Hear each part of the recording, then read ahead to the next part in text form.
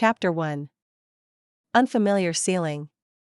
I muttered, staring upwards as I slowly woke up. The faint beeping of a heartbeat monitor and my own absolute weakness told me that something serious had happened. I didn't go to hospitals, ever. I blinked. I could see the ceiling. I wasn't wearing my glasses. I hadn't seen anything this clearly more than a foot from my face without my glasses in a decade. Too many years staring at a computer screen would do that. What? I asked, my throat raw and dry, but instantly, I was even more on edge than before. That wasn't my voice. I jerked upward, gasping as I realized I could barely move. I exhaled, a shocked gasp escaping me.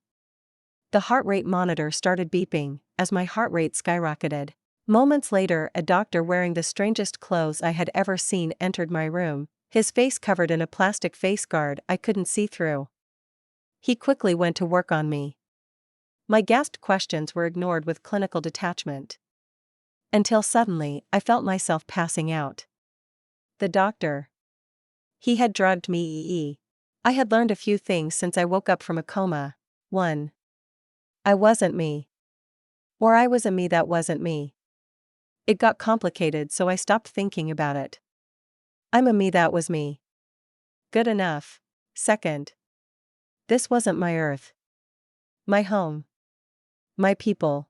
The first time I had a doctor enter my room after I woke up for the second time, but his entire right arm was a twitching monstrous-looking limb full of needles and grabbers had me damn near jump out of bed from him.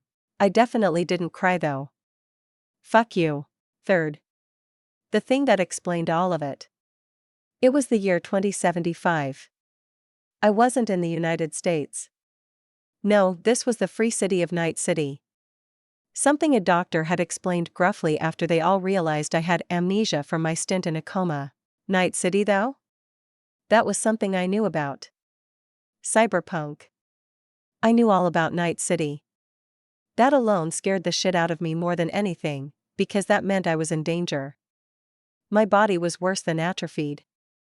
The doctors refused to explain what had actually happened to me, simply telling me that my family would explain when they arrived.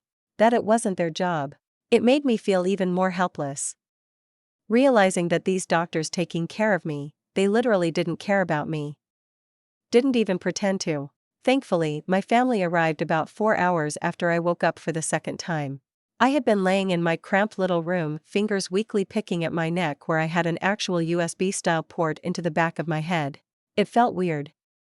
But also kinda cool. My eyes were also crazy good. Perfect vision, and the ability to telescope a bit. I spent most of the few hours laying in bed unable to raise myself into a sitting position, playing with my vision. Until the door suddenly burst open. The noise from the hallway suddenly reached in through the soundproofing. Although I realized the soundproofing was probably meant more to keep the noise from inside the rooms from the outside rather than the other way around. But a man entered the room, practically pushing past one of the doctors, cursing at him in Japanese that my mind instantly translated into English without a thought. Bastard! Get out of my face. Don't think I won't cut you down. He cursed as the doctor seemed to finally back off a bit. The man that entered, well, the older teenager.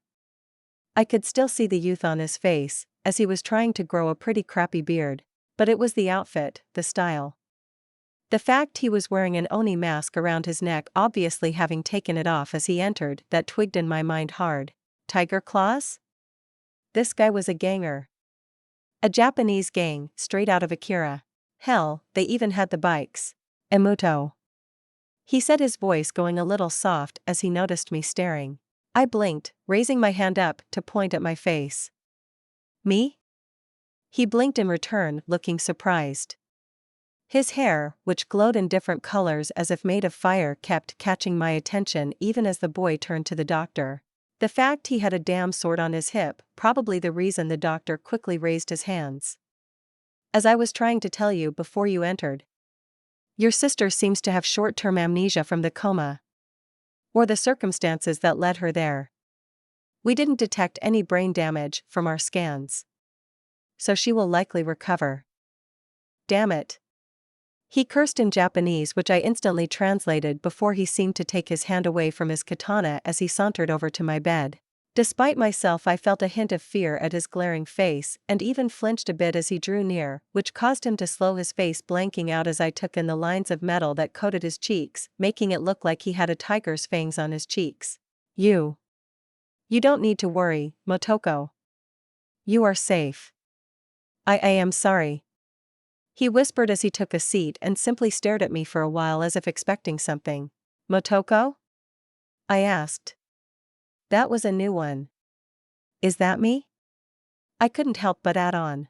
He stared at me in shock for a moment, before reaching up and rubbing his face as he took a moment to try and recover from his surprise. Yeah.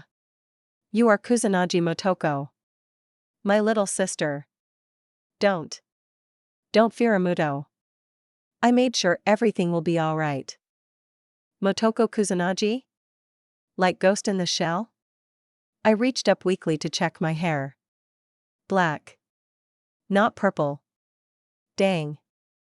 That would have been kinda cool. I nodded a little to him. What else was I supposed to do? I guess this was my older brother? I mean, I didn't even know his name. What's your name? I asked a little weakly, mostly because I had a feeling it wasn't going to be taken well. It wasn't the boy looked like I had just stabbed him for a moment. Junichiro. Kusanagi Junichiro. Your elder brother. Jun, I agreed instantly, which had him snored after I said it. Say Juni, I'm your brother. Juni then. I agreed easily. He frowned a little as I went quiet, just sort of looking him over. He was antsy, foot tapping a rhythm and his hands never not moving. He was wearing a neon green jacket, Asian dragons on the shoulders, every inch a Japanese biker gang member. Tattoos on his chest that I could see under his armored vest? Yep, he had those too. This guy was straight out of Akira. If he started screaming, Tetsuo, I was out of here. I decided with a nod to myself, which seemed to attract his attention as he had just been staring as I looked him over. The people that took you are dead. They might have grabbed your cyberware, but that can be replaced. Has been replaced. Mostly. Just hang in there, Emuto. You will be out of the hospital soon. He told me firmly, as he stood. Seemingly unable to sit still anymore, he left the hospital room in a rush, and as the door closed behind him, I could just make out his raised voice talking to the doctor before it shut closed and cut me off from the outside again. How weird. This is home, he told me 3 days later, when apparently the insurance I was on had decided that now that I was no longer in a coma they weren't paying anymore. Welcome to Night City. He had picked me up in a weird car, an old Mahir Supron. I learned from the badge on the car. Basically a van. But the sort that was cheap as cheap could be. I borrowed it from a neighbor. Your wheelchair wouldn't fit on my bike.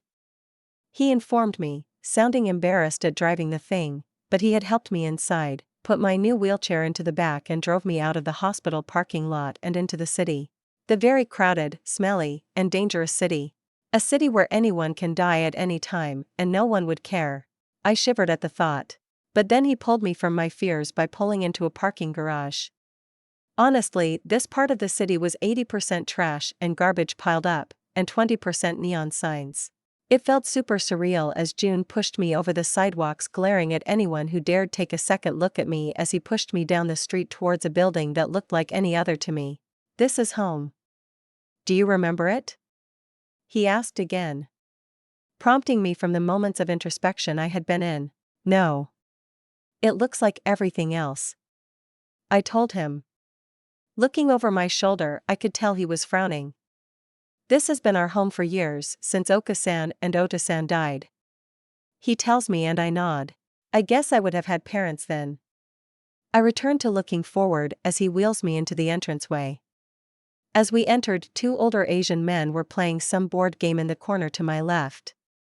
And the lobby was dimly lit and a little smoky. I wrinkled my nose a bit at the smell as well. What a dump. June brought us towards the elevator, which to my surprise did work, and he hit the button for the 5th floor. The door to the left of the elevator was ours. He wheeled me inside, and I couldn't help but look around in interest. It was a small apartment, full of lots of Asian stuff. Posters for Asian music groups. Knickknacks. A place to light incense directly in front of us as we entered. It was an odd mix of modern and future tech, I noticed. The whole place. The apartment, the city, it all felt like that. Home. He spoke, wheeling me around. The bedroom was on our right. A single large room with the weird bed emplacement that Night City seemed to like. Including, though, was a small closet-like room that was apparently my own bedroom. I blinked as I entered, as the entire room was full of tiger claw memorabilia. I really liked the tiger claws, huh? I asked him, earning a laugh from June. Of course. Our family has been part of the gang since Oto-san was your age. We have always been with them. You were. You will join them too once you recover and get a little older. He assured me, trying to sound sure of himself. But I had caught the hesitation. I had heard the doctors. They hadn't bothered trying to hide my circumstances during the 3 days of quiet. Scavs. The sort of people that would be considered grave robbers in any other century. At least we would call them that, if they actually waited for someone to die first. They were kidnappers. People that took those with cyberware, or not off the street, and scavenged the cyberware or organs. Even if the person was still alive. That is what happened to me. It was why my body was so fucked up after the coma. They hadn't bothered to be gentle when digging out the little cyberware I must have had. Even if apparently I had been rescued after. I still don't know how. I hadn't had the heart to bring it up with June. Every mention of my circumstances would leave him glaring and looking as if he was ready to commit. Well, a murder. Anyway, between the scavs, loss of cyberware, and the coma, my body was fucked. Weak as a kitten. I couldn't even walk without assistance. Not that the hospital had seemed to care. Luckily, June had gotten most of the basic stuff replaced. My eyes were working after all. I couldn't imagine waking up only to realize my tech eyes were literally just pieces of junk unable to work, since the scavs had pulled the processors right out of my head. Oh, here. June offered, putting a bag of stuff onto the table beside my small bed in my little closet bedroom. Your stuff, everything you had on you when you entered the hospital. I don't know. I don't know if it will help, but maybe something in there will jog your memory. Love you, Toko. He said quietly, pushing a kiss onto the top of my head as he seemed to once more get too antsy to stand around. He walked out of the room, sort of stomping a bit. Poor kid. His little sister gets kidnapped, put into a coma, and wakes up with amnesia. Rough. Well, I might as well. Maybe I can learn a bit about who I was. About Motoko. I pulled open the bag and winced. Yep. Tiger Claw fangirl. Every piece of clothing had some Japanese biker gang icon, or sticker. Or something. A jacket that had a tiger on the back. How original. At least it looked warm. I went through the stuff. To my discomfort, the clothes were, well, not looking great. Like they had been worn as a girl was kidnapped and had scavs take her cyberware. The pair of socks inside the bag, for example, were basically brown.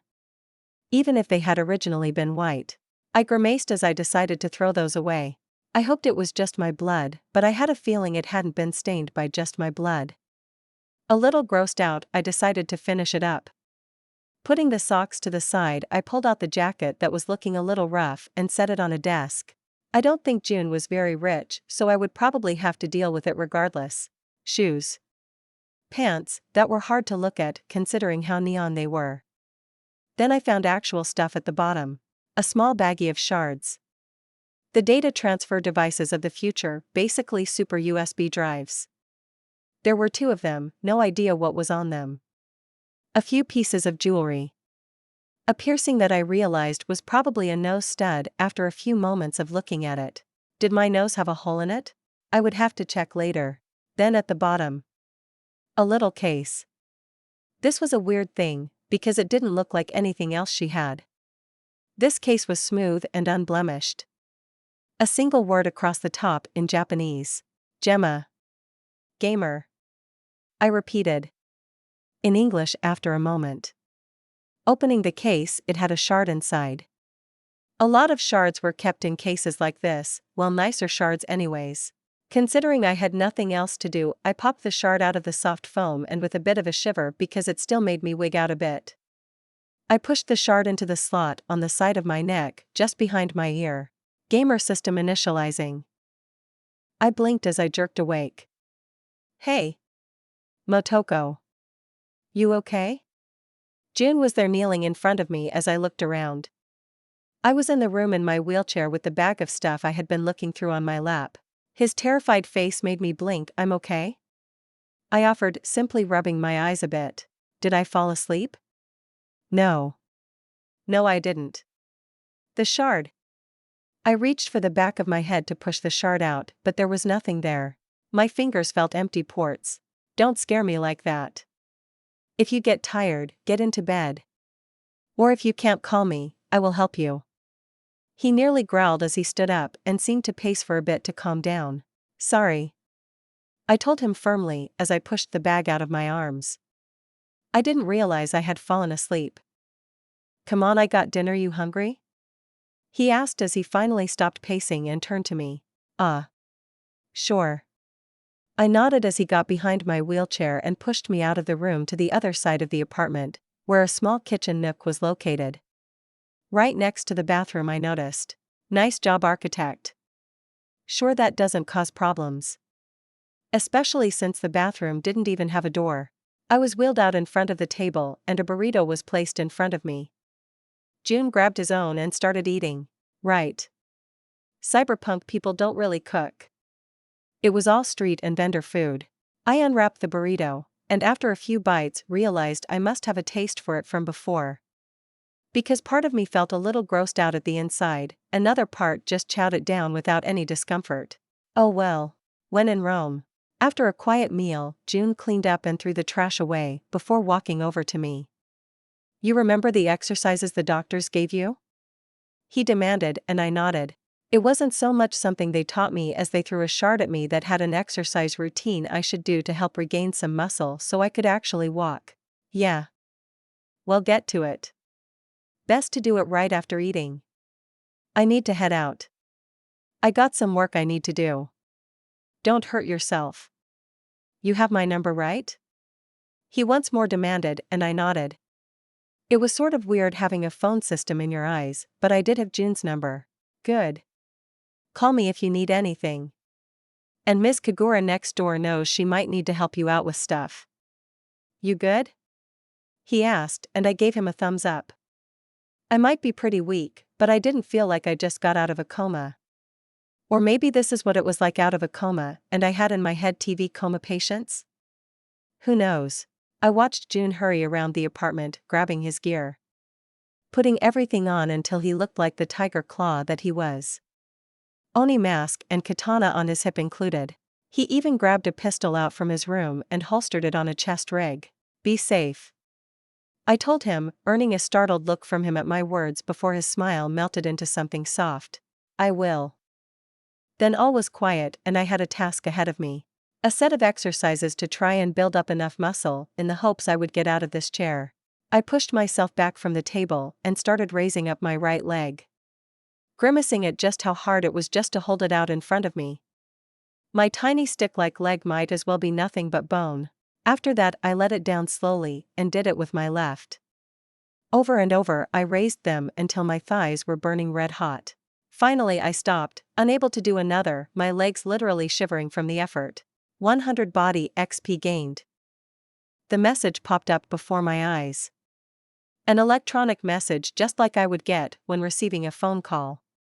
Easy to ignore, but still there. I pushed it and it disappeared.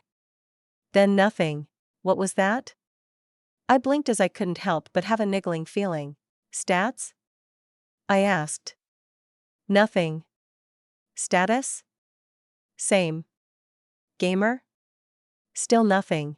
Irritated, I very awkwardly tried to access my own system.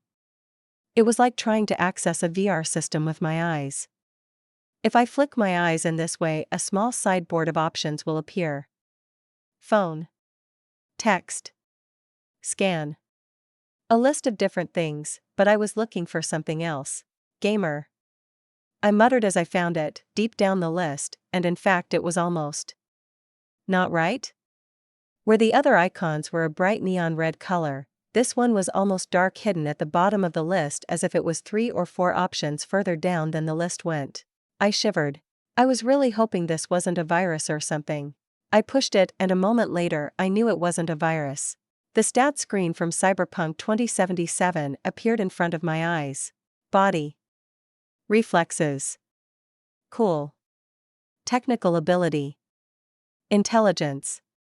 I muttered, reading the 5 main stats. This was crazy, but I felt a grin start to reach my face the first time I actually felt like I wasn't trapped in a city trying to murder me at every corner.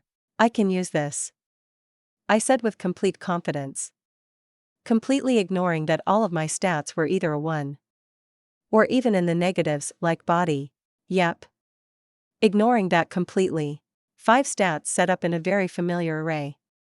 I breathed out, clicking on body. I had just earned some XP, so what did that actually mean?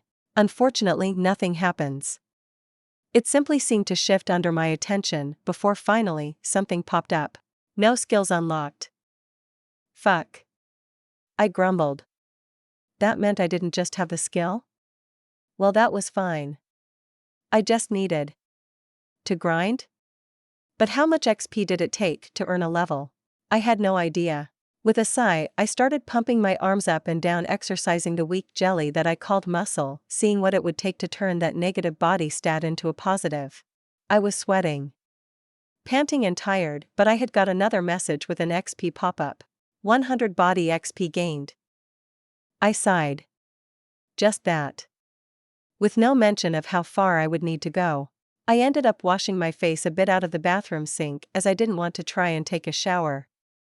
And after cleaning up, I rolled into my bedroom and managed to fall into my bed. I sighed.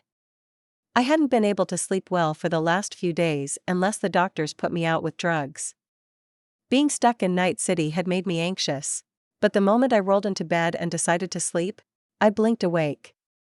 Wah. I sleepily grumbled, looking around and noticing that the sun that had been setting not long ago was now completely gone. I checked my room for a clock for a few moments before my brain caught up. Right, I have cyberware now.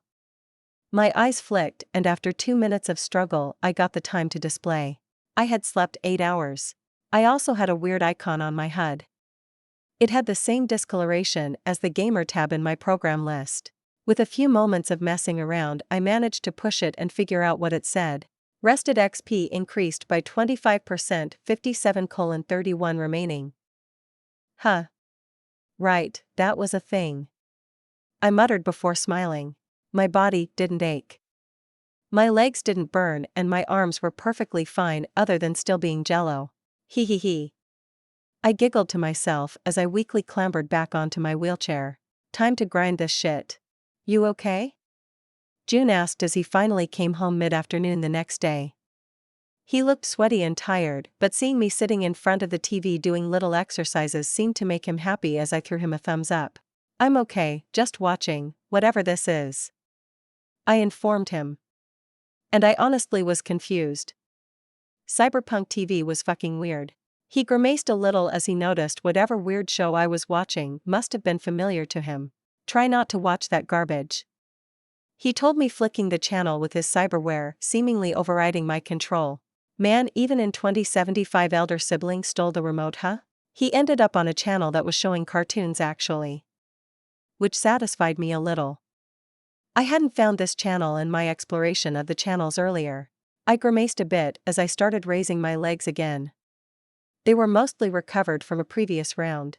Sure, over-exercising was bad. Normally, I had already done a few tests, and it seemed my instant sleep really did fix any issues, including overdoing it.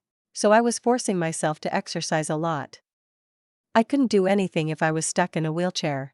Glad you are exercising. I was worried I would have to force you into it. You aren't usually so quick to do what you are supposed to, June mentioned with a bit of a chuckle, but it died when he realized I wasn't following his script. Oh. Am I usually bad at listening? I couldn't help but ask. Who was Motoko Kusanagi? What had she been like? It was honestly sort of interesting. It must have hit him then that his little sister still didn't remember. Yeah. You're a brat. Never listening, always getting into trouble. Going out with chums who you shouldn't trust. Just be careful from now on. I don't want to, he stopped, not finishing his conversation. June was hot-headed, I realized, quick to explode. His voice had risen just as he talked, as he grew a little heated. Okay. I'll be careful, Jun-ni. I tell him, trying to sound cute, which earned a chuckle from the older boy. You sound like that whenever you are lying. He tells me with a soft grin on his face. Of course, it only made the fact he was grinning at me with such a gentle smile over an oni face he wore while probably out gangbanging. Oh, Jun-ni. Do we have anything about tech? Or net running? There was a show about a netrunner and stuff, and I wanted to learn about them. I asked, since I was still stuck in a chair. Netrunning could be a useful trick. Plus, it was kinda cool. Like a cyber wizard. Oh geez, not this again. You gave up on netrunning last time, please don't try to do it again. It took months before you decided you weren't any good at it. He groaned into his palms. Huh. I guess Motoko had been a netrunner fan, so I have stuff about it? Where? I ignored his complaints, to focus on the important bit. He sighed again. Fine. At least it will keep you busy. I'll go get your netrunner junk out from storage. Just don't burn out the radio this time. He told me firmly, and I blinked. Yeah, that would have been a big mess up. Sure. I replied as I continued raising my legs up one at a time. It was getting easier to do. After dinner, June disappeared outside for a while, before coming in with a dusty cardboard box. Took me a while to dig this junk up. Don't ruin our radio. Or our fridge. Or anything. He told me firmly, and I nodded as he settled the box into my room and I could look through it. It was child stuff. The sort of thing little kids might get to learn some basic skills. But that was fine for me. A stack of old shards that, after slotting a few, turned out to be beginner lessons on net running. To my surprise, they weren't just some off-the-street vendor stuff, but something that the Tiger Claws had put together. And the reason I had a set? Motoko Kusanagi was the netrunner who created the training programs. Motoko Kusanagi? Probably my mother. Huh. Apparently June had been right. My family was in deep with the Tiger Claws, and had been for at least a generation. Weird.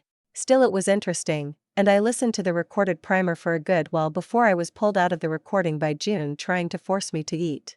Breach protocol experience gained. Skill not unlocked, no XP gained. Breach protocol unlocked. 100 intelligence XP gained. I blinked at the alert as June dragged me to the table and pushed another burrito into my face. I ate it slowly as my eyes flickered and I went to my stats screen. Now when I hovered over intelligence, a list appeared. Breach protocol. I had my first skill. I chewed slowly as I checked it over. Right now, it seems to be inactive. Nothing was really there. But that was because I noticed after a moment. It was currently at level 0. I wondered what would happen when I leveled that up to 1. Hey Jun-ni. Thanks for pulling the net running stuff out of storage. Motoko Kusanagi. Is that Mom? I asked, and he seemed to jerk for a moment before nodding around his burrito. Yeah. I forgot Oka-san made that net running guide. Damn. He muttered, grumbling a bit. So Mom. Oka-san was a net runner? Yeah.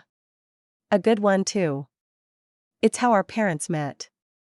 Oka-san was a target on a job, but Oto-san couldn't zero her.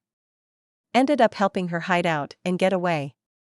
She joined the Tiger Claws a few years later. Huh. Oto-san was a cyberpunk? Yeah. He was good with a blade. June offered, looking over to where his own katana had been put up on a little stand near the incense holder. Or I guess from the way he was looking. That was Oto-san's sword as well. Geez. Anyway. Thanks again for finding it. It's interesting. That's not what you said last time. I believe you said it was too boring to finish.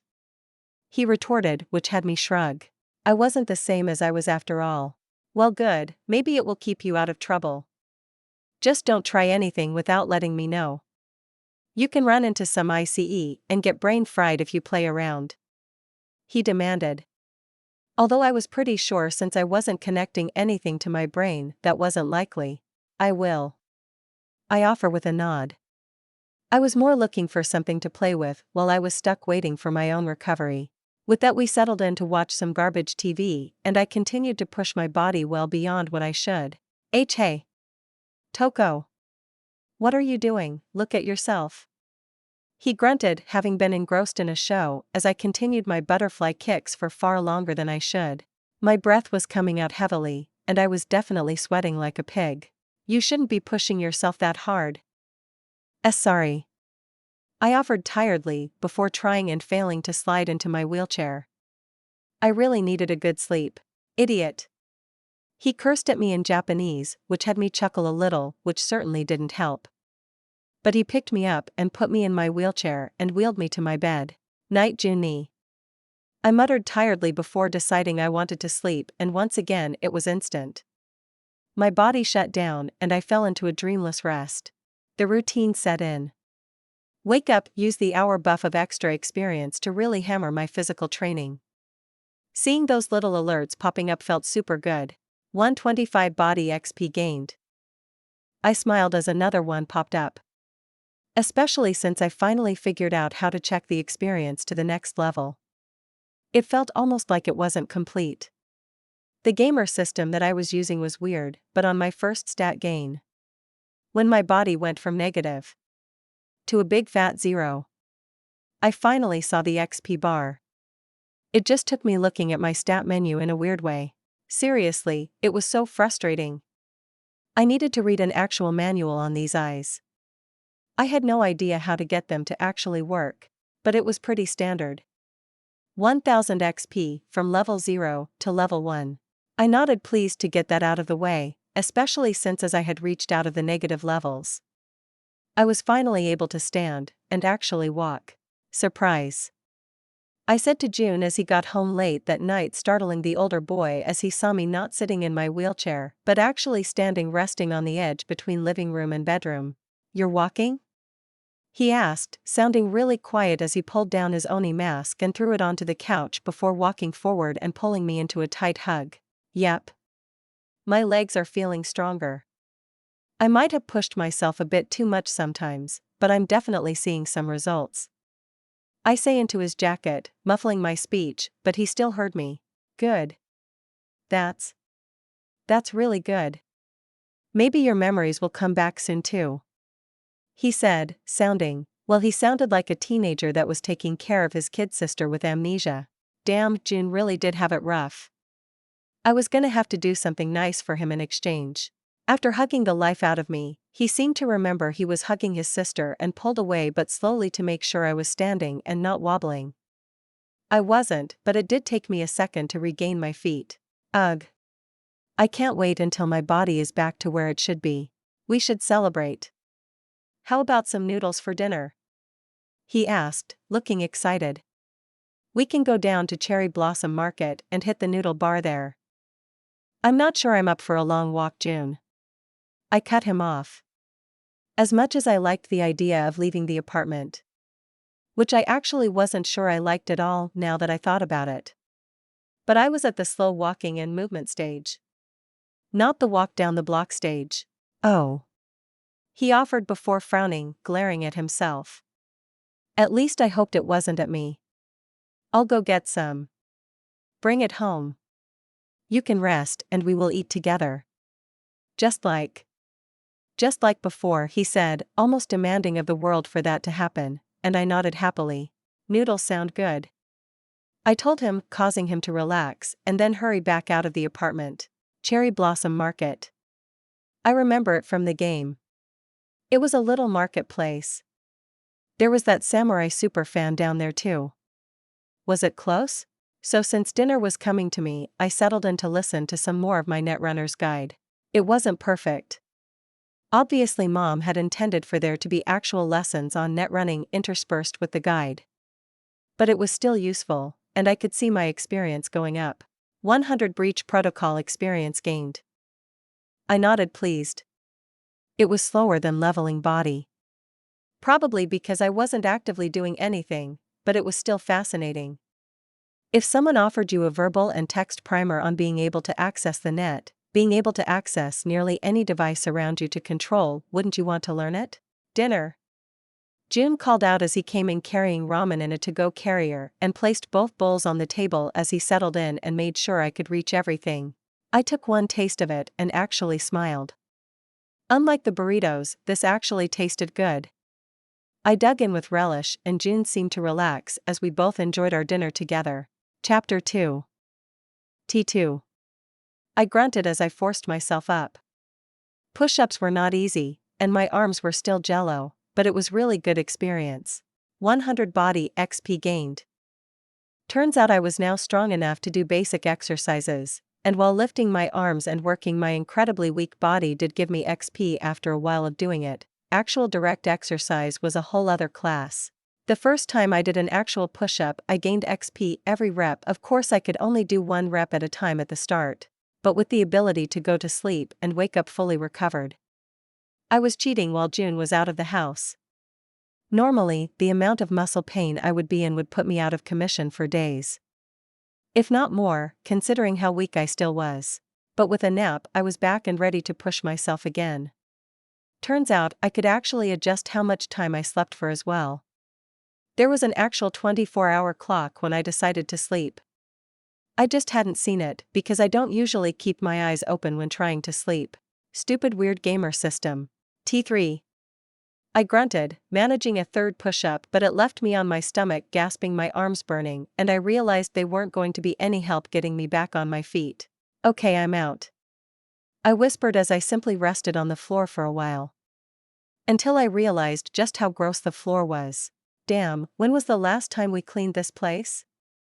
I grunted, being able to look at the ground. I could see just how much dust and trash had been stuffed in the corners. Grumbling, I rose up mostly without my arms since they were dead, and I wandered around the apartment really taking it in. We were really poor, huh? I couldn't help but think. Most of the stuff was old, worn, or badly repaired. With that, I realized I was looking at the metal slats that blocked the window and pushed the button to open them. Taking in the world outside the apartment for the first time since the drive home. The world was full of trash. But there right outside the window was a pretty sakura tree in full bloom. The pink petals not the only color I could see, but they were the only natural color, surrounded by faded graffiti or punks walking around in neon clothes. It sort of fit this city. It wasn't a prison like a certain girl once thought. It was just overgrown. A neglected garden. Huh.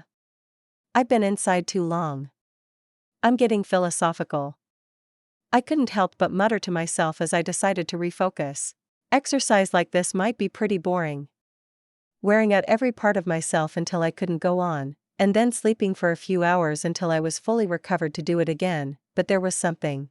Well, it was like playing a game. Grinding out some stats in a game, except this was more real. More important. So instead of drifting off in my head, I got back down on the floor and started trying to do a crunch. It didn't go over well, but the effort gave me some more XP. Body leveled up. I blinked, breaking my concentration on my failed attempts at squats, to stare at the alert. I quickly threw the alert to the side and opened my stats. Body level 1. I'm actually human again. I muttered as I rose up. My body was burning and I was sweaty, but this time as I rose up, my body didn't wobble. I didn't feel weak other than normal exercise tiredness. I started walking around the small apartment and it didn't tire me out, or make me feel like I should stay close to the wall. I breathed in deeply and let it out. I felt normal. Well, I was hungry. I headed into my room and put on a few more clothes. A jacket over my light shirt I had been wearing while I exercised, a hat over my head. The hat looked like it was something I wore when I was younger. With a cute cat image on it, that had been covered in tiger claw stickers, but I put it on anyway. And then my shoes. Which were weird, crazy neon boots. This fucking city. But with that, I stepped out of the apartment for the first time since I entered it. The hallway was quiet other than old equipment struggling along. I decided to take the stairs to start. See if I could handle them, plus get some extra exercise. I opened the heavy gate with the coat I had and started down. My body handled the strain easily enough, even if my legs were still aching from my previous exercise. But it felt nice to just go. Not be trapped inside anymore. 2 weeks. Not bad. I was partially thankful that June was sort of an idiot.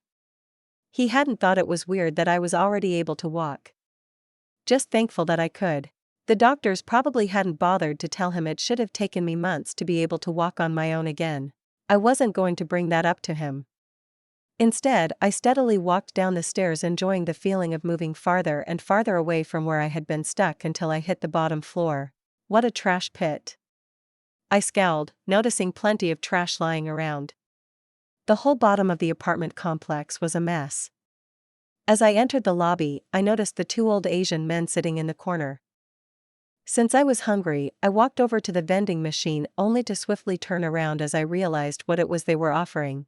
Schwab Grapes sold grape-flavored fried ants. I shuddered at the very idea of that. So instead, I turned around and walked out into the street where a street vendor was cooking up some sort of meatballs on a stick right outside the door. Did I have any idea what they were? Nope. But they weren't ants. I spent a couple eddies on buying one as I looked around. People were walking back and forth all around, and for a moment I felt like this was real. These were actual people, not just NPCs in a video game. I couldn't help myself but keep moving, even if I promised myself just a once around the block. I didn't want to be gone for too long, so I walked. The smell of the city was strong. But it was the people that I watched. Hobos sitting in filth and just dying. Punks, kids that were looking towards their future even if they had no idea what it would entail, stalked around. Some in the neon looks of tiger claws, a few of the other gangs wandered. I saw a Mox girl saunter down the street, a bag of clothes or something hanging from her elbow. She caught me watching and threw me a wink. I just smiled at her as I walked past. There were so many people. So much life, and so much death. I could hear shouts coming from alleyways, which I purposefully made sure to walk as far away from as I could. In the distance, over the sound of the vehicles rumbling around, I heard a gunshot, and then 2, and then 20. But it was far in the distance. And all the while people just lived. Chattered either to each other or on a call. As I circled the block, I came across a little restaurant out on the side of the street. The setup was cooking more of the meatballs on a stick. Still hungry, I stopped and ordered a second helping. The taste was better at this place, I noticed, to my pleasure. Passing the eddies over and thanking the cook, who looked quite pleased and gave me a very Japanese bow, which I returned. Then I continued on. I realized where I was as I turned the corner. I could see the little underground shopping area. It took me a few minutes of walking before I found the name on a sign to confirm. Cherry Blossom Market. Nice, I live right next to it. I muttered, looking down into the glass roof into the market. I decided to keep walking though. That would be an adventure for another day. Continuing on, I noticed the massive concrete structure that led up from the street, lots and lots of stairs. I walked around them for now, but I already had an idea forming in my head as I continued my walk around the block. I reached the front of my apartment complex. Giving a nod to the vendor that I bought the food from as I stepped back inside.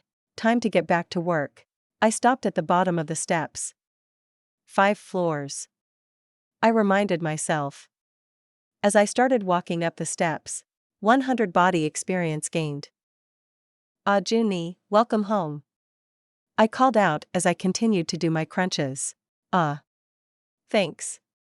He muttered, having stopped to stare as I continued to do my exercise. You aren't overdoing it, right? He asked finally after a few moments, but I shook my head on my upward bend.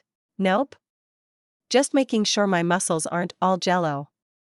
I tell him as I lay back down to get ready for another. Body had leveled up again. Being able to do some basic running and be able to do more than just wave my limbs around had caused my XP to come in much faster, which did allow me to learn how leveling stats worked.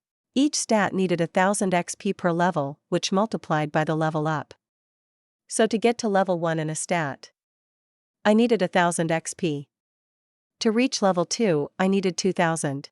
Of course, as I learned, sometimes it was actually easier to level once you hit a point. Since I could do more than one push-up at a time, the amount of experience I was earning had gone up crazy fast. Which is when I learned that the more push-ups I did, the less experience I would get for each one. I guess as my body grew stronger, weaker exercises wouldn't help as much. But for now, it still gave me XP, and I had switched to lots of different exercises to see. Crunches, push-ups, squats, jogging. Using the stairs in the apartment to go up and down. All of it gave XP. Hence why I was already at body 2, and working towards 3. Well, don't overdo it, he demanded with a growl before wandering into the apartment, losing his gear as he did, slowly going from a gangster to an irritable teenager. Oh, do I have a weapon? A knife or a gun or something? I asked as I continued exercising. What?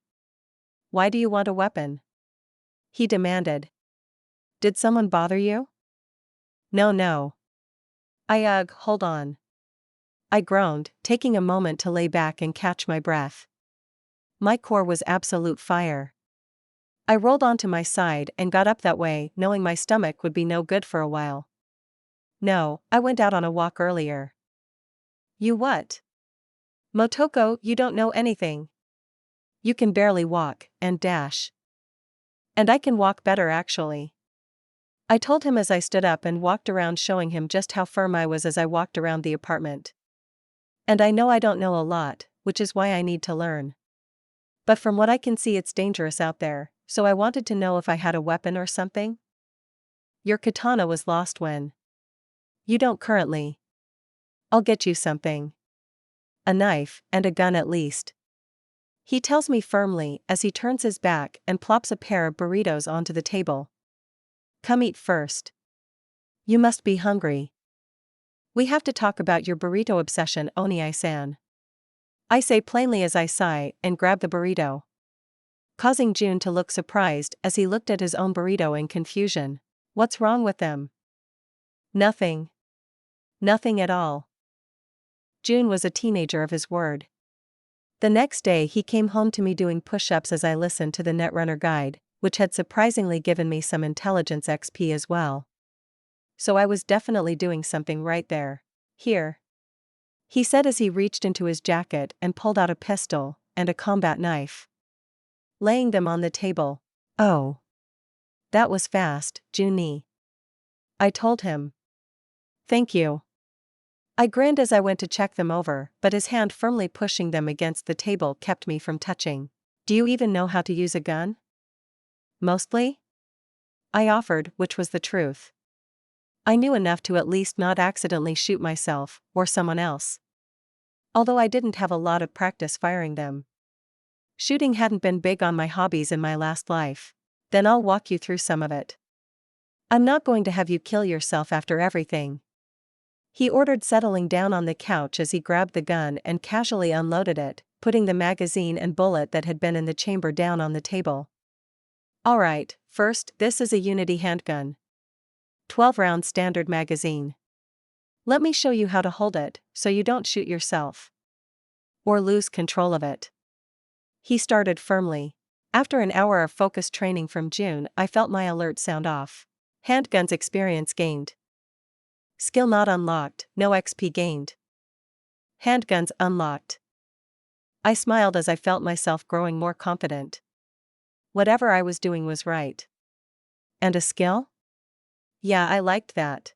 I slept like usual that night, waking up the next morning feeling refreshed, and instantly got up to grab my pistol.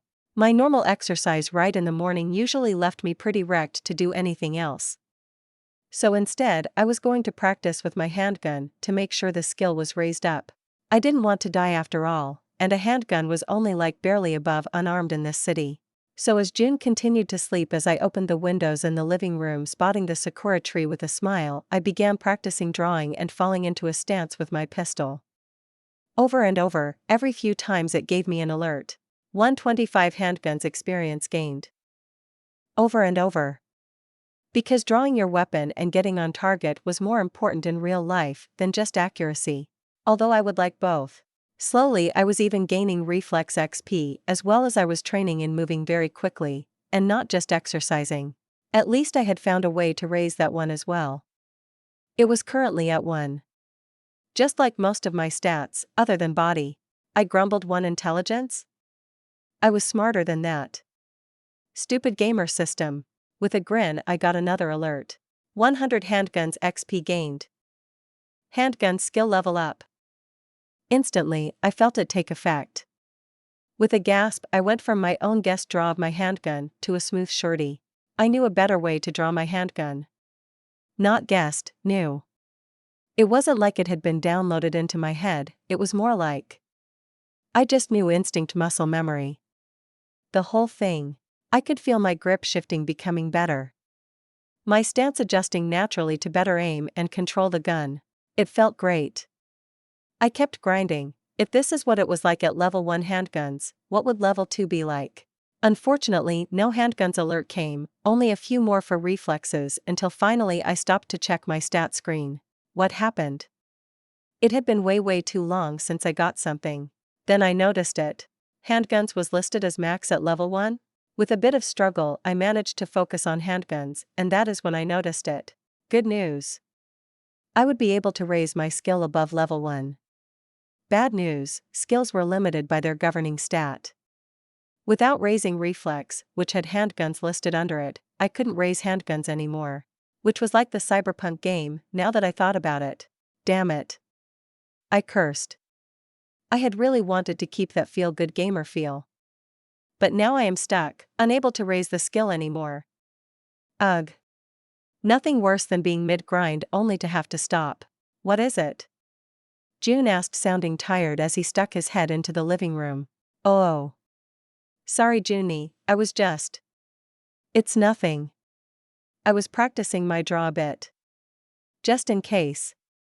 I told him with a sigh as I realized I was already feeling pretty sweaty this morning just from that. Ugh. I hadn't even done my morning workout yet either. ALRION, GHT. Just don't blow a hole in the wall. It's unloaded. Just don't be a gonk. He reiterates and turns back around to his bed. I guess it was still pretty early for June. He was a teenage boy and it wasn't even noon yet. I sighed before settling the gun on the table beside its magazine. Then my hand twitched towards the knife. I would still have to practice with that too. If I needed to stab some. Gonk. Heh. Gonk. If I had to stab some gonk, I better know how to stab. So I grabbed the knife and started working into a rhythm of stabbing outward. It was awkward. I was really glad June had gone back to bed, because if he saw how awkward I was, he might just take it away. But that didn't matter, because minutes into the practice I got an alert. Blades experience gained. Skill not unlocked, no XP gained. Blades unlocked. With a grin I continued to practice. Rushing towards that high of gaining a skill up. I became a lot more practiced with the gun in just one skill up. How would that translate to my knife? 100 reflex XP gained. Another alert popped up reminding me that moving like this wasn't just increasing my blade's skill. I smiled.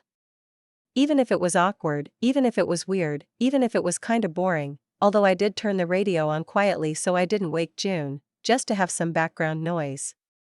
Being able to see my own improvement made it impossible to stop. In the real world, this would be the most boring thing I had ever done. Just jab and slash with a knife over and over again at thin air. The fact I was already tired from before meant my arms were aching.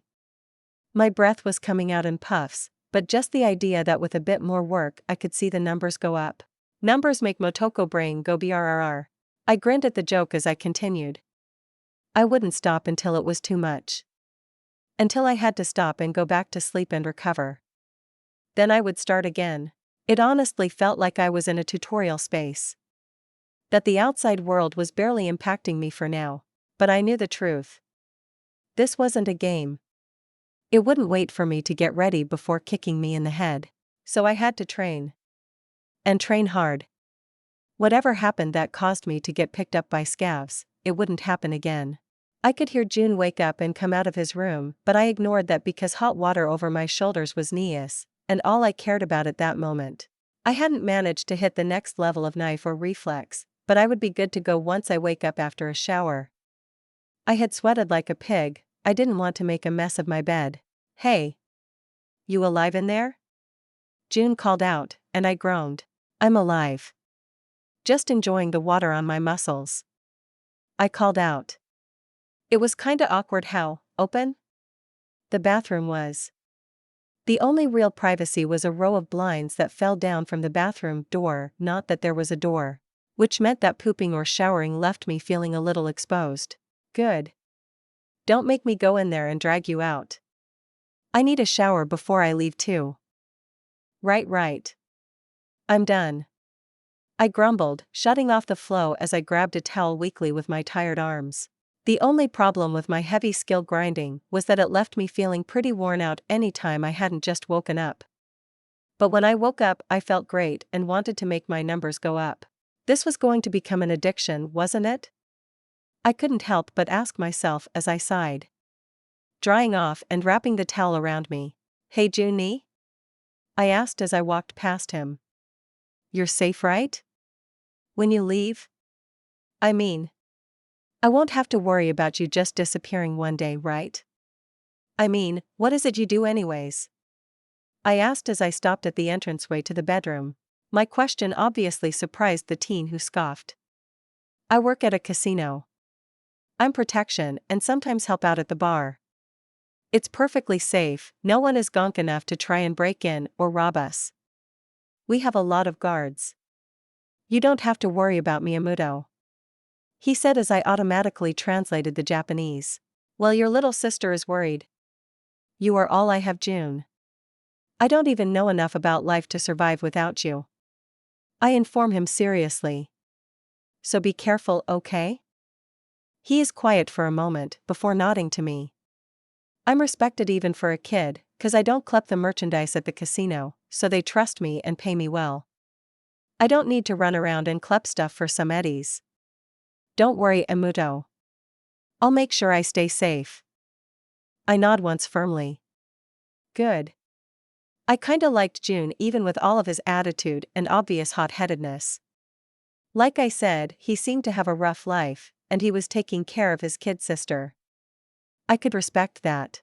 No, I did respect that. Whatever happened with my gamer skills and stuff, I would remember June's efforts. With that, I got dressed into some clean clothes and crashed into bed. Blade's skill leveled up. I wasn't breathing too heavily when I finally got the alert that afternoon. After waking up, I went back to it. I hadn't quite reached reflex level 2. But it was getting close. But instantly I knew. I had been holding my knife like a gonk. I was more likely to lose my knife in a stab than actually shank someone.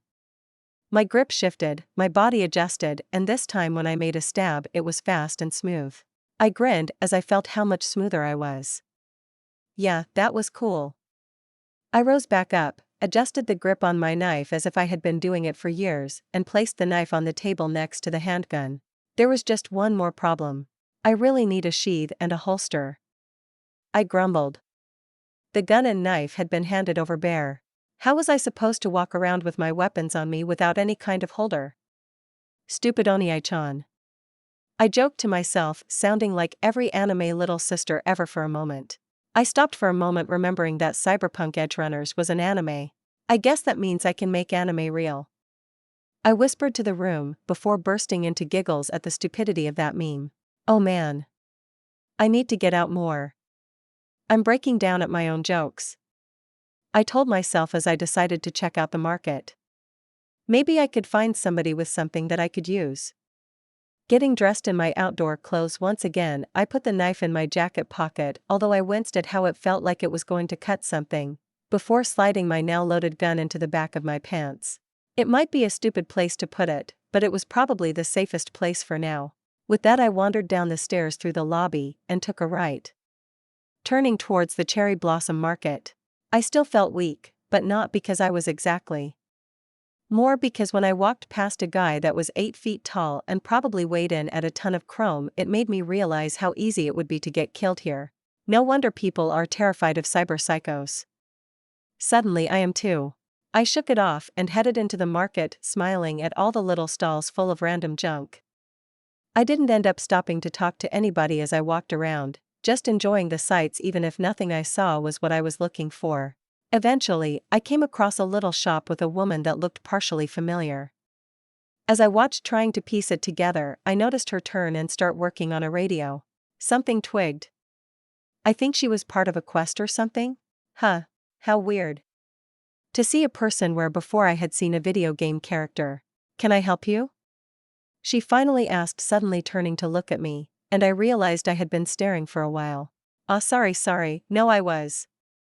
I guess you looked familiar for a moment and I was trying to figure out why. It's nothing, you just remind me of someone else I met. Huh. Well, do you need work done? No. Not at the moment anyways.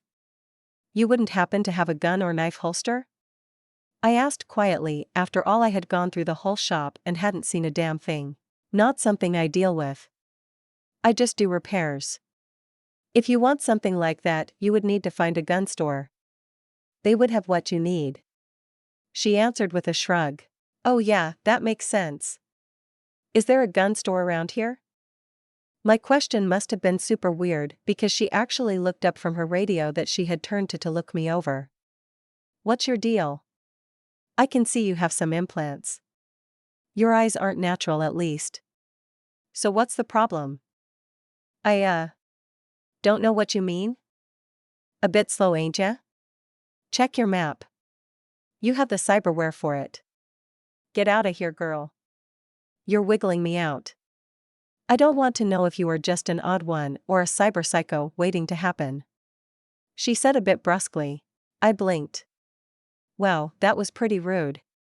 Sure. I offer walking back home for now.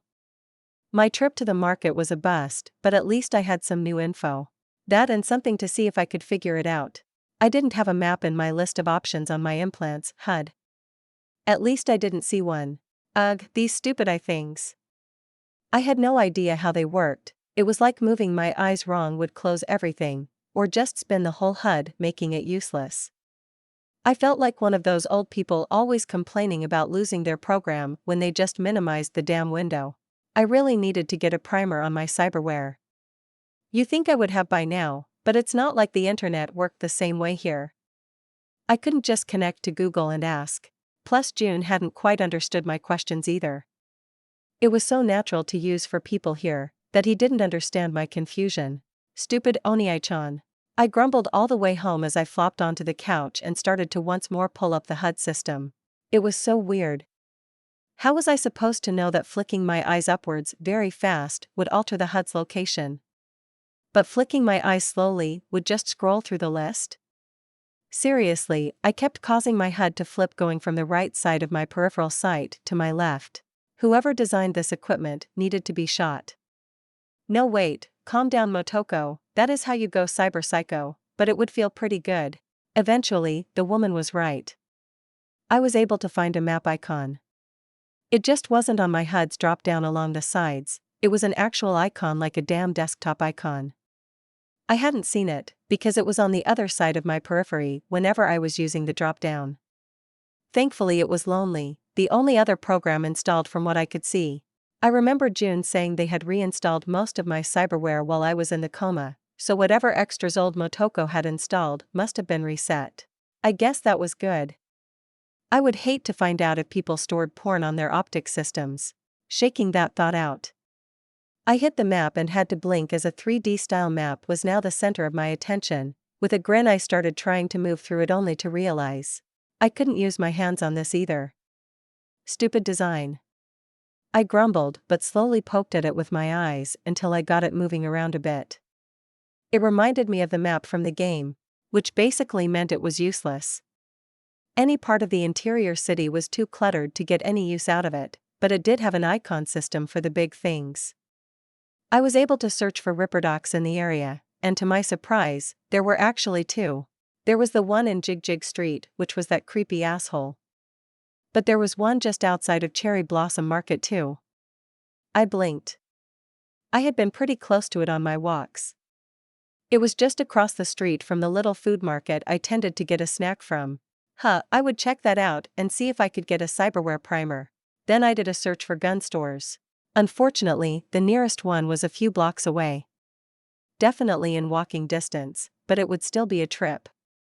I would have to prepare. Turns out I could actually set waypoints like in the game.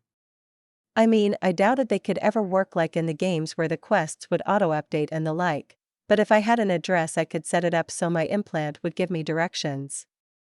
Basically, just cyberware GPS. So after a bit of exercise, I suited up again with my weapons ready and started walking to the gun store. I headed straight out from my apartment across the street. The first time I had done that in the city. I made extra sure I was checking each way even with the crosswalk telling me to walk. I didn't trust Night City residents not to run me over. Then I had a few blocks to walk almost a straight shot as I wandered down a sort of shopping district, lots of little shops on either side of the long street. I even saw a clothes shop on the other side of the road that I might want to take a look at. It had a very Asian feel to it. Might find something cool. At the very end of the street I crossed the way and found the gun shop. Sliding inside, I hesitated a bit. This place was full of weaponry, and the fact the owner was standing behind reinforced glass with a weapon that looked strong enough to shoot back through the glass at the ready made me a little nervous. But I wasn't here to cause trouble. Since he wasn't dealing with anyone, I walked up. I'm looking for a holster for a unity, and a sheath for a knife. I told him after he gave me a nod acknowledging my presence. Got the knife on you? I nod gently, pulling it out, making sure it was a slow motion. Didn't want to get shot by automated turrets or whatever other security this guy had. Might have something that will fit. Gimme a sec. He called, turning away to go wander around the back room he had, only to return again in about 30 seconds. 2 pieces of metal and cloth in his hands. Holster for a unity and a sheath. Should fit the knife. Let me check. He demanded, waving at me to push the knife through the gap under the glass.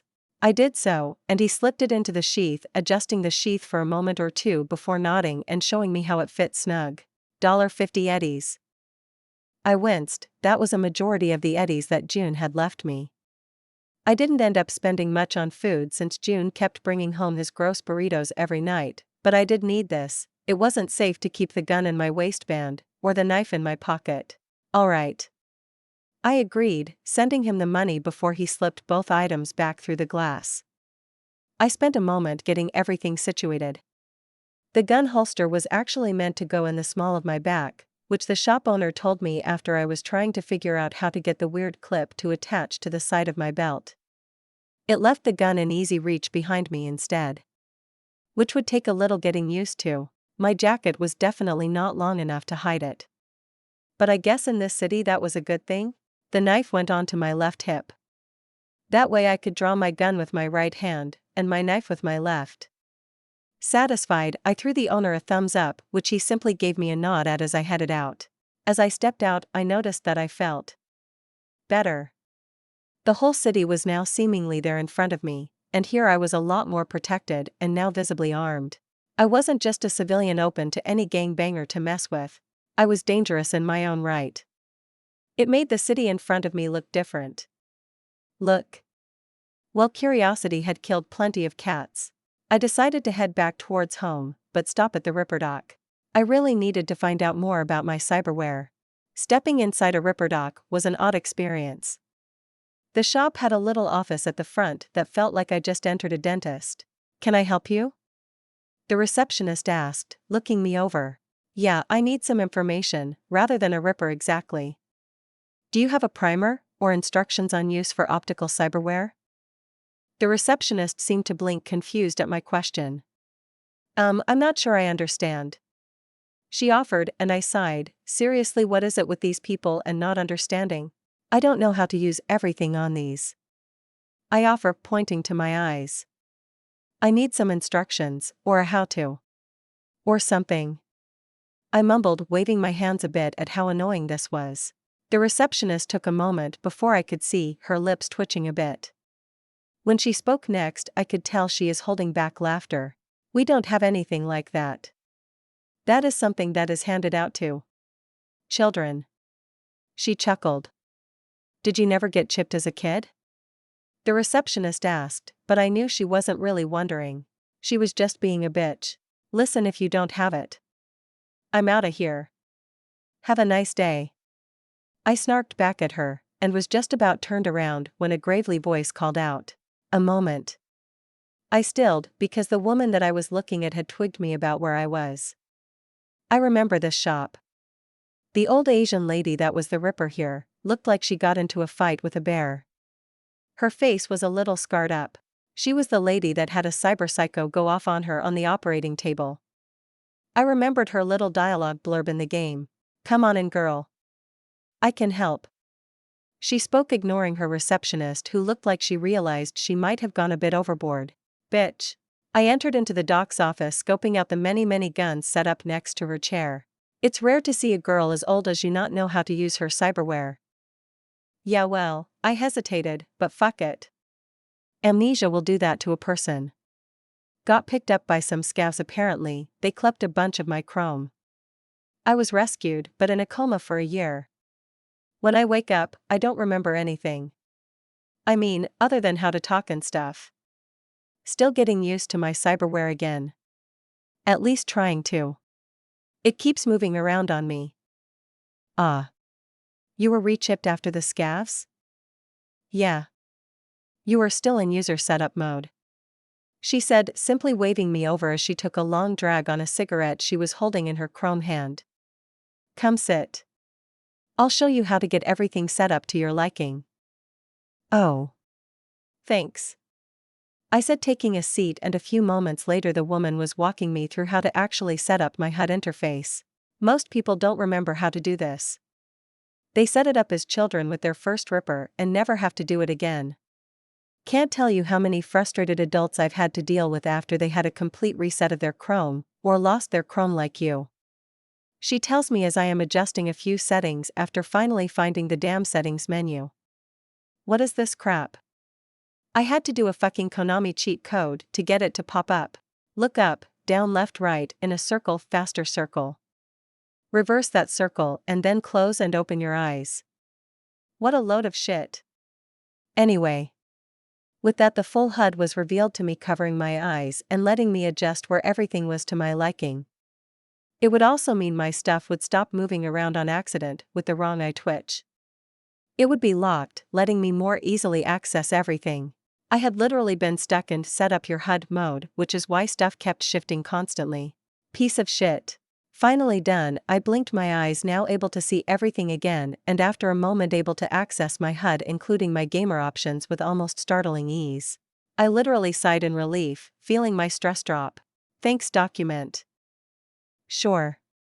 Come by when you want to get some more Chrome. I get the feeling I'll be seeing you again. She tells me with a nod, before shooing me out. I hurry away, almost feeling like skipping as I ignore the receptionist and head out onto the street. I exhaled in relief. I actually felt like a person that belonged now. Time to grab some yummy street vendor food and go home. Oh wait. I was broke. Damn it. I pouted all the way home. Chapter 3. 12. 13. 14. I grunted, doing push-ups. I was so close to body 3. Push-ups were hard.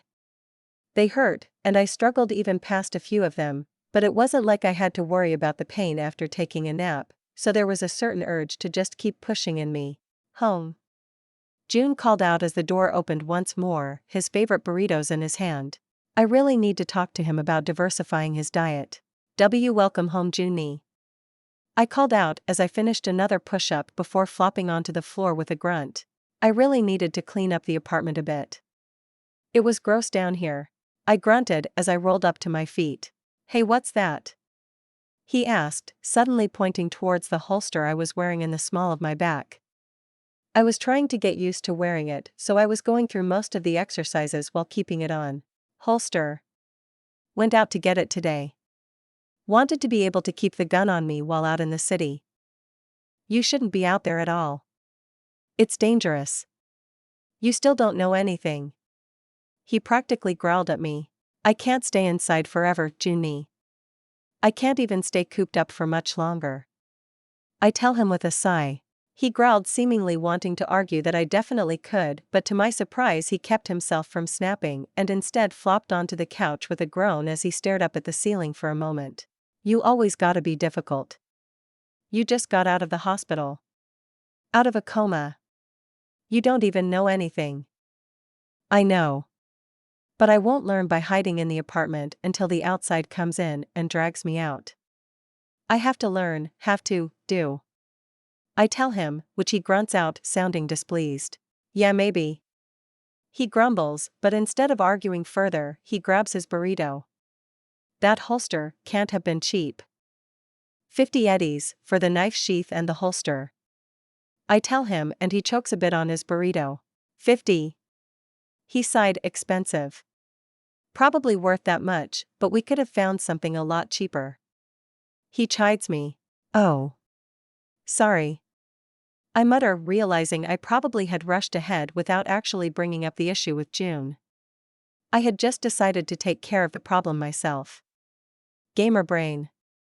I realized. I had thought of it like a quest almost.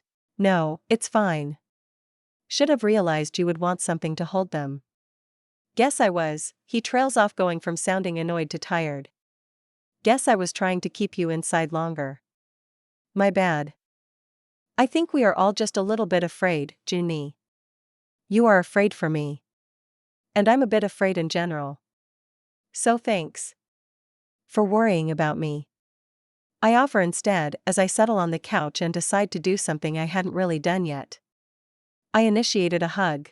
He relaxed and returned the hug for a minute before seeming to have enough and pushing me off as he thrust a burrito in my face. Eat. Ugh, hi. I groaned, but devoured my burrito. Now that I had a holster and sheath, I needed to get used to drawing from them. It was different. The back holster wasn't something I had ever used before, but it was natural after a bit of practice, and I had to admit, the holster itself made the practice a lot more effective. That, and I was getting reflex XP a lot more consistently, as I kept practicing the draw. 100 reflex XP gained. I nodded, pleased. While I wasn't gaining handguns XP, at least I was getting something out of it. Finally, after practicing my draw for a lot longer than I wanted to, I got the alert. Reflex leveled up. I sighed in pleasure at the alert. Finally. I could train my handguns and blades skill again now. I stretched a bit. My right arm was getting a little tired, so I decided instead to switch to something else for a bit. I settled and started training squats. I would be ready for whenever something crazy happened. I wasn't just expecting it. I knew it would happen. June was in a gang. He would eventually run into trouble, and I was a cute young girl. Someone would make trouble for me eventually. When they did, they would get a knife in the kidneys and a bullet to the head. At least that was the plan. Gotta keep improving, gotta make sure I'm safe. Ringing. I stumbled during my squat, nearly falling on my ass as I looked around for a phone. Only to realize the noise was coming from my head. Unknown number? I shrugged. Hitting accept. Hello? Moto. You really are alive. I ran into your cute brother today at a meeting and he let slip that you were awake. I can't believe he didn't tell anyone until now. And you didn't call me? Your best chum? Your sister. The girl's voice squealed into my ear and I quickly messed with the settings to lower the volume a bit. Oh. It wasn't my ear, but it still kinda hurt. Hello? It. Junchan wasn't kidding. You really do have amnesia. I can't believe that's an actual thing. She sounded shocked before her voice picked up. Forget that. I'm coming over. Junchan refused to let us see you in the hospital, but I have to see this. Bye-bye. The call ended. That is my best friend? I asked, a little disturbed. She seems way too high energy for me. I barely got a word in. I groaned as I stood back up. If someone was coming over, I should probably clean up a bit. I was sweaty from my exercise. I was just throwing a hidden burrito wrapper hidden in a dark corner into the trash when the door burst open. Seriously, did nobody knock? Motoko. I was suddenly pulled into a hug by a shorter girl as she grappled onto me. Honestly, all I could see was neon green hair, because she had an actual full-sized mohawk and it was basically bashing me in the face. It was full of so much hairspray, or whatever these people use to make their mohawks in the future. Hello? Really, what else was I supposed to say? I didn't know this crazy girl. Oh girl, wow, you are different, she said, pushing me away to look up at me. Her face was chrome and neon. I thought. Her cheeks were chrome, with neon etching on the chrome making her look like she had cat whiskers made of green neon. Was she trying to be a cat, or something else? Because mohawks don't really register cat to me. Wow, look at you. You look so standard. Has June not taken you out to get chipped, or at least a haircut? Your hair is so long. I blinked, my hair had been down to my shoulder blades when I woke up. The nurses had cut it, while I was in the coma, but more just chopping it down. I had mostly just been throwing it into a ponytail. Is that bad? Not for me. I like my hawk, but you usually keep it a lot shorter, girl. Did I? Geez. It's so weird. Here. This is what we used to run around looking like, she said, and her eyes shifted color before I got a text including a picture.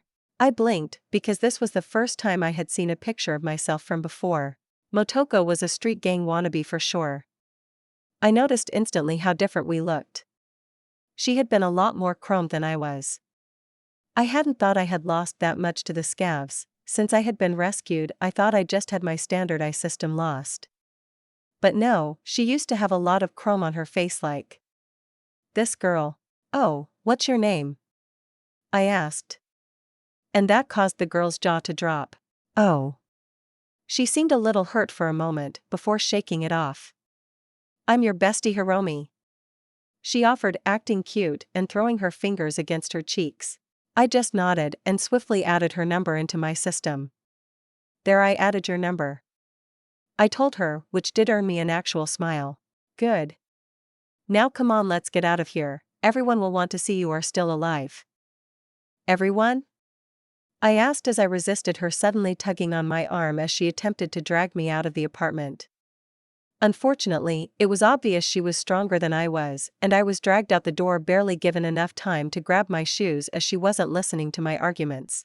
This girl was definitely a force of nature. Then she dragged me out the front of the apartment and I did everything I could to stop her. You have to be kidding, I argued instantly, but it was no use. What? Come on, you've ridden bitch on my bike plenty of times before. Get on, she argued as she finally let me go to hop onto a motorcycle. I knew this bike. It was a Motoko Kusanagi. The coolest motorcycle in the game in my opinion, but of course she drove the goofy high-backed version that made a sleek killer bike look like something stupid. More importantly, I was 14 and Hiromi was definitely the same age. Also crazy. I didn't trust her to drive me anywhere. Not a chance. Is it close enough to walk? I could use the XEEE. I squealed as she hopped off the bike long enough to drag me the rest of the way and practically push me onto the bike before hopping on and starting the engine. Literally starting to peel out despite me only sitting side saddle. Hira my thigh. I screamed as she cackled, driving out onto the street and slowing at a light before turning to me. Better get situated, Toko, we are going. While the idea of jumping off and making a run for it ran through my head, the light was already changing and I quickly settled behind her, gripping her around the waist tightly so I wouldn't fall off as she started driving. I was wrong, she wasn't a crazy driver. She was a cyber psycho driver. I kept my eyes closed for most of the drive as she swung through traffic, driving in between people and cursing and flipping off anyone that honked or got in her way. This is how I die. Crying like a bitch on the back of a motorcycle. Of course it didn't happen. Other than constantly forcing other cars and vehicles to swerve to avoid hitting her, we made it to wherever she was taking me. I shivered as we drove down deeper into the city. Kabuki? I muttered, noticing the signs after I decided to be brave enough to open my eyes. Yeah. We are going to Ho-Oh. It's a tiger claw hangout. I guess you forgot all about it, huh? Well, it's great. Everyone will be glad to see you. I just blinked. Ho-Oh. Why was that name familiar? Other than the obvious Pokemon reference. Hiromi slowed, pulling down a small street and then slowing to drive around a pair of barricades that blocked off a small side street. She slipped right through them and then drove through to a small open area full of tiger claw-style cars and bikes. And a club. I was twigging pretty hard. I had definitely been here before in the game. I just couldn't remember why. Come on. Hiromi called as she already slipped off the bike and was urging me to follow. I took a deep breath and slipped off the bike. I wasn't feeling very confident right now. I didn't like this at all. I didn't know any of these people, but some might know me. Worse? I didn't exactly fit in. Sure, I had on my tiger claw jacket, but the rest of me was more normal. I didn't have neon or tattoos or anything that would show I was meant to be here. Plus, I didn't really like bars. I followed after Hiromi, who burst into the bar. I'm back, hack. And guess what bad bitch is back among us? Back from the dead. I grimaced. I was pretty sure I never died. I stepped in and interest in me was pretty light. Hiromi, of course, was chattering away like everyone was cheering and happy to see both of us. But I realized the truth. We were 14. Most of the people in the bar were a lot older, fully tiger clawed out, and had no interest in a bunch of noisy kids. I gave an apologetic bow to those that were glaring before hurrying over to Hiromi. Maybe less shouting. I urged her as I tangled my arm with hers, pulling her away from a brewing argument with an older guy that was complaining at her for yelling so loud. She scoffed at him, threw him a finger but let me pull her away, and then instantly turned it on me. Tugging me towards a corner where I noticed younger teens were hanging out. They were all dressed up like gangers, but I could only see them as wannabes. I realized that is probably what they were. Future chaff for the gang. If any of the real tiger claws needed something done, they could go grab a kid and have them do it. Huh. Made sense, I guess. Yo yo yo. Look who's back. Hiromi called out here instead and actually got some interest as I was tugged toward the back table. Hey, wait, is that Motoko? Wait, you're right. The teens called out in surprise at my appearance. Thought you got flatlined? No, just a coma. I told them as Hiromi pushed me into a seat. She also got amnesia like on the TV. Can't remember anything. She didn't even know me. Seriously? That's hilarious. So you don't know who I am? A boy asked, wearing a jacket with tiger stripes and a set of clunky, almost ill-fitting sunglasses. I'm sorry, I don't know. I guess some of us were friends? It's nice to meet you all, again? I answered. Amnesia made it a little confusing. Pfft. This is great. Hey, you really don't remember? You owe me $20 eddies, you know? Fuck off, Malcolm. She doesn't owe you shit. Another spoke up, punching the boy in the shoulder, earning a yelp from him. She doesn't remember shit, huh? That's rough. The boy offered. He seemed the best dressed of the group. Everything seemed to actually fit him, unlike most of the others. I'm Itchy, short for Ichinos. We've run together since we were kids. Bit wild you don't remember. Anyway, Malcolm is cool, just don't listen to anything he says. Ever. Fuck you, Chim. You already know Hiromi, our crazy bitch. You know it. Hiromi called out as she grabbed a drink from the table and downed it, uncaring at the yelp from Malcolm as it had been his drink. And that is Dash. I can introduce myself, Itchy. Omida, we never met. I joined this crew about 3 months ago. He offered. The boy was larger, but not from muscle. He was just a bit fatter than most of the others. He also had a net wreath on his head. And a case that I recognized as a net deck. Mostly because I had seen one while channel surfing. The massive thing was old, massive and banged up, but it was a Netrunner kit. Nice to meet you. I offered simply, which he returned with a nod. Nice to see you all too? Heh. Look at this Ichi. Our hellion Motoko is all demure and sweet now. Hiromi mock cried as she pulled me into a side hug. Next thing you know, she is going to start talking about becoming a corpo and working in an office. That earned a chuckle from everyone, but I shook my head. Probably not. I don't think I would fit into an office well. I've heard about how cutthroat the politics are in those places. Huh. Only got a few memories left, but still remembers how fucked up corpos are. At least you got some sense. Hiromi tells me with a laugh. Everyone settled in then and started swapping some stories about me from before.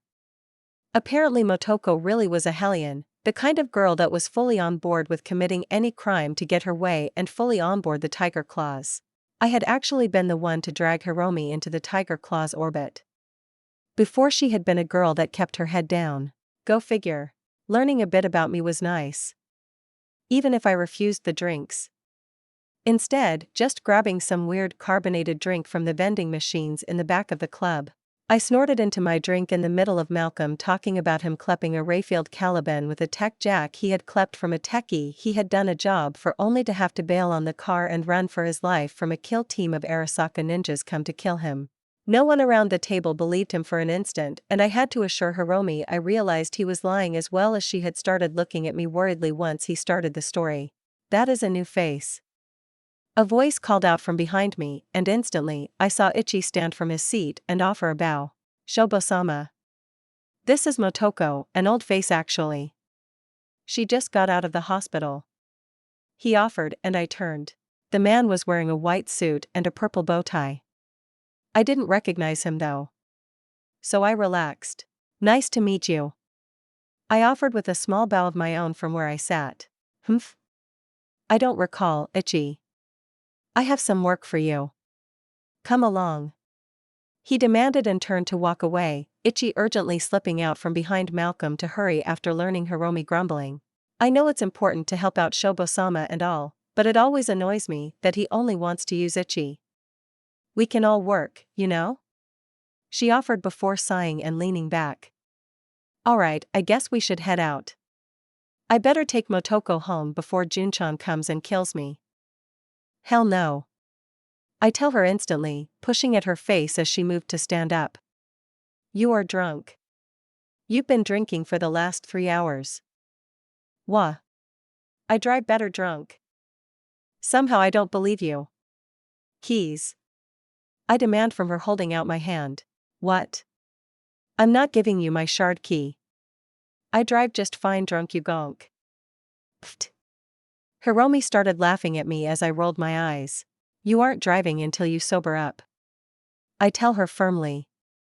Not letting you kill yourself in an accident. I said firmly, no give whatsoever. Something about what I said though made her start smiling. Fine. You can just drive then. She offered with a grin as she pushed into my personal space. You haven't had anything to drink, so you are good to drive, aren't you? I don't know if I even know how. I informed her calmly. Earning a wide smile from Hiromi. Perfect. No time like the present to learn. Come on, Motoko. Time to learn to drive. She offered with a drunk grin. I don't feel comfortable with this. I told her as she dragged me out of my chair and towards the front. So driving a motorcycle was kinda. I mean, it wasn't that complicated. Mostly thanks to Hiromi practically jumping off the bike, wanting to throw hands with anyone that looked at her funny. But I got the hang of it after a few minutes of driving real slow around the block that club was on. More interesting than that. I got a new skill. Driving experience gained. Skill not unlocked, no XP gained. Driving unlocked. The thing was, driving wasn't a skill in the game. At all. Which had thrown me off a little. I had been going along with the understanding that my system was Cyberpunk 2077. But if driving existed, and to my pleasure it existed under the reflex stat, then what other skills could I try and pick up? Testing would be required. I pulled into the parking garage for the apartment, parking the bike with a sigh. Not too bad. You drive like an old granny. Hiromi offered behind me as she laughed and hopped off the bike. You drive like a drunk. Even when you aren't drunk. Which is why I drive better drunk. No one drives better drunk, you gonk. I sigh and then have to quickly grab her and pull her away as she made a move to get back on the bike. Whoa, whoa, whoa. What are you doing? Going home? Not a chance. I hissed. You are drunk and you aren't driving around on a motorcycle. Come on, you can crash at my place. A sleepover? We haven't done that in ages. How cute. I threw her an annoyed look as I walked out of the parking garage and across the street to the apartment. We rode the elevator up, with Hiromi chattering away about nothing in my ear. June thankfully was home when I got there. Thought Hiromi would be the one to drag you out. Make sure you call when you are going to be gone so long next time. He ordered instantly as I walked in, which I threw him a thumbs up. That was fair. Hiromi is going to crash here tonight. She got drunk and I won't let her drive home. June gave me a weird look. But she drives better drunk. No one drives better drunk. I hissed at him even as Hiromi hooped at June, agreeing with her. So she's going to claim the couch, dash. Nah, we can share your bed. Hiromi countered, already sauntering past me, throwing June a wink. Unless June-chan wants to share instead. Nope. He replied, instantly shutting her down, much to my relief, and to Hiromi's now displeasure as she pouted. Fine. She huffed, heading into my bedroom. Sorry, Jun-ni. No, it's fine. I'm used to her being around. It feels normal. Did you have fun? Fun? Not exactly. It was nice to meet new people and former friends, I guess. But the club wasn't really my thing. He blinked at that. Really? Yeah, alcohol kinda smells bad, and the cigarettes everyone was smoking made the club a little smoky. The music was okay. But that's about it. Huh. Another change, I guess. Good. He offered with a nod before I followed after Hiromi, who to my surprise was already half naked. Do you want to borrow some clothes? I offered, only for her to laugh at me. Just climb and chum. We haven't had a sleepover in forever. I sighed. Doing just that after taking off my jacket and shoes. Sliding in, I could smell the alcohol on her breath as she muttered sleepily to me. Eventually, she did pass out, and once she was snoozing on my shoulder, drooling lightly, did I choose to sleep, and the timer for how long popped up. The next morning, I woke up just like I had been since the hospital, feeling great and ready to start my day. Hiromi was not. She grumbled and groaned when I prodded her, so I just covered her in a blanket and left the room to start my morning exercise. After a quick breakfast of hallway vendor burrito. Gross. I got to it. Using the 25% XP sleep buff to my advantage as I ran through my gun draw. Now that reflex had finally leveled up, I needed to get handguns and blades up there to match. An hour later, Hiromi came practically crawling out of my bed with tangled mohawk and tired eyes to see me staring out the window, constantly drawing my gun from my back holster. Damn. She muttered a bit, blinking, before walking over and grabbing a drink out of the fridge. At least it wasn't alcoholic. What are you doing? Exercise. I chirped back at her happily as I continued my work. I was definitely getting better at this, but the XP was starting to come in really slowly. There was only so much XP I could grind from drawing my gun and never getting a chance to shoot it. Might have to talk to Jun about that. He did say to bug him about stuff I needed instead of running off and doing it myself. Looks boring. It can be.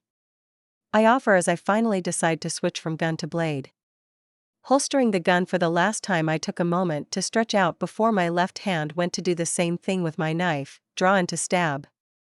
Thankfully, I could train blades a lot easier since I didn't have to worry about shooting holes in the wall with it. Letting me keep the XP grind coming. I was almost at level 2 blades. You are better with a gun than you were before. You were kinda hopeless, but you are worse with a knife. Hiromi eventually commented as she watched me practice for a minute. Really? I was good with knives? No, but you were good with a katana. You taught me some things after all. she mentioned, which surprised me. I didn't know Hiromi used a katana. She didn't look like she was armed at all, really. I don't carry it around. I'm not part of the Tiger Claws yet. Some of the men don't like it when people walk around with their weapons. I only use it when I want to show off. Cool. I might have to get one. Oh, right. You don't have your katana anymore. She muttered, looking sad as she thought about it. Was it special? I asked as I continued to work through my stabs. I don't really remember it. It was your mom's. You carried it with you everywhere, used to piss off the gangster claws, but you were generational, so they always had to leave you alone about it. Oh. I guess the scavs took it then. Yeah. Probably hawked it at a drop-off too. Fuckers. I shrug. I'll either find it again, or I won't. Do you have a picture of it, or was it special in any way? No. Sorry. It was a pretty standard Arasaka katana. I doubt you will ever see it again. Or even know it from any other. Damn it. Hiromi cursed, sounding pretty upset about it. Don't stress, Chum. I don't even remember it to miss it. I'm just glad I'm alive. The katana is just a katana. Yeah. Yeah, I guess. She offered. You are the most boring amnesiac I ever met. She said, sounding amused. I'm just exercising. I got out of a coma a few weeks ago, remember? My muscles were all jello. And a knife? The city can be dangerous. I mean, I was kidnapped apparently. I want to be able to protect myself. I'll switch to push-ups and other stuff soon. I told her as I continued drawing and stabbing. I wanted that sweet level up. I grunted as I continued on, my arms tiring, but I was gonna push for the grind. 100 blades XP gained. Blades skill level up. 1 perk point gained. I slowed to a stop. My hand on my knife had grown confident. I knew for a fact I could do all sorts of things with it now. My control and confidence in my knife work had gone up. But what was a perk? Like in the game with the perk tree? I hadn't seen anything like that. I quickly pulled up the stat screen. And my reflex stat was blinking. I clicked it, and then Blades was blinking. Clicking that, I saw that I had an option. There was a little icon that revealed a list of perks I could choose from. All had something to do with blades. I read through a few of them. Concealed blade. Letting me better hide a knife on my body to bypass some scrutiny. Parry. To better deflect incoming blades, which I noticed had a grayed out perk below it, and then another one below that. I followed the tree until it came to the end. Bullet deflection. Cool. But I kept reading for now, wanting to know what other options there were. Lots of them looked interesting, but a lot of them were very niche. What I did notice was a perk that actually had some use outside of me fighting with a blade. Ambidextrous, use either hand as competently as the dominant hand. This was a perk that would buff anything. And could be pretty useful since I was training for a knife in my offhand. I decided. Accepting that perk, and a moment later my left hand felt like a wave of cold ran down it, and then as if it was waking up from falling asleep, my brain seemed to read the limb as different. I blinked away the stat screen, and with a bit of a knife trick that I felt pretty confident with, I swapped the knife to my main hand and drew my gun with my offhand. It was just as quick as the main hand, even if the holster slowed me down a bit as it was designed for right-hand draw. I shifted using my left hand to aim and adjust, and it all came naturally to me. What are you doing now? Hiromi asked as she lay on the couch, her chin in her hand. I'm ambidextrous. I tell her, sounding a little surprised about it. What? No, you're not. You're a righty. Hiromi says confidently. Maybe I was. But I'm not anymore. I told her, showing how firm I was as I continued playing around with aiming the pistol and knife in concert. Huh. I guess the scavs messed up your brain. I guess that's a good thing? Yeah, it's cool. I tell her, smiling as I once more swapped knife and gun with a showy toss of the knife to switch hands before sheathing and holstering them. You look bored. You done? Not really, but I can take a break. You're my guest right now. Pfft. We are chums. I'm not your guest. But alright. Come on, I want to get some chow. Okay. After a brunch where we sat people watching as we ate, Hiromi finally said she had to get home so her parents wouldn't kill her. We shared a hug and I waved as she drove down the street. I winced. She was still a terrible driver. I went back inside and got back to grinding. Body was close to level 3. If I remember right, that was the starter score for V in the game. If I could reach 3, I would be at a baseline that I knew was fairly competent. Unfortunately, the morning workout didn't push me into level 3 just yet. And I took a break to take a shower and head back outside for a while. I figured doing some aerobic exercise would be a good change. So I decided to start jogging around the block. The massive concrete stairway that led to the level above was used as part of the path. Jogging up the steps to the midpoint, before going down on the other side, spit back out on the same side of the block. It was hard, my legs ended up burning, but it was great exercise. Plus as I jogged, I got another skill. Athletics experience gained. Skill not unlocked, no XP gained. Athletics unlocked. I smiled. That would be super useful. Especially if I ever had to run away. It was also under the body tree. So that was nice. I kept it up. Jogging around the block once before I was too tired to do any more. But I knew I would go take a nap and probably do it again right after. Of course, as I was heading in, I heard a word that stopped me dead. Scavs again. I shifted. That was a word I had been hypersensitive to. Kidnap and try to murder steal my body once, shame on you. Do it twice, shame on me. I stopped, but the two working class guys were just grumbling. Hey, excuse me? I asked, deciding to interrupt.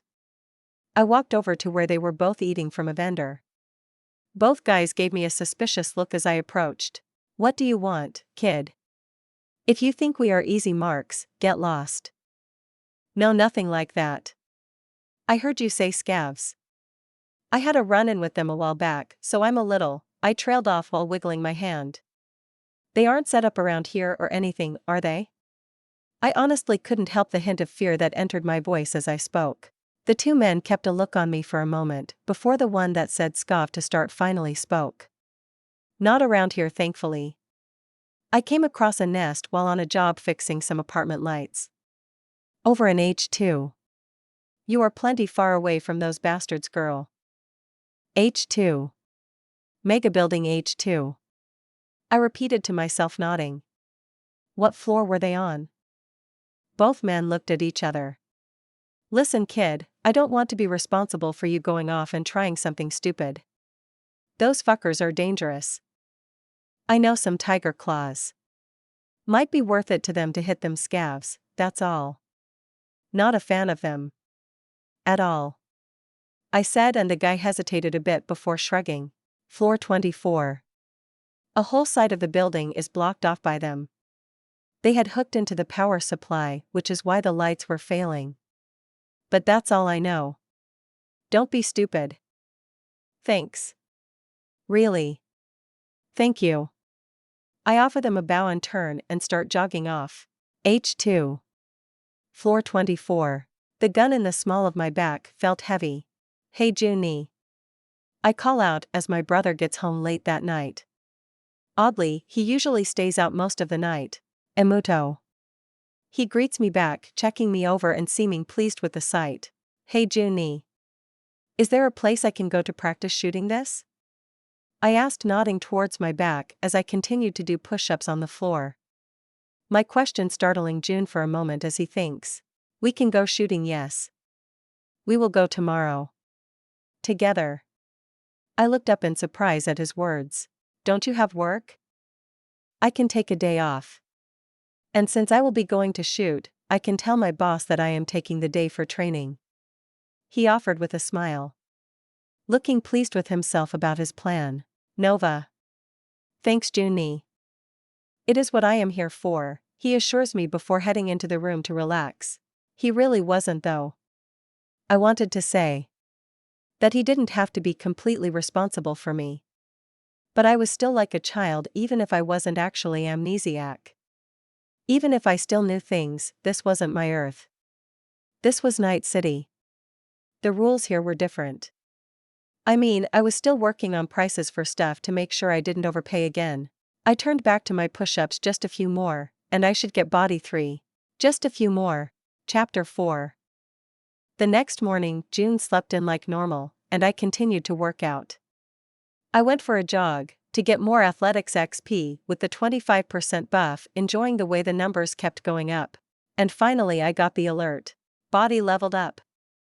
I hooped mid-jog as I cheered and danced around. I did it. At body 3, my body was now the equivalent of a bare minimum V. Hell yeah. I wiped the sweat from my brow and took a moment to look over the edge of the street into Cherry Blossom Market. It was pretty with all the trees. I would have to get some actual exercise equipment soon. Or maybe a gym membership. I wonder if the Tiger Claws have some gym that I can go to. Or use? Even if I am super hesitant to be any more connected to a gang than I already was. I kinda hated the gangs. I sighed and turned around. Time to get home. Maybe June would be up? June was awake and eating his breakfast burrito as I wandered in, which I couldn't help but roll my eyes at. Just because the vending machine was right outside our door. June. Morning, Junie. Morning. He mumbled, still waking up. Good, it gave me time to slip into a shower. After June was ready to go, we wandered out onto the street and then into the parking garage before he walked up to a motorcycle. Another modded Kusanagi, I noted, although it was absolutely covered in stickers and tiger claw signs. Come on. He ordered, hopping on, and I sighed. The stupid high back on these always looked dumb. Why mess with the Kusanagi? It was based on Akira's bike. It was already perfect. Sure. I grumbled as I settled in behind June and we were off. Fortunately, he was a better driver than Hiromi. Unfortunately, that wasn't saying much. I kept track of where we were going, but we were heading towards Little China. We stopped at a little gated building deep inside the city, and there were plenty of Tiger Claw bikes already waiting. Come on, Toko, don't fall behind. Yep. I agreed, seeing plenty of men and women all wearing Tiger Claw tattoos, and none of them looked gentle. It was as we were walking into the little walled compound that I realized where we were. It was the Tiger Claw dojo. I remember the mission. You had to save a guy in the basement, but the interior was all swords and equipment. Nice. Unfortunately, we didn't walk into the dojo. Instead, walking to the side and entered into what I would have thought was an apartment building of some sort, but we kept going, through dark trash-filled hallways, until June stopped at a certain apartment. Inside the apartment, it was set up like a reception area. The Tiger Claws milling around all looked up at our entrance, but relaxed when June headed to the woman sitting behind a set of bulletproof glass. I need an alley, and ammunition, he said, and the receptionist took a moment, her eyes glowing before she nodded. Welcome, Mr. Kusanagi. Alley 12 is open for you. You know the rules about ammunition, she said simply, and June nodded, leading me through another door that led to some stairs heading down. Then we entered a shooting range. All of it set up for the Tiger Claws, as every person inside besides me was a member. Underground secret shooting range? Cool. June led me through, but I was definitely getting some looks as he led me to our stall, which already had 2 boxes of ammunition sitting on the floor, and after June checked them he went back to an alcove along the wall and grabbed a different box. Load up, he shouted over the sounds of gunfire, and I nodded. I guess hearing protection wasn't really a concern in the future. I only had the single magazine for my Unity, which was already loaded, but June pulled out his own Unity, I noticed, and dropped a quartet of extra magazines onto the table. June quickly split 2 from the number and pushed them to me as I smiled at him. And then he just started firing. I watched for a minute as he emptied his magazine, hitting pretty often, although his aim wasn't super great. Well, get to it, he called out, and I realized I had just been watching when I should be shooting. Grinning, I closed my eyes for a moment, putting my Unity back into my holster. Then I opened my eyes, whipped a hand behind me, grabbed my Unity, and drew it, just like I had been training. 3 rounds went downrange, which instantly got me an alert. 100 handguns XP gained. which was awesome.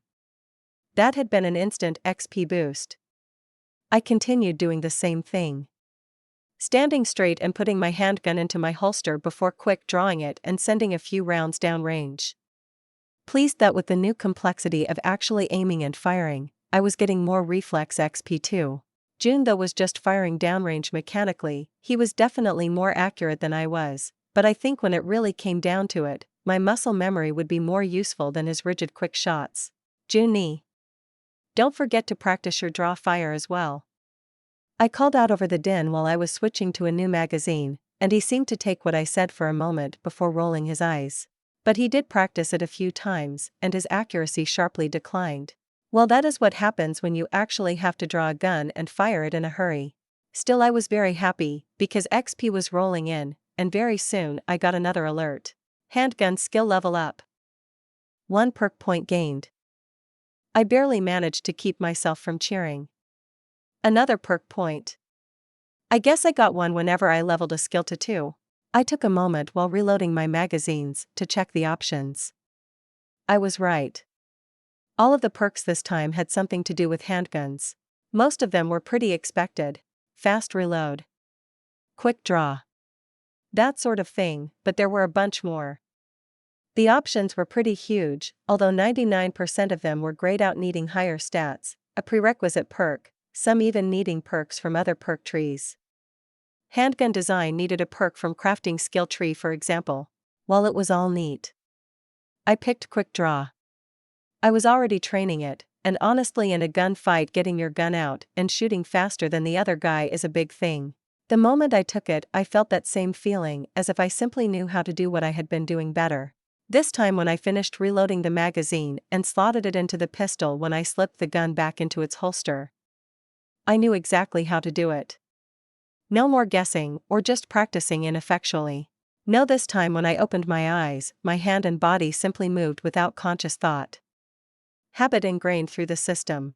And 3 rounds shot off in just a second, all 3 hitting my target within just a heartbeat. Jun didn't notice, but that was okay. Because as I got an alert for reflex XP, I smiled and simply did it again and again. My accuracy wasn't perfect, but the fact I was drawing my gun and firing so fast was its own reward. A junkie or scav trying to take me for some cyberware would find a gun pressed against their throat in a heartbeat. I smiled at the idea. Kid! A voice called out from behind us, and Jun and I both turned, seeing an older man grizzled and graying in his 5 o'clock shadow. Yes, we both asked at the same time, but the guy was looking to Jun. Who's the girl? The old man demanded as Jun looked from me to him. Little sister. Jun called out loud enough to be heard over the gunshots, and the man looked pleased. Girl. You know how to fire anything else? He asked, and I shrugged. I mean, handguns should go for anything that is a handgun, but I didn't know what this guy was talking about. A second. He demanded, turned and wandered out to a back room that I hadn't noticed. When he came back out a few moments later he was carrying a submachine gun. You ever shot one of these? He demanded, and I shook my head. Go on then. He ordered, handing it over along with a few magazines which he handed to Jun after a moment. I shrugged. Took a look over the gun, finding the safety, I aimed it down the alley, flipped the safety and pulled the trigger. A few seconds later I adjusted myself, because for a submachine gun it kicked like a mule, and fired again. Huh. I heard him grunt from behind me, sounding unimpressed. As he noticed, my grouping was terrible. Assault experience gained. Skill not unlocked, no XP gained. Assault unlocked. I nodded. Assault was the tree for rifles and submachine guns. Not sure why it wasn't split, but whatever. I still had more in the mag, and so I continued to feel the gun out, aiming small groupings, single shot and a few bursts, grabbing the mags from Jun as I went. This was another skill after all, and another skill under reflex. So slowly between the consistent alerts about the assault skill, reflex was getting buffed up. It was certainly a lot faster than body had. I ignored the man. Not sure what his game was, but I was going to milk this for all it is worth. I finished the 3rd magazine, and I felt how close I was. I turned and grabbed the ammo box, swiftly filling up a magazine and funnily getting a bit of reflex XP from how fast I was doing it. Then I grabbed the submachine gun, reloaded, and fired again. Assault skill level up. I blinked. That was what I was waiting for. Yeah, that was the good shit. I stopped shifting my body, holding myself differently, to adjust for the kickback. Cradling the stock against a different part of my shoulder and holding the trigger differently on my finger. This time my round zipped out, and while I still wasn't where I wanted to be, I was hitting consistently, and my grouping was much tighter. I finished up the magazine, pleased I was able to get another XP alert, before I stopped. Thanks, that was fun. I told him, and the old man was looking between me and the electronic targets, with an interested look in his eye. You never shot something like that before? He demanded, but it wasn't a question. Not really. No, I only shot my pistol for the first time here. I tell him. He huffed a laugh. You have a killer's draw with that pistol. I've never seen a kid with a draw like that before. He turned to June, bring her around more often. She has talent. He says, taking the submachine gun and the magazines back after and heading back into the room he had disappeared into. What was that? June asked after a moment, and I shrugged. I honestly didn't know either. I guess he noticed how fast my quick draw was. I shrugged. It didn't matter. We still had more ammo in the boxes, and I wanted to make sure I milked every experience point I could out of this. I settled back into quickdraw my pistol, and this time, June actually noticed just how fast it was.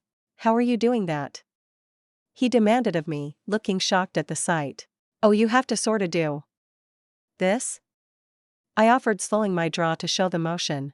I ended up spending the next hour helping June with his quick draw, walking him through on how to improve his own. The perk had given me a pretty comprehensive knowledge of what to do to improve at it. Sure, I didn't get to practice anymore, which sucked, but June got a lot quicker with his, and so I figured that was a fair trade. I needed to make sure June stayed alive in Night City too, after all. Afterwards, June drove us both home, although he was quiet all the way out of the gun range and back home. We pulled up inside, and after I washed my hands off from the gunpowder smell, I noticed he was still being quiet. You okay, Junie? You never used guns before. You were hopeless at them. He said eventually, from where he was sitting back on the couch fully splayed out. How did you know how to quick draw like that? Don't know? Made sense, I guess. I've been practicing for a while. It's only been what, a week since I gave you the gun? I shrugged. I don't remember, days blur together when you exercise for a few hours, before going to sleep, to recover. Is that bad? I asked, and he seemed to actually think about that for a moment. No. It makes you safer. You are a different person. It made me realize that the Motoko that I knew, she doesn't exist anymore. I have to learn about this Motoko. I flinched back at that. I knew I would be different from street kid Motoko, but yikes, that was pretty harsh. I'm sorry. You didn't do anything. Don't be sorry, Toko, you survived. That is all I ever wanted. He said, rising up from his slouch to pull me into a hug. Finding you like that was the scariest moment in my life. I nodded and hugged him back, but my mind was just focused on what he just said. June had been the one to rescue me from the scavs? What had really happened that day? I knew from the games, most people weren't rescued from scavs. Most people were just chopped up and killed. Bright and early the next day, I went out for a run, athletics boy. I grinned as I jogged up and down the concrete stairs around the block. While I still wasn't great, I could jog for a lot more than I could have before. Meaning my athletics XP kept dinging in.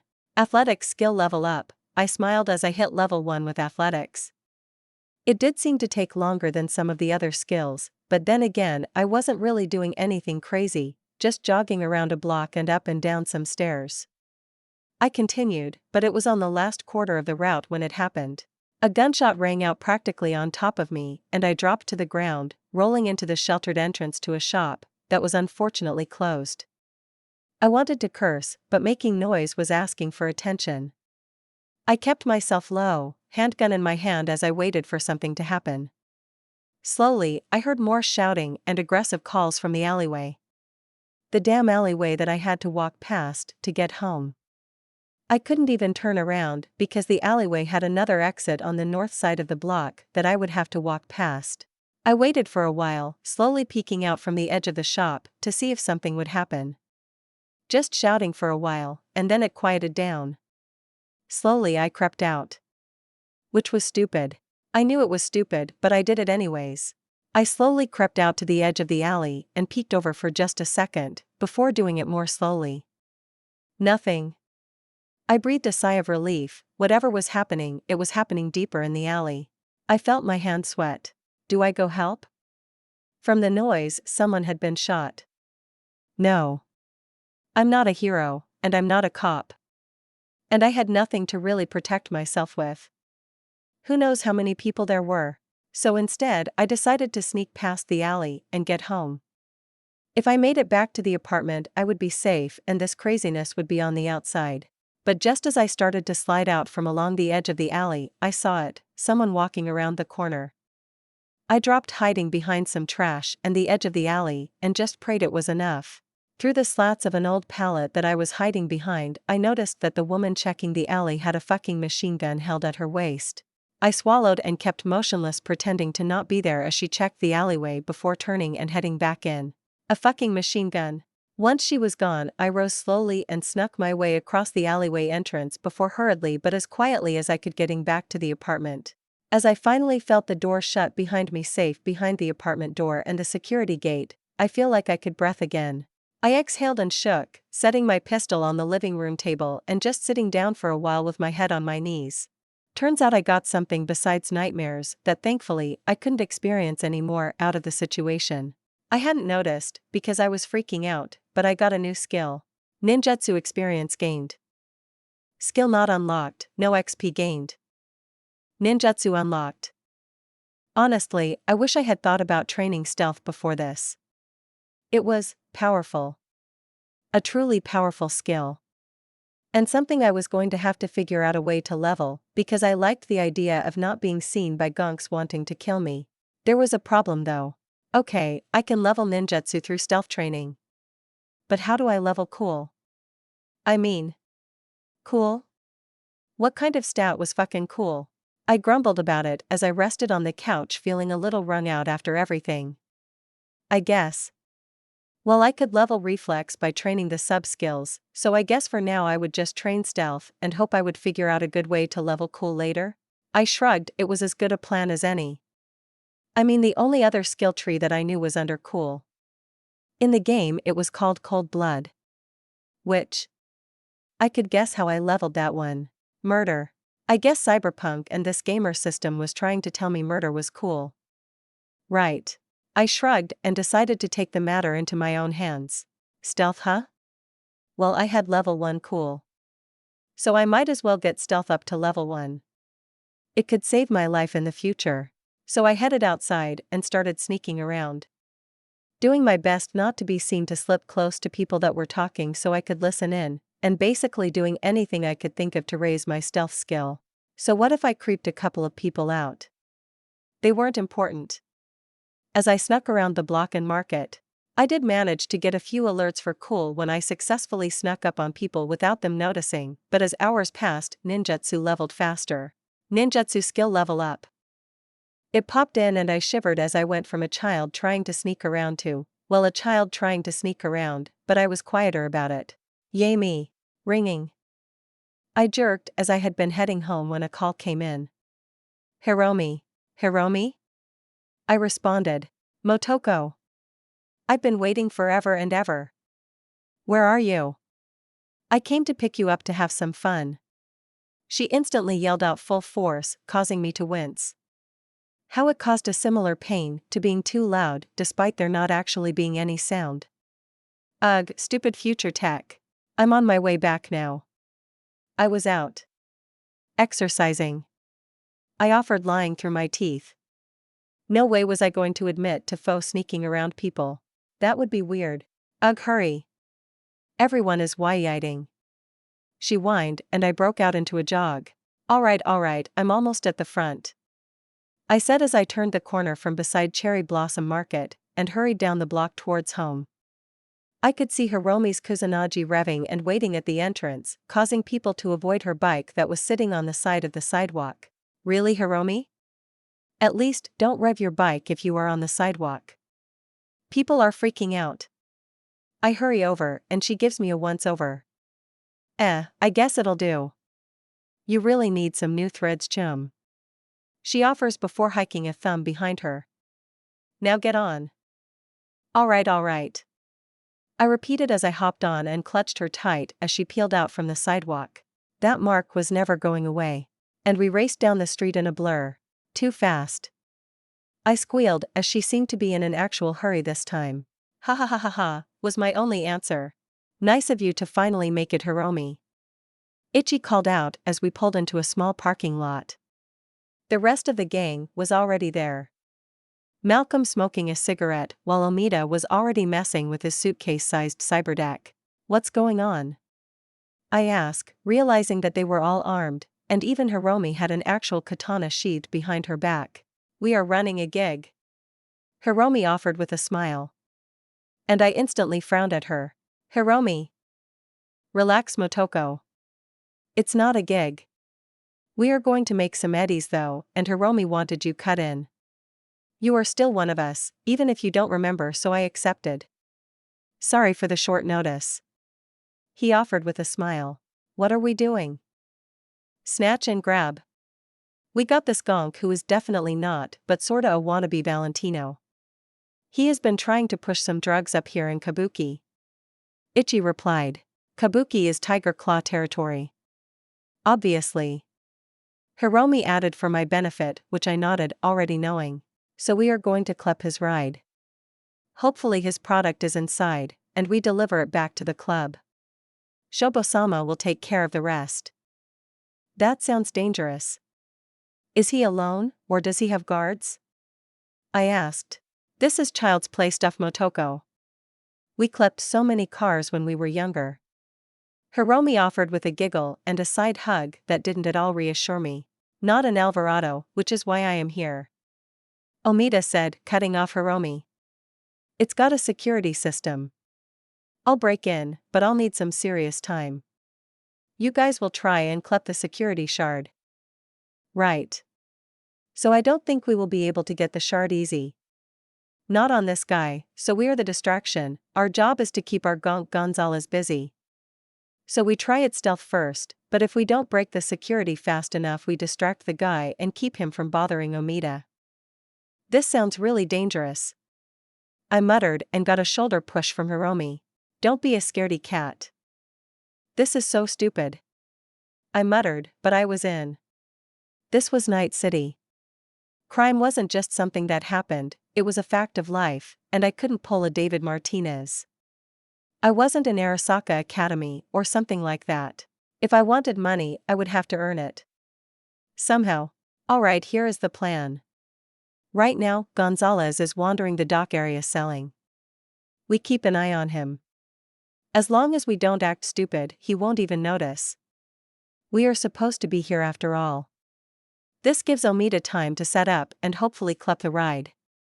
If Gonzalez starts heading back to the car, we distract him, either as buyers, or if that doesn't work, we can cause a little bit of trouble.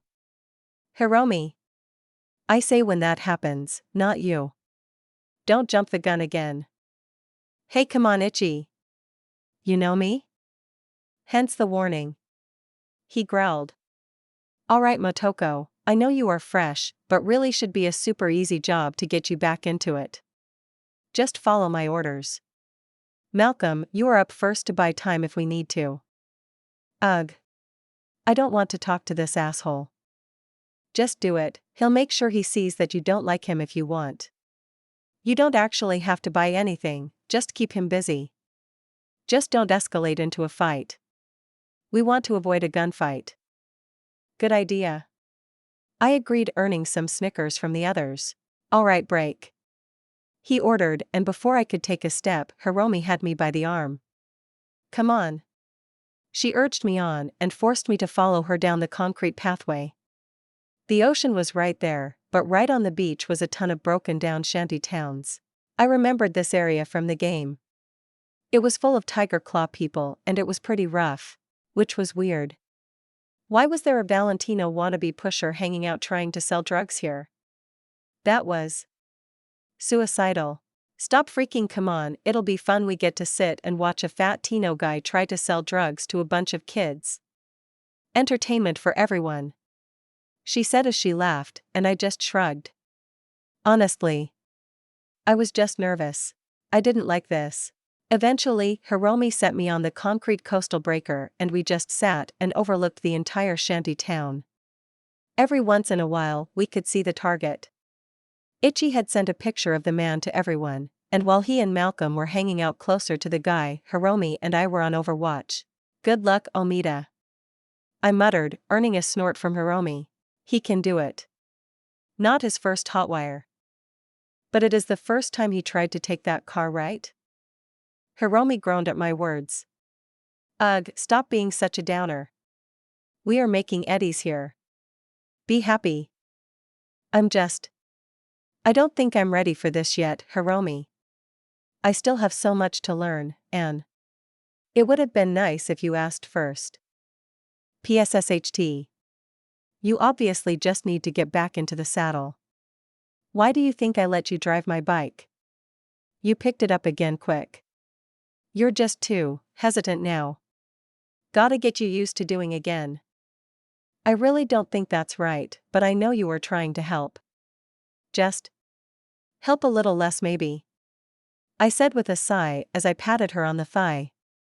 She just rolled her eyes at me and nudged my shoulder with hers. Target seems to be moving out of the slums. Malcolm. You are up. Distract. Omida, time? Longer if you keep bothering me. The other boy replied before shutting down the call. Yikes. Not going well. Alright Malcolm, remember try not to get him so pissed he pulls a gun. Girls, get closer in case we need you. Ichi offered before he too went quiet. Come on. Hiromi offered, sounding serious for the first time since I met her.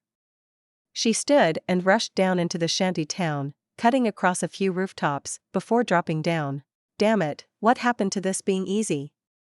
I growled as I followed after Hiromi. Gently I released the catch on my holster and sheath. Might need a quick draw. I almost lost sight of Hiromi as she was pretty quick across the roofs and I took a little longer.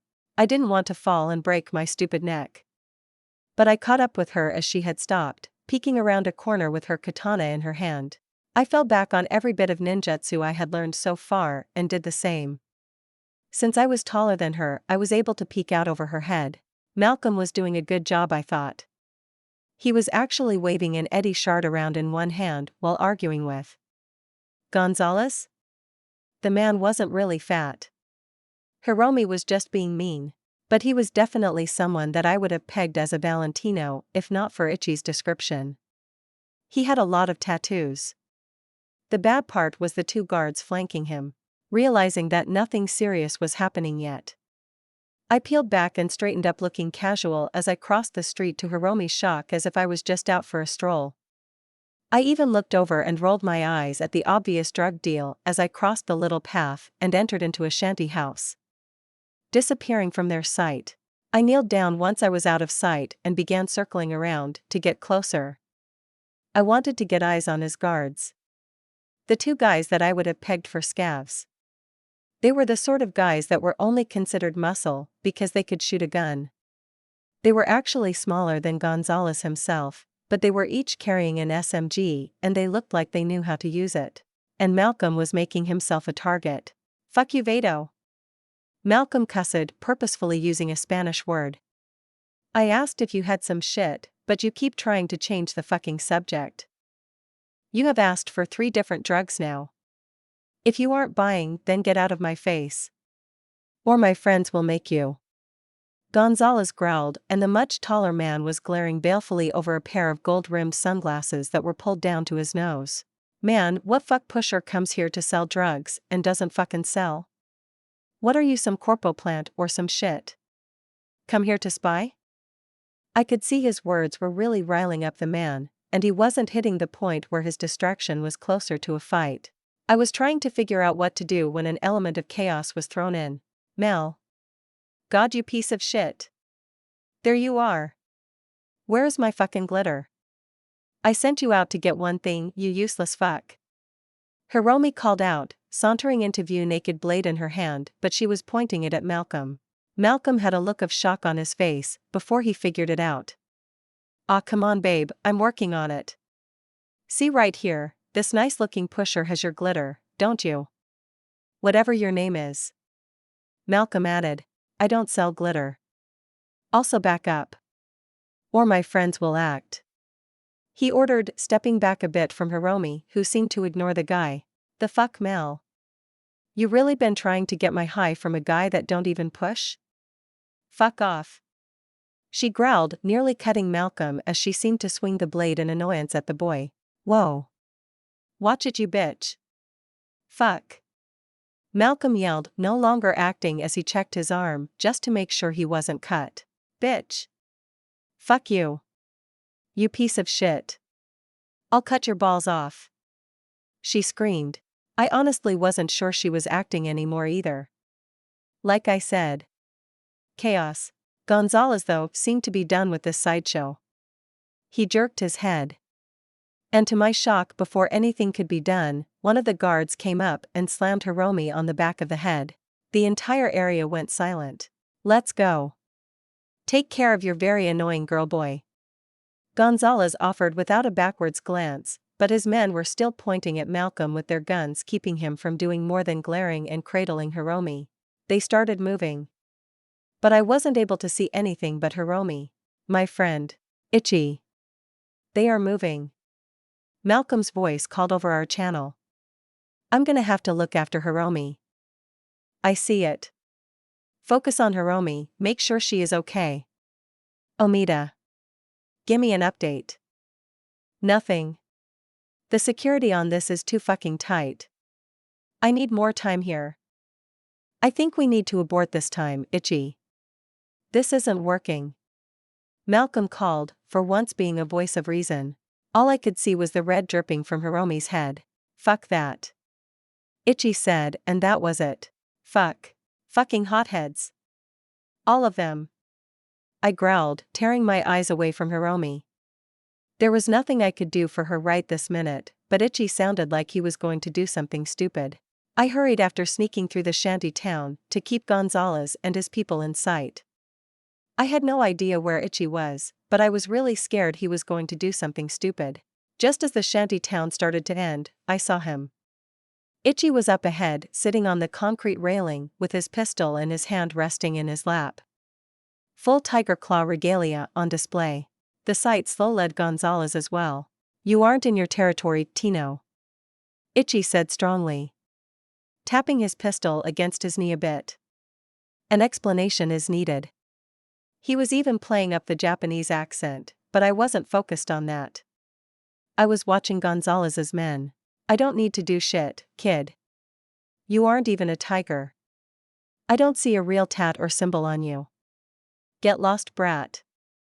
Before my friends here flatline you. I realized Ichi was running out of time. He was trying to bluff, but Gonzalez wasn't looking to play along. His two guards were both raising their guns. Fuck. I growled, slowly crept out from the shanty, using every ounce of stealth I had learned so far to creep closer. Since they were all focused on Ichi and the noise of the city, they didn't hear my feet gently tap against the concrete. Even if, to my ears, it sounded like an explosion with every step. Every breath sounded like a hurricane. What the fuck was I doing? What the fuck was I going to do? I got closer, close enough that his guards were an arm's length of me, and I was standing at his back. People were just fucking blind here in Night City, weren't they? Fuck it. My eyes instantly were drawn to the pistol at Gonzalez's hip. A stupid, overly chromed-out handgun. The sort of thing that is so ostentatious, just thinking about using it makes you want to puke. So I clept it. Quick draw was a perk. Not a skill. It allowed me to draw and fire a weapon faster than nearly anyone, and would only get faster if my reflex skill improved. So I stepped forward even as Ichi's eyes widened, with my heart hammering. I quick-drawed Gonzalez's own gun. And my own. Ambidextrous came into play before anyone realized what had happened. and I started putting bullets into the two guards. Both arms outstretched, the guard on my right close enough I was practically punching the gun into his stomach as I started firing. It was chaos. And noise, and movement. It just happened. Shooting, the two guards flinching back, Gonzalez freaking out, reaching for his gun that didn't exist in his holster anymore. My left arm ached from the stupid chromed-out mega revolver Gonzalez had, but the two guards were utterly surprised. Their aim was off as they both pulled the trigger. Bullets flew, and I kept my guns on target as best as I was able, pulling the trigger over and over until finally the noise stopped. Ichi was there, his gun in Gonzalez's face, and the two guards? They were dying. I watched them a bit stunned as the one closest to me gargled and gasped on his own blood, his hand reaching and fumbling for his lost gun. The other one? Well, it might be a stupid chromed-out ugly revolver, but it was still a big fucking revolver. He was dead already. I stood there, realizing that the irritation over my eye was blood. That I was coated in it. The guard closest to me had bled all over me. With a sigh, I pulled the revolver to my chest and popped my Unity's mag, grabbing the spare one that I had slipped into my holster for the gun, and did the frustrating dance of trying to keep four things in my hands at once as I replaced it with a new mag. I slipped the ugly revolver into the front of my pants after. It was empty anyways. And then I walked over to the guard that was still burbling, and put a bullet in his head. The noise caused Ichi and Gonzalez to flinch back as they both looked at me. I honestly had nothing to say. I was so blank? Cold? No. Cool. I was cool. What? I asked simply, as I bent down and grabbed the SMG, holstering my pistol as I did so, and started checking the guy over for loot. I felt so weird. I almost felt like humming. Was that weird? It was weird. I decided and didn't hum as I looted pockets for extra mags, and slipped the guy's Eddie shard out of his port, pocketing that for myself. Then, even as both guys were staring at me with a certain horror and shock, I moved to the next. 2 SMGs. Nice. I wouldn't have to borrow one from the grizzled tiger claw guy at the range next time. I could just bring my own. Oh. I too meant I could give one to June. That will be safer for him, I bet. Hey. You okay? Ichi asked, breaking the quiet of the beach. Yeah? Fuck these guys. They hit my friend. I tell him simply. Yep. That made sense. They hurt Hiromi. So I could kill them. Or should kill them? Not sure. I'll think about it. Then I moved on, glad that the SMGs had a little shoulder strap, so I slipped one over my shoulder and readied the second one. We flatlined this guy too? I asked calmly, seeing the surprise and horror of the situation turn to real fear. Hey, wait a minute. We can talk about this. We weren't supposed to flatline them. They were going to flatline you. I tell him simply with a look, which had him flinch a little. I was sure it was because I pointed out he was about to be killed and not because I was covered in blood. Definitely. Right. He uttered slowly, as if he was dealing with a wild animal. Rude. You. I pointed at the idiot that caused all of this. What? You got ammo for this disgrace of a gun? I demand, pointing towards the revolver. He blinked before nodding slowly, starting to reach for a pocket, which I raised the gun at him for. I'll check. I tell him firmly, as I walk up and start patting him down while Ichi keeps him at gunpoint. Finding a pocket full of ammo was nice, but they were all etched. Fucking wannabe. I muttered as I looked at the shell casings, all having ornate crucifixes carved into them. I pocketed them anyway. Also found a few shards that looked like eddies, so I snatched those and passed them to Ichi after. He is disarmed. I confirmed, as I didn't find any other weapons on him. Great. Just great. Let me think, he demanded. And I nodded as Ichi seemed to breathe a bit. This had definitely gone off the fucking rails. I could see Ichi make a call as his eyes glowed, so I instead focused on Gonzalez, which seemed to freak him out a bit as once more I had my shiny new SMG pointed at the fucker. I could see him sweat. And honestly, my aim was getting a bit jittery. Alright. Ichi said aloud, finishing his call.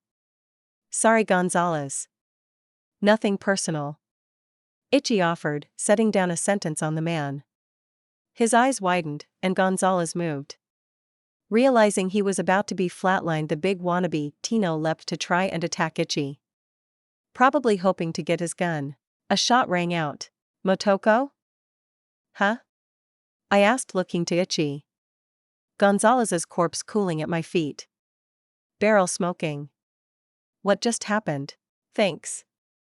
I didn't expect him to try and jump me. You okay? Okay? I asked, confused. He blinked, his eyes lighting up as he made a call. I looked down at Gonzalez. Well, he won't be needing this anymore.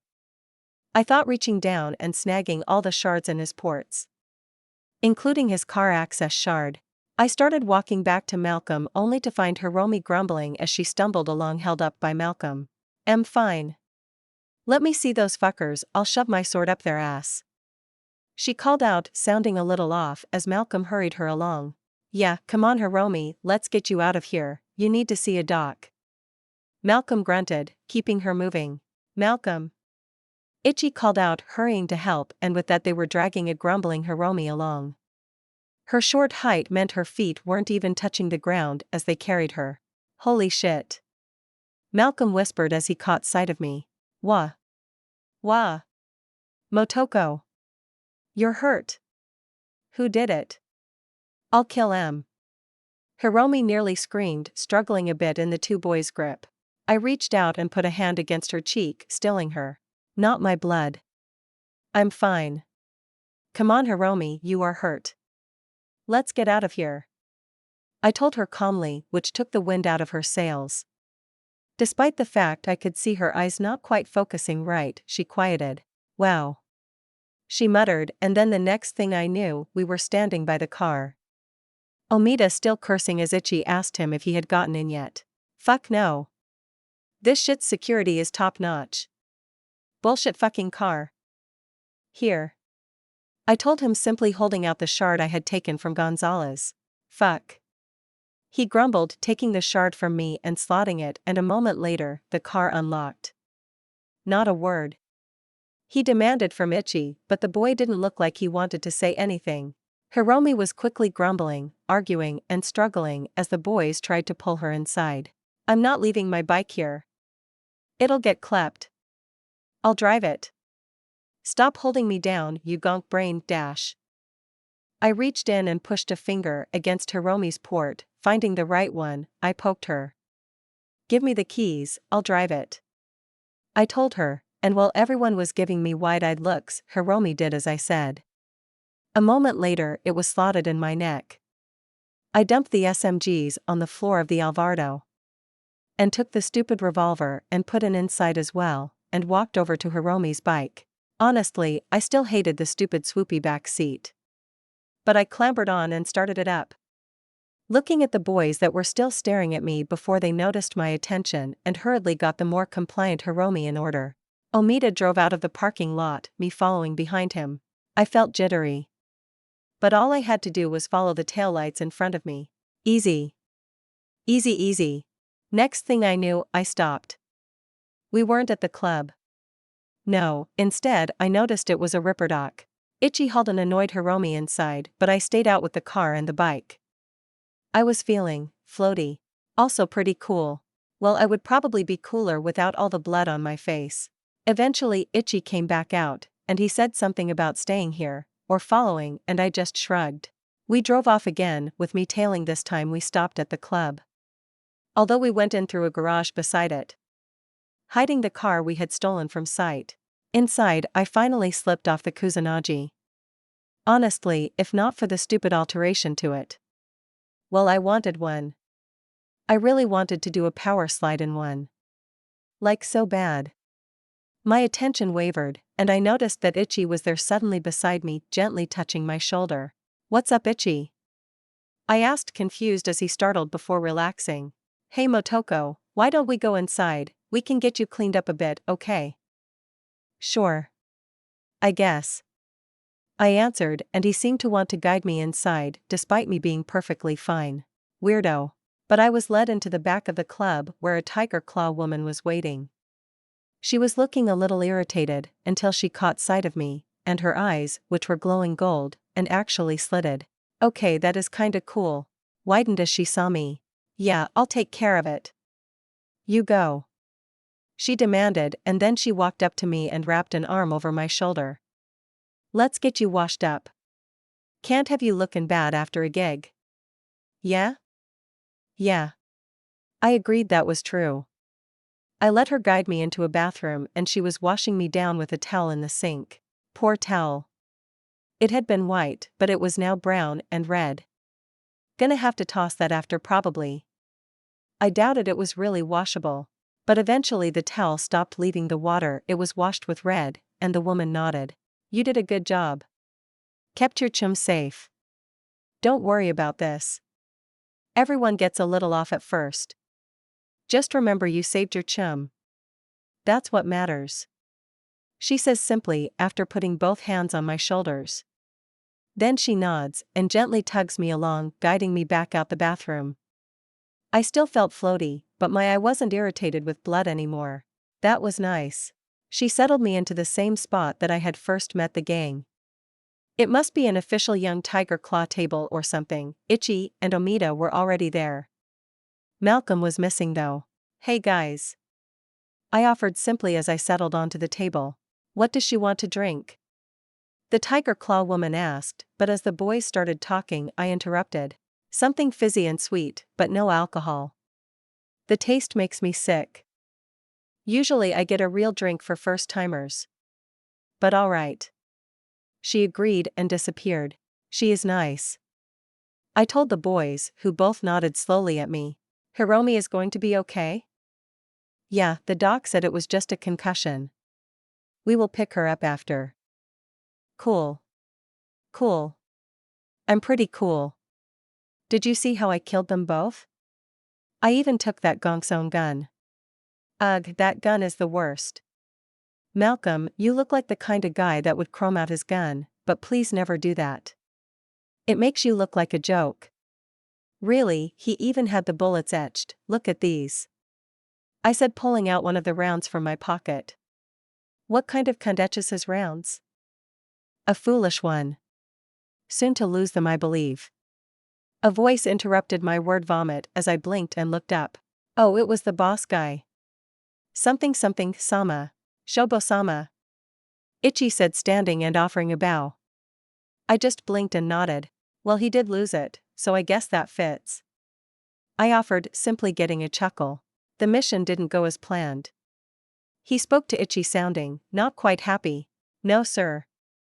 The security on the car was better than expected, and he started heading back almost as soon as we got there. We had to make time, but he assaulted one of my squad, thankfully non-lethally, and then, well, I tried to confront him. He was going to flatline me. So Motoko stepped in. I see. He nodded, looking towards me with a nod. A lucky chim to have on hand, it seems. Well, the gig is completed even if I am not entirely satisfied. I had wanted the man stranded, not dead. But plans change. The eddies. He offered, and I could see Ichi flinch a bit before nodding in seeming thanks. Let's have your next job go a little smoother. Although if you bring along this one again, perhaps I can think of some other jobs for you to do. He offered, looking to me. I didn't know what to say or do. Did I nod? I nodded. He seemed pleased. Oh good, right answer then? Man, this was so easy. Just nod, and that was the right answer. Easy. Suddenly, I blinked at the taste of something sweet on my tongue. I looked down. Oh, that is kinda nice. I said, looking at the can of some weird soda that I had just taken a drink of. When did that get there? Back with us? The tiger woman asked from beside me. I blinked. Was I somewhere else? Only for a while. Nothing to worry about, boys, this isn't abnormal. The woman said, looking from me to Ichi and Malcolm, who both looked a little pale. Weird. I informed them as I took another drink of the soda. The carbonation was nice. Motoko. I jerked at the voice, looking up. Junie? The boy looked frazzled as he pulled me up into a hug, holding me tight as he crushed me into his chest. This was nice, but June was hugging a bit too tight. Too tight. I grumbled at him, which had him go way too loose. Silly June, we have to grind your hugging skill if this is what I get. You are okay, no injuries? He demanded, looking me over. I'm fine. I didn't even get touched. I mean, I was the one who shot them. I tell him, informing him I had been the murderer in the circumstances. What's wrong with her? He demanded, turning to the boys. I just told him I was fine though. She has been like that since. Ichi spoke up, sounding quiet. She is fine, boy. The tiger woman said, walking up behind June, another soda in her hand. Here, girl, drink this. Oh, thank you. I tell her, popping the tab and taking a drink. Nice. This one tasted different. Just give her time. The woman said, which was weird. I don't think I need time. Time is just time. Weird. Sure, girl. She replied, quickly. Ah, that's good, she understood. June swiftly was glaring at everything but me. Ah, he was doing that stress-angry thing. June was such a hothead. June is such a hothead. I poke his brow where his skin crinkled when he got mad. I'm not angry. He growls, obviously angry, not quite snapping at me. I just nodded at him, a white lie to agree with him. I reached for my drink and accidentally knocked it over. Purple soda spread across the table. Only it was red. Wow. Red. Red. Like the blood that had been spreading across the concrete when I murdered 2 men. I puked. Right on June's shoes. Chapter 5. A few days later, I started my morning exercise. The last few days haven't been fun. I had killed 3 people. Yikes. I had been hiding in my room over the last few days. Only really seeing Hiromi as she had come to pick up her bike's shard. She had been irritable. The blow to her head thankfully hadn't done anything permanent, but it still hurt according to her. She had hung out with me on the couch for a few hours before bailing to pick up her bike. Ichi and Malcolm had both sent me a text to ask how I was. Nothing from Omida, but that was fine. He didn't strike me as the chatty type. But yeah. I had killed 3 people. And not only was I given a certain amount of respect by the tiger claws as the story spread, I also gained a benefit in my system from it. People were XP bags. That was probably a bad way to phrase it. Turns out that I had an actual level system for myself as well. I hadn't noticed, because I had never gained a single XP towards leveling until then. Now I had.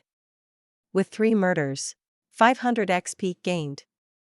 500 XP gained. 750 XP gained. I had leveled out of it. Level up achieved. 1 stat point gained.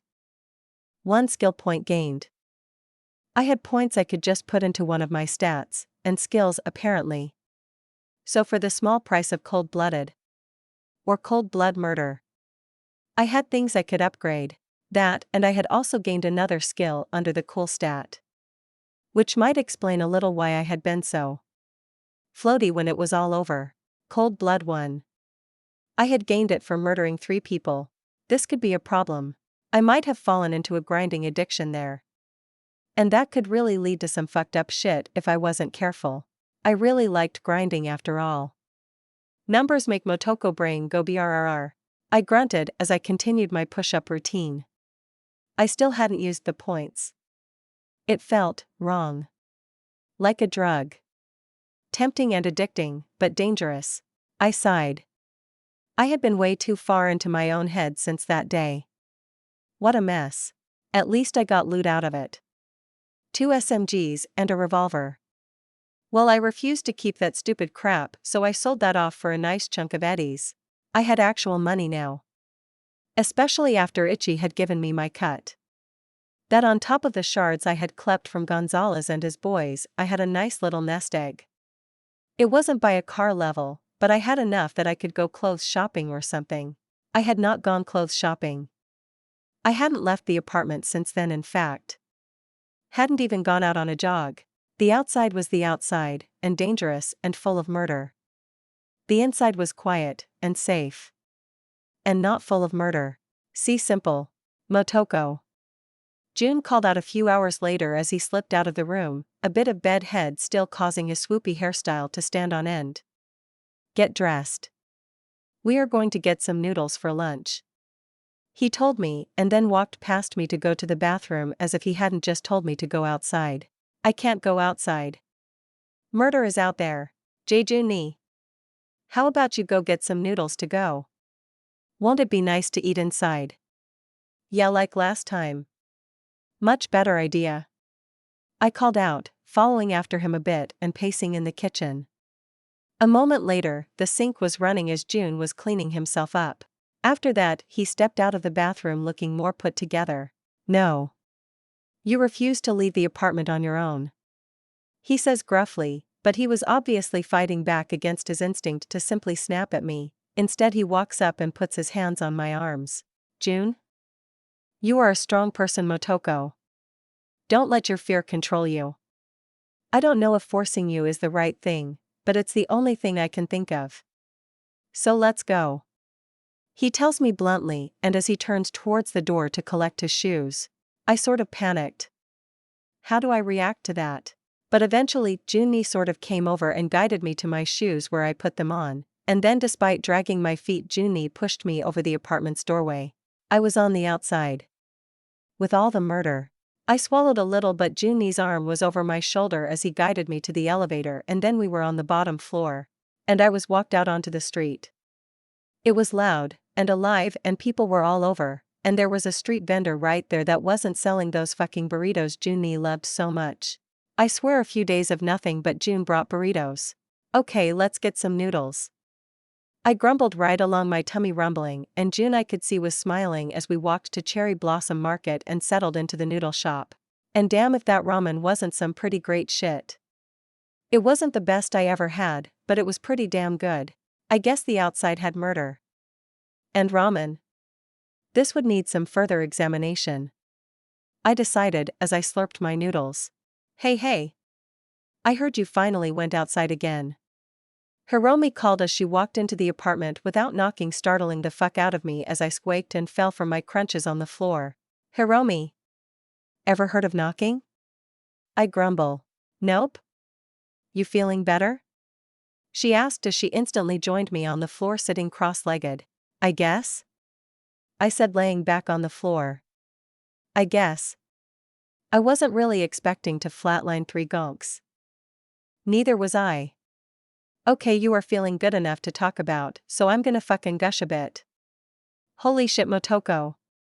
You were awesome before and everything, but Ichi told me exactly what happened and it was so prem. She cried out, throwing her arms up in the air. That was total edge runner shit. It was. Luck. Really. I don't even know how close they came to shooting me back, but I think it was pretty close. I was just freaking out so bad I didn't really notice at the time. I told her. They had both opened fire. I was just lucky that plugging them a few times had thrown off their aim. PSSHT, that's not the point.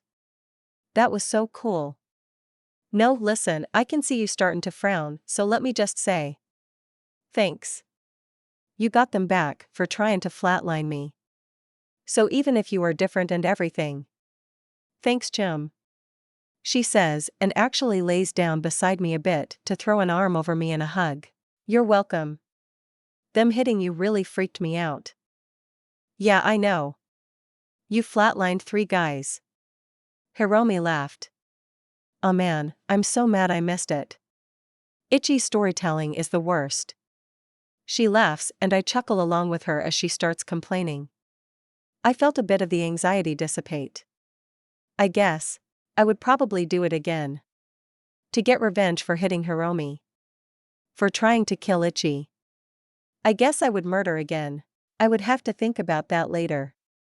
Right now, Hiromi wanted to complain about how long it took to get her bike back after everything. She had to take the train, and she wasn't happy. Oh. Also my parents. They want to thank you for what you did. They weren't happy that I got hurt, but you know I had to explain everything. So they want to see you again. Okay?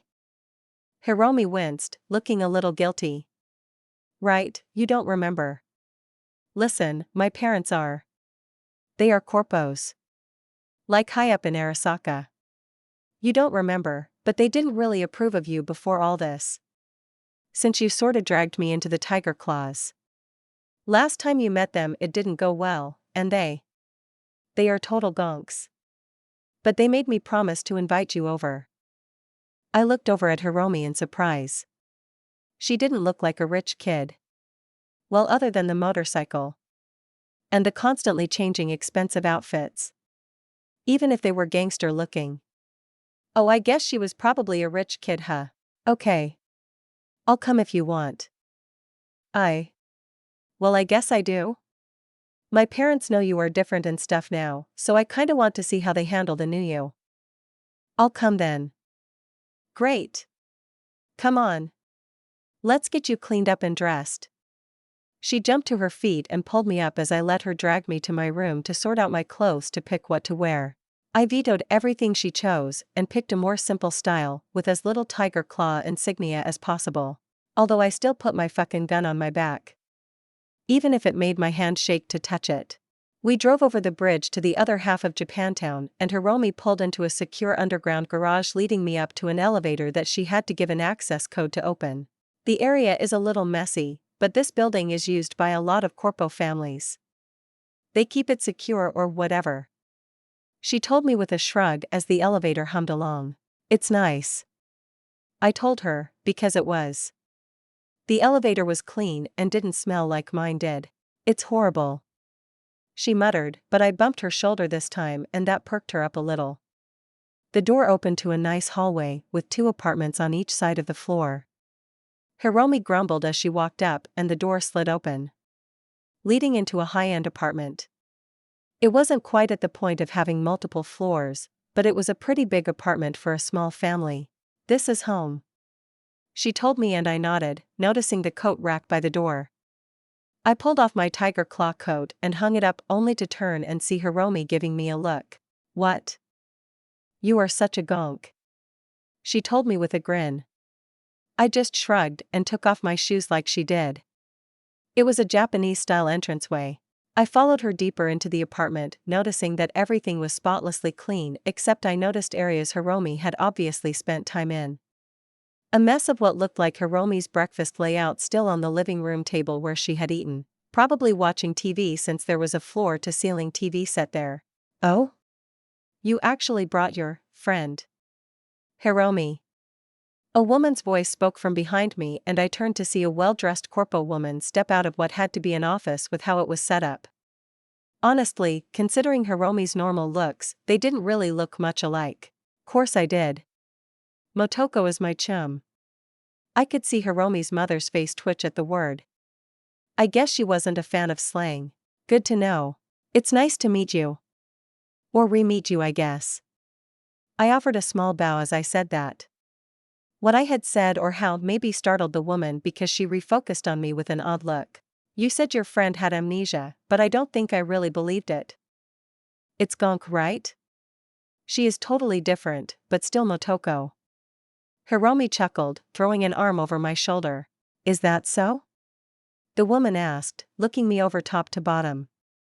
While I still don't approve of Hiromi's choice in friends, nor where it took her, especially now since she got hurt, I can at least approve of her friends defending her. I heard you killed the men that harmed her. Yeah, something like that. I muttered, but the woman simply nodded. Good. Someone that will kill to protect my daughter is someone I can approve of, at least mildly. She uttered with an almost thoughtless casualness. Right, I forgot. Corpo people are fucking insane assholes. Why did I agree to come here? Hiromi, take your friend to your room, dinner will be here soon, your father isn't going to make it. She said simply before turning around and re-entering her office without a further look. Wow. Tell me about it. Hiromi grumbled. Come on, I guess I do want to show you my room, just not because my mom said I had to. She grumbled her obvious rebellion, fighting against already wanting to do just that. So I followed her into her room and looked around, a smile twitching at my lips. It's very you. Oh, shut up. She grumbled at me as I took in every inch of her room, covered in Japanese decorations and tiger claw paraphernalia. I think you have more tiger claw stuff than I do, I mentioned, which ended with Hiromi throwing a pillow at me to shut me up. I caught it and noticed it was embroidered with a tiger, which I showed her and quirked an eyebrow. Her face was getting pretty red, so I stopped teasing. It's nice, I told her with a smile as I started poking around a bit. It's expensive. Not nice. I hate it, but I have to spend my parents' money on something, she admitted as she fell back onto her bed. I'm kinda surprised. Old Motoko used to give me so much shit for being a rich girl.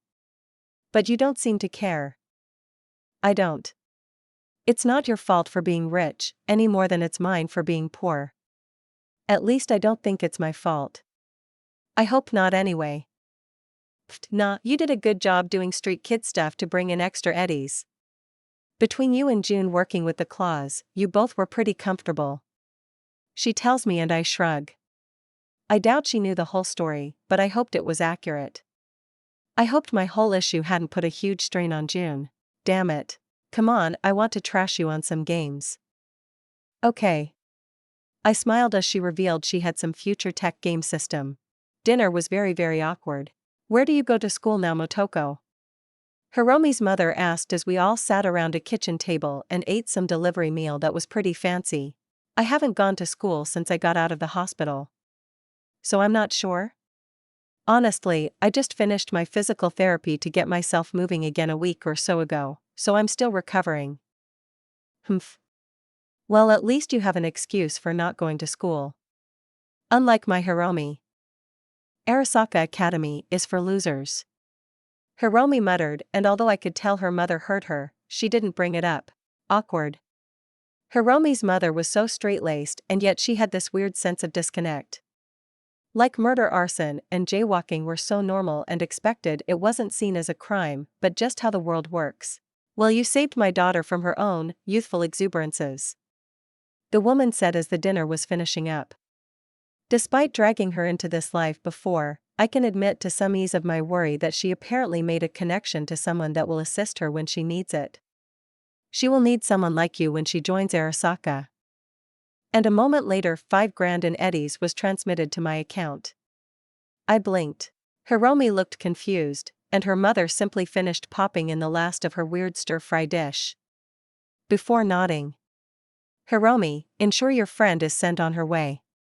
Have a good night, she offered as she rose and left the room. Your mom just gave me $5,000, I told Hiromi once the woman was gone. Ugh. That bitch, Hiromi growled before shaking it off. Whatever, enjoy it. We can go shopping or something. She always does this, tries to buy off my friends.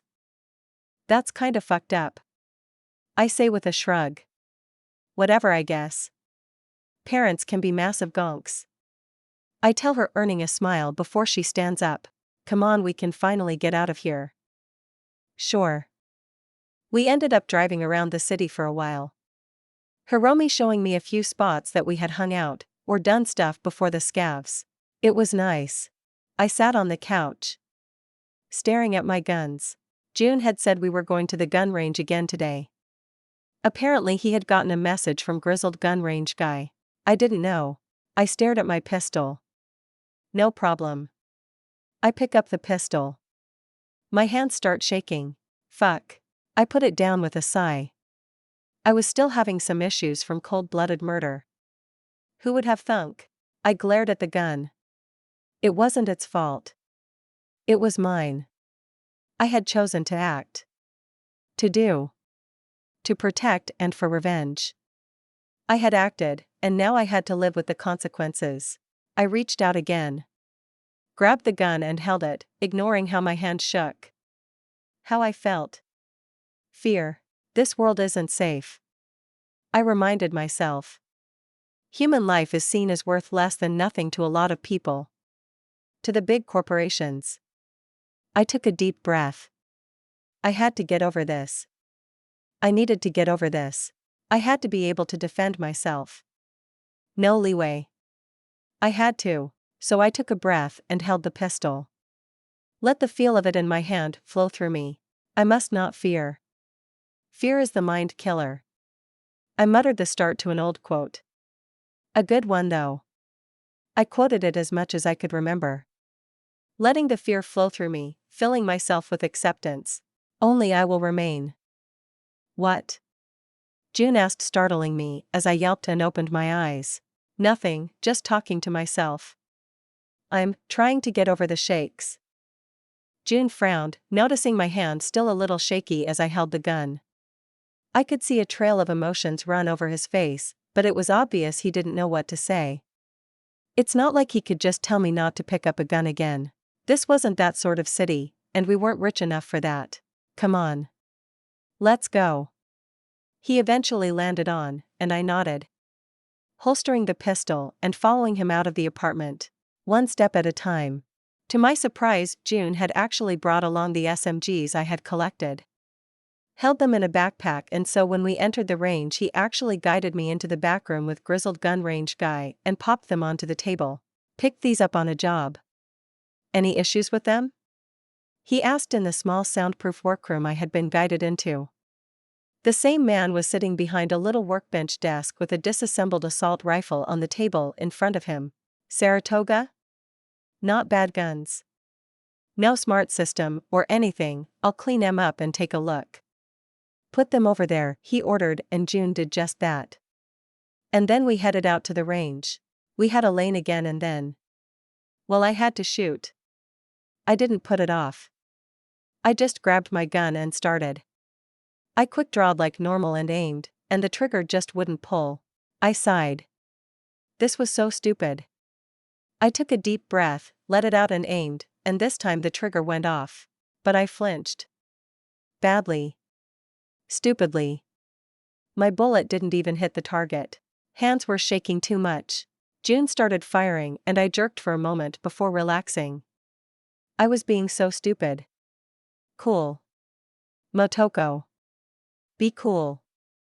I took a deep breath and released it. Grabbing the gun, and despite the shakes, I fired a few rounds. A few hit the target, but it was more luck than anything. Damn. I ran a magazine through the gun, reloaded, and shot another, but I wasn't even getting XP for this. My handgun skill was already maxed until I leveled reflex again. And I certainly wasn't doing a good enough job here to earn any XP that way. I sighed as I pulled out my second spent mag and started filling it back up. I would just have to push through it. Third magazine was better.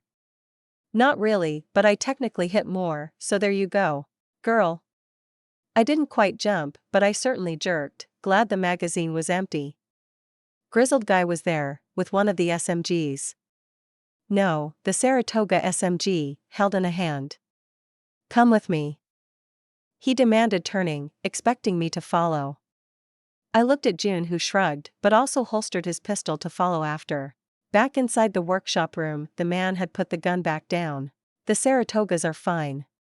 Make sure you clean them after use. He reminded us, before turning to look at me. You killed. That was blunt. I nodded slowly. He nods. You're struggling with it. I guess. I offered, not sure how to respond. Everyone struggles at first. Would you do it again? Same circumstances? He asked, and I had to nod at that. I would. I would absolutely shoot both of those fuckers again. And Gonzalez too, even if he had just been trying to fight for his life. All right. He said simply, before pulling out a shard from a box on his desk. Take this. I find it tends to help. He offers me the shard and I slot it in. The Solos manual? Blackhand knows what he is talking about. Check out Chapter 4. The old man offers simply before handing June the first Saratoga. Take it out there and put some rounds through it. He orders us both and shoos us out of the workshop. We both turn to each other and shrug a little. I head out to the alley, and decide fuck it, why not? As I take the Saratoga from June and start grinding assault. Ignoring how my hands shake, I glanced through the book. Chapter 4. It was literally about deciding on why you kill. Not just killing for money or respect, but the actual reason you will be willing to take a human life. Despite myself, I was pretty engaged. Assault skill level up. 1 perk point gained. I blinked away the manual. I was on chapter 5 now, reading through about setting up gigs, what you should expect, and what you should run away from. I took a deep breath and took a moment to look through the assault perks. Just like handguns, most of them were about using a rifle, or SMG better.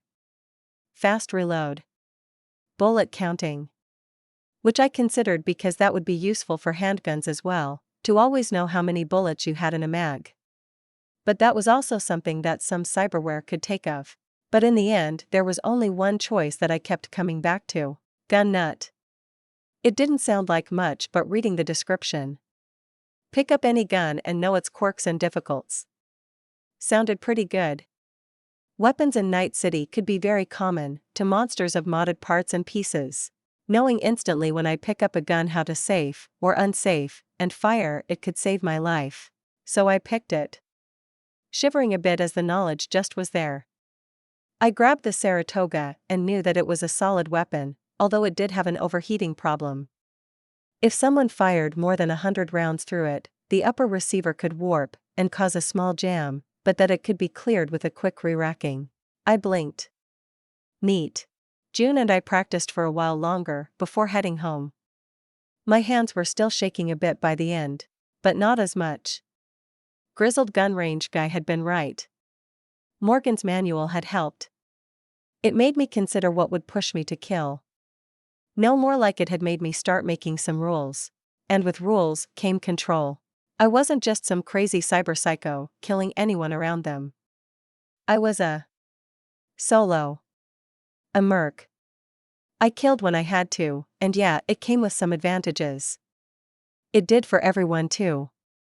A street kid murdering some gonk and stealing his eddies probably felt pretty good too. I just also had to worry about the XP addiction. So I had rules. I didn't go out and just murder people for funsies. No. If I killed someone, it would be for a reason. Because I took a job to do it. Because they were threatening me or mine. Or because they were evil, vile fucking scavs. Scavs were always on the list. So that night, after June had left for his tiger claw stuff, I stared at the pistol on the table. A pistol I had killed 2 men with, a pistol that I had used to save the life of a friend. I picked it up, popped the mag, cleared the chamber, spun it on my finger because fuck you I could, and then aimed it out the window. Bang.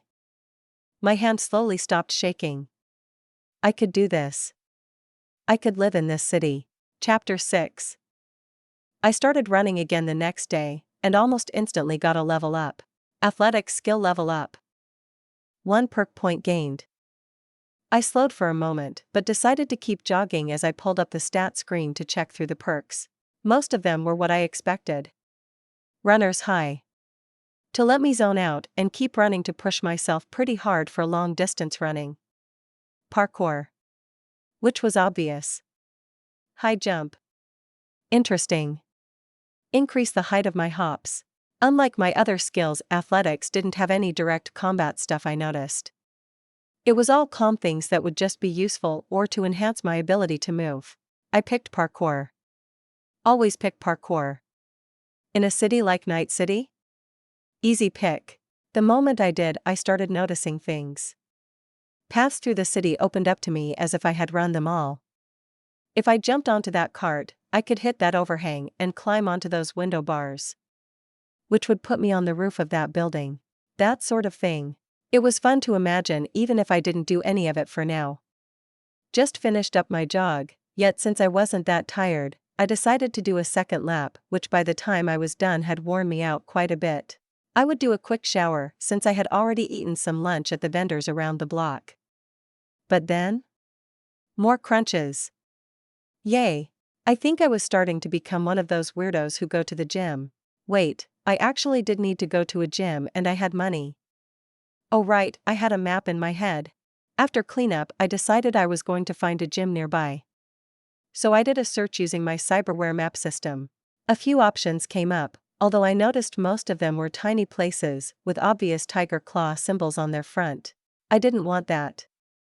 I wanted a big impersonal gym so people wouldn't notice me or talk to me. I wasn't a loner. I was just worried about improving too fast. So I found a corporate gym, a big glass and metal thing with shiny equipment, and in the pictures everyone is fake smiling. Obviously a place completely devoid of any soul. Perfect. Only thing is that it was a bit too far to walk. I would actually need to take a train. Pitching myself up, to wash away the slight nervous feeling I had. I hated the feeling of getting on the wrong train or something, but with my map guide I was easily able to figure out the right train and get on. It was a peaceful trip, but I remained on guard, making sure to keep a close eye on those around me so no one could steal my Eddie shard. Lucy might or might not be in the city at the moment, but I wasn't about to risk it. In the end, I made it to my destination without issue. A big honking building. Chrome Ring Gym. Huh. I muttered the name as I walked under it. Entering inside, I looked around, and just as I hoped, there were tons of high-end machines that would increase weight and as such would let me push myself further than just some push-ups would. Inside, a receptionist with a fake smile greeted me, and after I ignored most of her sales pitch, I paid for a monthly subscription that wasn't overly expensive before getting an access shard and I entered into the gym. Unfortunately, before I could take more than 2 steps in, I was greeted by a massive guy in a suit. Weapons must go in the locker. He ordered, pointing towards a set of armored lockers next to him. Oh right, I was packing. I nodded and headed over, placing my unity and my knife into the locker and taking the shard. With that, he stepped aside and I walked in. So many activities. Considering I would have to walk home after, I decided to focus on my arms. I really didn't want to have to stumble home with dead legs. With that decision made, I settled in to pump some iron off a machine, and nearly instantly I could see my alerts come flooding in. 100 body XP gained. 100 body XP gained. 100 body XP gained. I smiled even as I grunted, pushing further and further. Sure, my arms felt like noodles and hurt like hell on my way home. But I gained nearly another level in body in that one session. With that initial hurdle out of the way, I started exploring a bit more of the city. Taking the train out to places that I wanted to see or visit. I may have walked past V's apartment in Megabuilding H10 just to see it. Although it wasn't actually their apartment yet. Wherever they were, they didn't move into this apartment until after the start of the game. Either way, it made me feel like I was actually part of the world and not just hiding away in my apartment. I just wasn't at a point where I felt I could do anything. It's sort of weird that with the gamer system I sort of expect to be able to make changes to the world, even if I know that is still unlikely. There was so much corruption and evil. I would have to see if I could actually cut out even a little of that evil. Mostly scavs. Fuck scavs. Hey. I sighed. Hey Hiromi. I grunted, my arms hurt, and I was walking down the street heading home from the train. Hiromi pulled up beside me. On the sidewalk, of course, because what does she care about laws, gently driving next to me. What's got you so down? She asked, leaning over the handlebars of her bike. I turned to look at her, pouted a bit and flopped my arm at her. Exercise hurts. I hit body 4. But not without absolutely shredding myself to get there. Now all I wanted to do was go home and sleep. Huh, still doing that exercise thing, huh? She asked, looking over at me as she gently walked her bike along with me. Yes. It's important. I informed her, but she just made a noise of fake agreement. Well, anyways. I was just driving by and noticed you.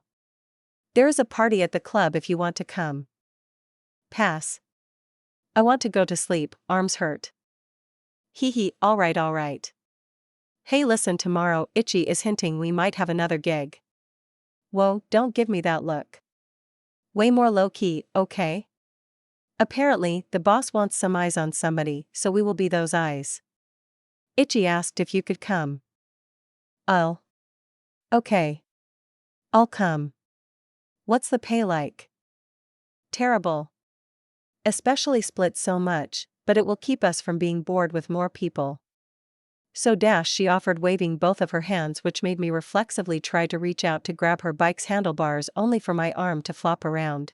She didn't have any trouble though, before she took control of her bike again. Want a ride home? I sighed, it was only another block.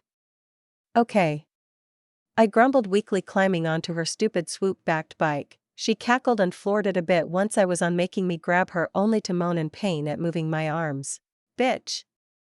I grunted quietly at the feeling of my burning muscles. Sorry, chum. She giggled. She didn't sound sorry. She dropped me off at the front of the apartment and was about to head out when she called out. Hey, you should think about getting your hair done. It's getting messy, she said before driving off, making me blink. I mean, it was getting a little long, but messy? Was my hair messy? I weakly reached up to mess with my bangs. They were a little rough. I hadn't exactly gotten a haircut after spending time in a coma. I guess I would have to check the map again. Chinos. Another job, another chance to prove he had what it takes. To move out of being just another kid on the street into being someone important. He may lead a small group, but it wasn't like a gang, more like herding cats. Sometimes he would take a job only to have none of the group able or willing to help. He had learned his lesson with that. If it didn't involve something preem, Malcolm and Omida would just bail, and Hiromi was only around half the time. He often had to incentivize them to show up, especially if it was a boring job like this one. So he had to stake out a guy. Keep an eye on him for Shobo-sama, so he of course invited his team. Most refused, until he offered to bring some beers from the club and make it a small party. That got the attention of his herd of irritable cats. He sighed even if the pay was gonna be shit, and his portion was mostly already gone, thanks to the beers. With his group, there would be less risk. No one liked to be staked out after all, and he would have extra eyes to keep an eye out. That had been the plan anyways. Before the old saying of plans never surviving first contact with an enemy, now he had to deal with a drunk Malcolm. Omida getting so annoyed with drunk Malcolm, he had to put a stop to 3 fights already. His own horrible boredom sitting here on a stairway watching the front of a bar for a guy who was probably having a good time inside. Hiromi, who hadn't even shown up yet. With the only explanation he had gotten was that she was picking up Motoko. Motoko. That was something he wasn't sure how to feel about. On one hand, in a single moment, she had proven herself to be someone reliable. Even if it had screwed up the job. No, the job had already been screwed up. But that definitely ended it. She had saved him. Covered his back in ways that he honestly didn't trust the rest of the crew to do. Even if she kinda scared him. All the street kids joked, or lied about how many gonks they had flatlined, but it was a rare kid to actually have any deaths at their hands, especially ones that were definitely not an accident. His own first kill had been an accident. He had been running from a bad gang fight when some homeless gonk had grabbed him. He had fired without thinking. Pure adrenaline and reaction. But Motoko? That isn't how her first kill went at all. The sound of a Kusanagi's engine caused his head to tilt up as Hiromi's bike finally pulled up onto the sidewalk below them. Motoko behind her. He blinked, because that was not a girl out for the town or a wannabe ganger like Hiromi. Motoko? She had come to a casual stakeout gig dressed ready for war. An SMG slung in her arms, a pistol on her belt, and her big-ass knife on her hip. She walked up the steps onto the walkway they were all waiting on with their cooler of beers, and gave them all that look that she always had in her eyes, as if she was searching for weakness. Or maybe that was just Ichi's imagination after that night. She nodded to him. We are here. Let the party start. Hiromi cried out, personality so different from her chum.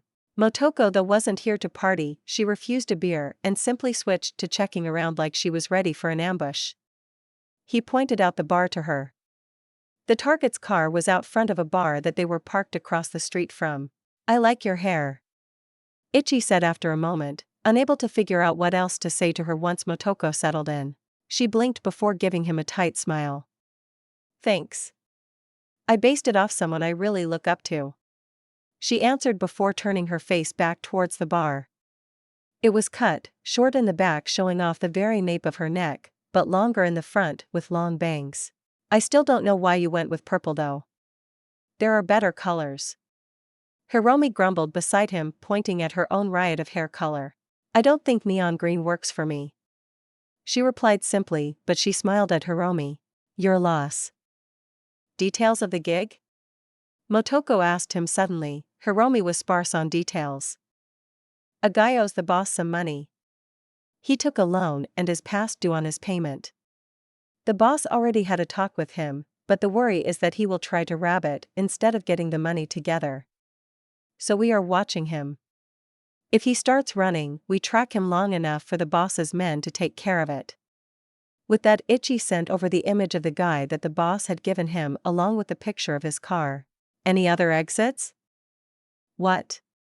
He asked, looking to the girl. Does the bar have a back door? Yeah. Probably. He said before realizing what she was getting at. Shit, you think he slipped out the back? Probably not. Depends on how scared he is? She asked before shrugging. Did he have any guards? No. He isn't like Gonzalez. Good. She offered simply before standing back up from where she was resting. I'll go keep an eye on the back of the bar. Call me if anything changes? Yeah. Sounds good. He answered simply because Motoko was already moving. She hadn't asked if that is what she should do. She just did it. He wasn't sure if he appreciated it and wished the rest of the team would be as helpful, or just wanted her to look to him for leading this gig. He sighed. He would just take what he could get. Honestly, he was kinda glad the way too serious girl was standing next to him anymore. She was making him look bad. It was so awkward. Was the SMG too much? It was probably too much. I had done my best to keep my face flat when I walked up to everyone because I was too embarrassed to admit that I brought the SMG mostly for comfort. No one else had any heavy equipment. Stupid Motoko. I had quickly found an easy excuse to run away so I could be alone and not under everyone's eyes. Of course, now I was creeping at the entrance of an alleyway holding some serious firepower, getting stared at by everyone that noticed me. Luckily, the alleyway was empty, and so I was able to just hang out inside the alley in the dark and stare at the back door. Ugh, and right after I got my hair cut too. I was sporting a Motoko Kusanagi haircut. I figured why not? I was already using the name. The Major was a badass cyborg in a cyberpunk world. So I could too. Well, you know. If I could get over how embarrassing it was to bring a fucking machine gun to a stakeout. Ringing. Moshi mosh. Asterisk Hiromi. What's up, asterisk? Asterisk nothing, just boring up here. The boys are all getting drunk other than Ichi, but he is super mega focused now that you rubbed his face in the fact he wasn't doing a perfect job, asterisk. I didn't. Asterisk, I know I'm teasing. So how is the alley, asterisk? Asterisk dark, smelly. But quiet, I guess? Could be worse, asterisk. Asterisk boring. You should come back up and we can see how drunk we can get Malcolm, asterisk. Asterisk we are on a job, Hiromi. We really shouldn't be drinking at all. Plus I need to watch the back door, asterisk. Asterisk ugh, you are so boring. Seriously, you are no fun at all. Wait, oh, our guy just came out the front door, asterisk. On my way, I finished the call as I hurried out of the alley, towards the entrance to the bar.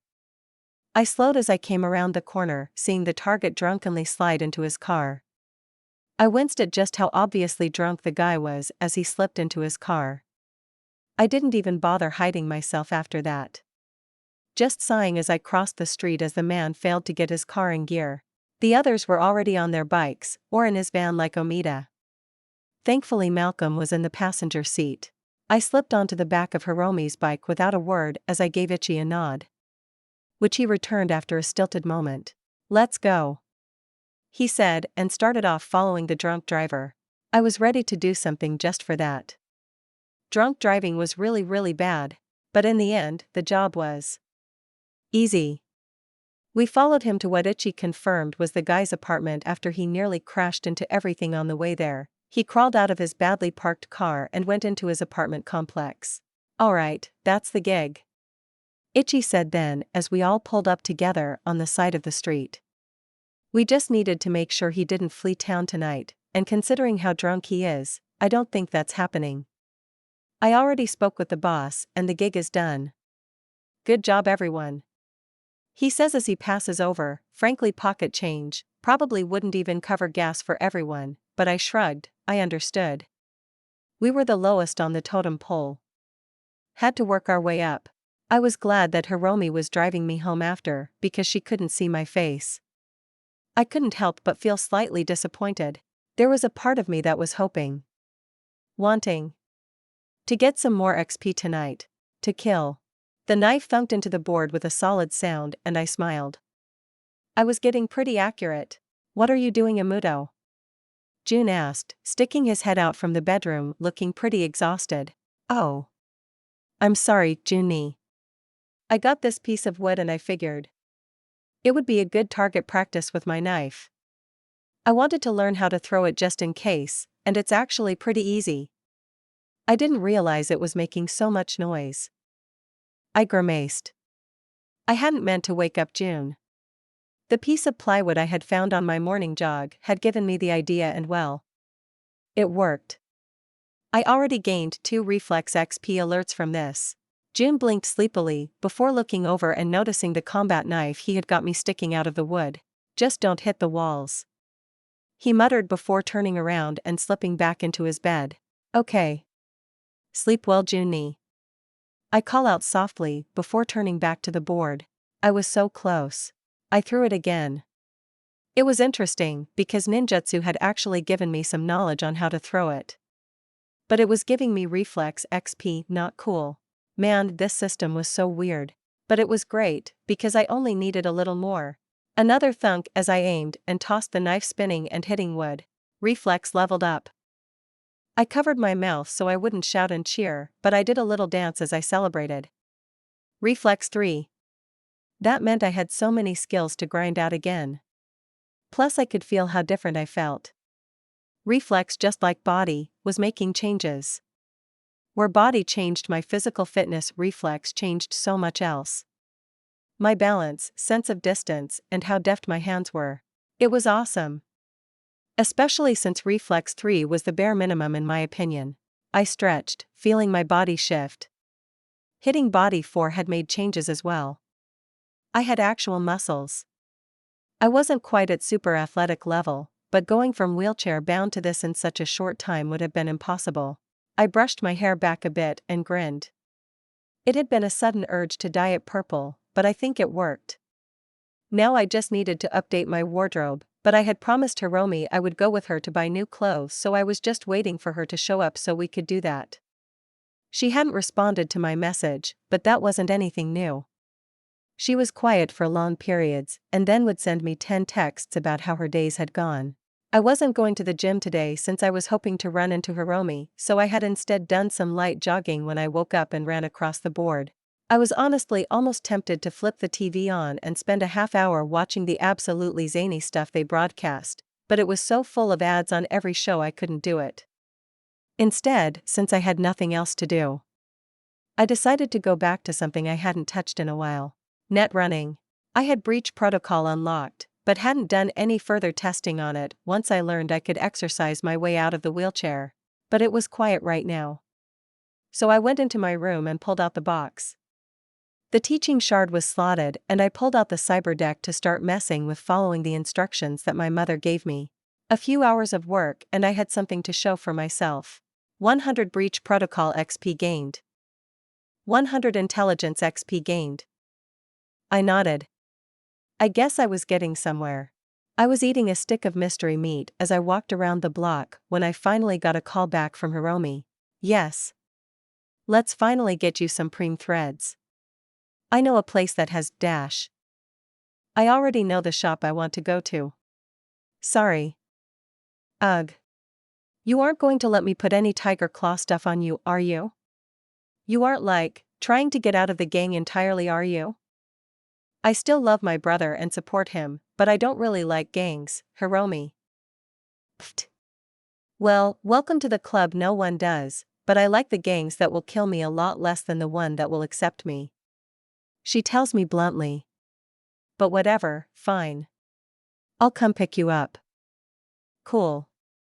Thanks Hiromi, I really appreciate it. I've been kinda waffling on buying anything new. Good. I have to be there to okay your stuff, otherwise you will pick something wrong. Thanks. I said dryly, rolling my eyes a bit. But well. It's fine. She was trying to help. We ended up driving up the road a ways into the shopping district of Japantown. To start, but it was a bust. There wasn't anything I ended up liking. At least nothing that I wanted for what I was really shopping for. A job outfit. I already had plenty of casual clothes, even if not everything fit me, but I would still need something on the job. The outfit I had worn on our first job was basically rags at this point. The blood had stained it. And well, if I was going to be a merc, I wanted to look professional. I wasn't exactly a fan of street kid flair. What did they call it? Neo-militarism? Yeah, I kinda liked that. Anyway, we drove around. I did relent and allow Hiromi to go to her clothing store, which was a hidden little tiger claw place that sold their paraphernalia. I didn't end up buying anything that Hiromi recommended, but to my pleasure there was a nice pair of fingerless gloves without any tiger claw stuff on them that I ended up picking up, much to Hiromi's annoyance. After that we drove around the city, stopping in city center at a nice store. I found the perfect jacket. It was a tough material, probably some form of synth leather. But it was a half jacket, stopping just below my chest. But it had long sleeves and a nice collar, which meant it would be perfect for keeping me warm, but not get in the way of my gun. I bought a dark-colored jacket, and found to my pleasure that the sleeves even rolled up and could be strapped down. Meaning if I was too hot, I didn't have to swelter. I did so immediately, sort of glad I wouldn't have to wear the jacket covered in tiger claw symbols anymore. Although I could tell considering how it was designed, it was probably expected to put some symbol on the back of it. I just had no intention to do that. It was a cute jacket already. I didn't need anything to make it look better. Unfortunately, that was a big chunk of money. Even with Gonzalez's stupid, chromed-out piece of crap. It was still just a revolver in Night City. And I was trying not to spend too much of the $5,000 that Hiromi's mother had forced on me. Anyway, grumbling Hiromi drove us back to our part of the city. Complaining that I only bought 2 things, and neither of them were actual clothing. I just shrugged, happy with my cute jacket. Things slowed down for a bit. I spent a week, mostly doing my own thing. Grinding body in the gym lets me hit body 5. And I was definitely starting to notice some real changes. 6-pack, here I come. Almost. They were getting close though. And athletics had hit 4, as I was doing a ton of running back and forth from the gym and just in general. I couldn't have Hiromi always driving me around. I was doing a light jog in the gym, finishing up my workout, when I heard a noise that drew me away. I paused the machine, stepped off, wiped my face down with the towels the gym offered, and walked out of the main exercise room where I had spent basically all my time into one of the side rooms. Rooms that I hadn't bothered to look into since everything I wanted was in the main room. The side room to my surprise had. Well, I wouldn't call them sandbags, they were more tech than that, but it was the same thing. The noise I had heard was a man with gorilla arms slamming his fists into the machine. As I watched, I couldn't help but think it was pretty cool. It was basically a stationary block with 4 limbs reaching out of it, with round pads on the end of each limb. I watched the machine as it kept altering the pads, shifting where they were as the man continued to pummel them down. A rapid staccato as the machine constantly adjusts for the hits. I was the dumbest. I hadn't even thought about hand-to-hand. I didn't really do the boxing ring missions in the game.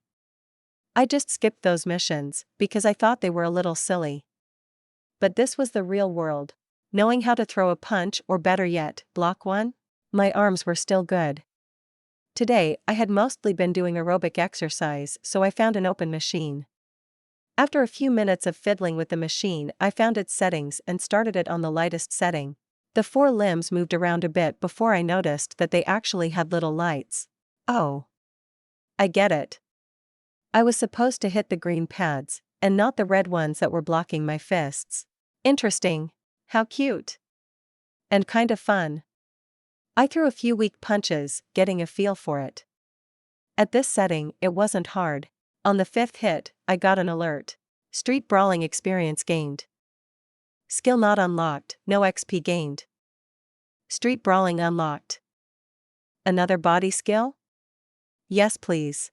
I tucked in, didn't matter if I was already near the end of my exercise regiment.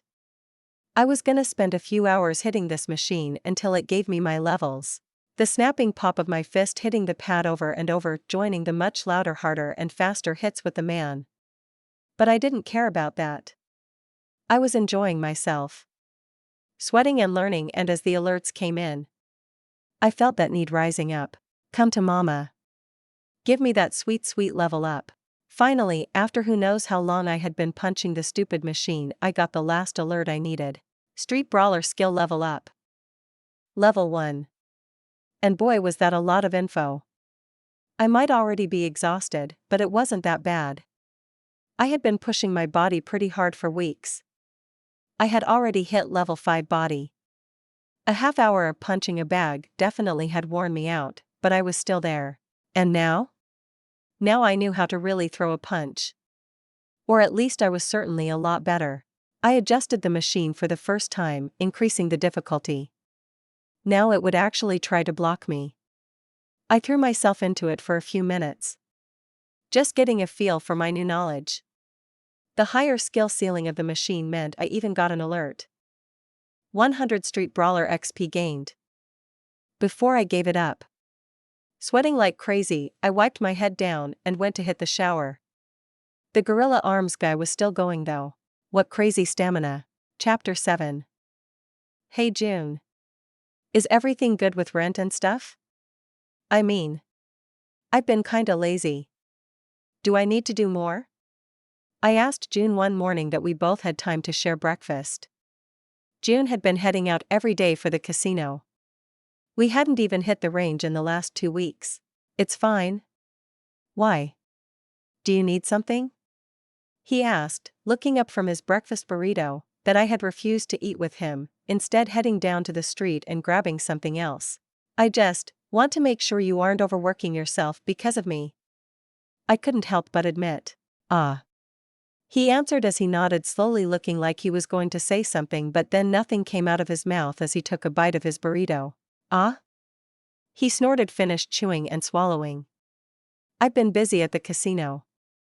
The boss has entrusted me with a bigger position as I haven't skimmed anything off the top, or caused trouble. I've been away more because I am trusted more, not because I am overworking. My work at the casino is surprisingly boring.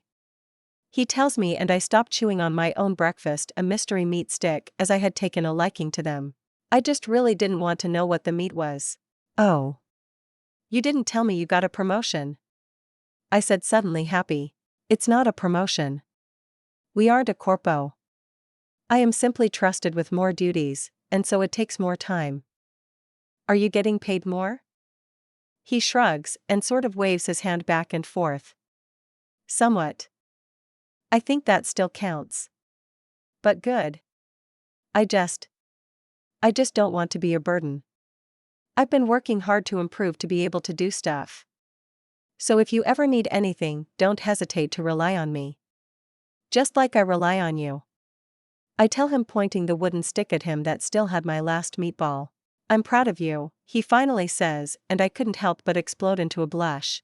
What dash? I know you don't know them, but our parents would be proud of you as well. He said, looking me over. You have changed much, but they would have liked this you. I was a little choked up, so I just ate my last meatball and rushed out the room, but just before I ran out, I managed to say a quiet, thank you. Ringing. I jerked awake. I had been taking a nap after my morning exercise since I didn't have anything else planned for the day, and I wanted to stop feeling sore. Hello? I asked before I even checked who was calling. Motoko. It's Itchy, we need an extra hand at the club. Some maelstrom shot up the place. The boss wants as many guns down here, just in case they come back. Probably be nothing, but the pay is good. You in? Asterisk. Wait, I ordered, blinking my eyes as I stood up and stretched a bit, my mind trying to get started. I hadn't woken up suddenly since the hospital. This was actually the first time I woke up actually drowsy. Just guard duty? I asked after a few moments to get my bearings. Yeah, just extra bodies in case maelstroms show up starting trouble. Asterisk. Alright. Yeah, I'm in. Is Hiromi or the others coming? Asterisk. Asterisk. Not this time. She isn't picking up, and Omida and Malcolm. Not their sort of gig. Need a ride? Asterisk. Asterisk. Yeah. Yeah, that would help. Asterisk. Okay, I'll be there in 5. I'll meet you outside. The call ended and I sighed, standing up and rushing to the bathroom to make sure my hair wasn't sticking up before I suited up. My pants and shirt were a little rough as they were kinda old, but that was fine. I wasn't doing clean work anyways. Plus my new jacket on top at least gave me a cool look as I loaded up. Unity. Knife. Saratoga. I was kitted out. I walked downstairs, just taking the stairs as it would help wake me up. I ended up passing an older lady that lives in one of the apartments in the complex who instantly made tons of room for me on the stairway. Excuse me, I said softly in an apology for her fear as I continued on past and out onto the street. I was given plenty of looks and attention carrying my SMG, but that's just how it was, I guess. Ichi pulled up on his Kusanagi not long after. I climbed on without a word and we were off. Thanks for coming along, he said as we stopped at a light. None of the others. Malcolm has a gun, but he isn't the biggest on jumping into a fight, and Omida just told me to call if we need Netrunning. And Hiromi would have just brought her katana. And she won't pick up. But yeah. Hopefully it will just be a slow night. Hopefully, I answered. Although a part of me didn't want it to be slow. We eventually pulled up in front of the club, and we weren't alone. Ichi obviously knew what to do, as we didn't park the bike up front like we would have any other time. Instead, we drove down the street around the corner, to a set of little garages that opened, and we dropped off the wheels. Safe and sound. The club was trashed. The front glass had been shattered and there were bullet holes in the exterior. That wasn't going to be good for business. Worse? As we entered, I could see blood still being mopped up by what I recognized as the bartender and a waitress. The rest of the bar was filled with men and women wearing tiger claw gear. The amount of narrowed looks I received for not wearing anything was telling, but I wasn't really bothered. Ichi led me to a man I didn't recognize, and they had a brisk talk in Japanese that even with Motoko language memories didn't let me keep up. But afterwards Ichi nodded. Come on Motoko, we are going to be over here. Sure. I followed him over to a table that gave us a look out the broken window. I frowned though. It also meant we were sort of in range for anyone deciding to shoot through it again. We settled in anyways. I kept my mouth shut as it was obvious this was where we were meant to be regardless. Then we waited. Slowly the bar was cleaned up. Most of the tiger claws weren't helping, but I noticed a few that did, and ended up joining them after 10 minutes of sitting there doing nothing. It was better than nothing. I got a few chuckles from the claws, and a few odd looks from the workers, but whatever. I do what I want. An hour passed. Then 2. Then 3. The sun was setting, and then set completely. But still nothing. I ate out of the vending machines in the back, and mostly just spent my time reading the Solos manual. Or listening to the Netrunner shard. I couldn't do any practice, but it was still information, and better than literally staring at paint dry. Why did Maelstrom attack the club anyways? I asked Ichi, who was as bored as I was. No idea. Do they need a reason? Everyone does stuff for a reason. Even Maelstrom. Cyberpsychos? Act out because of their psychosis. Was it retaliation? Or an attempt to warn us off because they wanted to move into the area? Or did someone in the club piss off someone off and it was a targeted hit? I don't think anyone would call this much damage targeted, kid. One of the older tigers spoke up and I shook my head. Well, obviously their aim sucks. I snarked back, earning a chuckle from the bored crowd. Retaliation. A voice cut through the din. Shobo-sama. Ichi called out as usual, standing and bowing. Ichi, Ann. Kusanagi. Wasn't it? Motoko Kusanagi. I confirm and he nods. I only remember because of the last name. Ironic name. Yeah, it sometimes causes me some trouble. I told the well-dressed man who was laughing at my last name matching everyone in the room's motorcycle. To answer your question. This was retaliation. A maelstrom group moved into North Kabuki. Into a warehouse we are still using. We evicted them 2 days ago. The Tiger Claws have expected retaliation. I am just the unlucky winner of this game. Thank you for telling me. It's nothing. But now that you know, does that change anything about the situation? He asks pointedly. How many maelstrom died in the warehouse attack? 12. I believe. Why? Because I don't think shooting up the front of a club is anywhere equal to 12 lives. I don't think they are done. I answer simply. It made sense to me, but of course I could always be wrong. Maelstrom were a weird group. Correct. Hence why we called in our brothers and sisters for guard duty. Shobo said with a smile that didn't reach his eyes. And because of that, let's make sure our attention doesn't waver. I don't want any further damage done to the club. If they come back, we will ambush them this time. He orders over the crowd, turning to the Tiger Claws, all of whom nodded in agreement with the man. And that was that. We settled in Ichi, showing a greater focus on staring out the window, but I knew it wouldn't last long. There wasn't anything to see. But another few hours passed. Nothing. I was actually getting ready to put my parkour to good use and go jump around on the rooftops to get a higher look, because I was that bored when every Tiger Claw in the room suddenly jerked. Their eyes all glowed with an incoming call, and instantly I could see surprise and then anger on their faces. Very quickly, the room emptied itself as they all rushed out of the club, curses and yells in Japanese that I couldn't make out filling the air.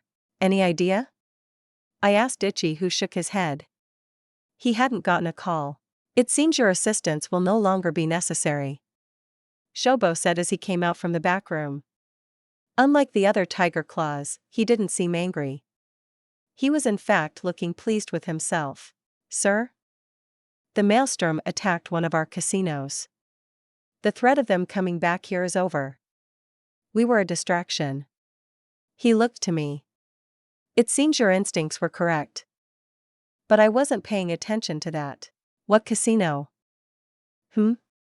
Shobo asked, not sounding thrilled with my tone, but I didn't care. What casino was hit?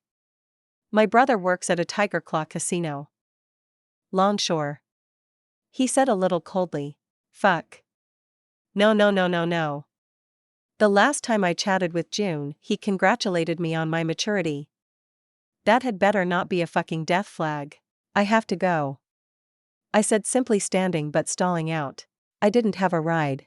I'll drive. Ichi offered instantly, and I nodded, incredibly grateful in that moment. I shook my head. Wait. Don't rush it. Rushing into a problem, even an important one, will just lead to screw-ups. Something I read from the Solo's manual. Wait. Let me call. I tried calling June, only for nothing to happen. No pickup. Fuck it. Let's go. I urged, and Ichi and I both raced out of the club, ignoring Shobo as we did. As Ichi and I raced through the streets, we weren't the only ones. We would meet other bikers racing towards Longshore. Some would gather with us, forming our own little armada. Others would race off on their own, but all of them were going in the same direction. Longwood, near Chater Hill. The secret Tiger Claw casino, hidden in an old drainage tunnel maintenance area. Unfortunately. Or maybe fortunately.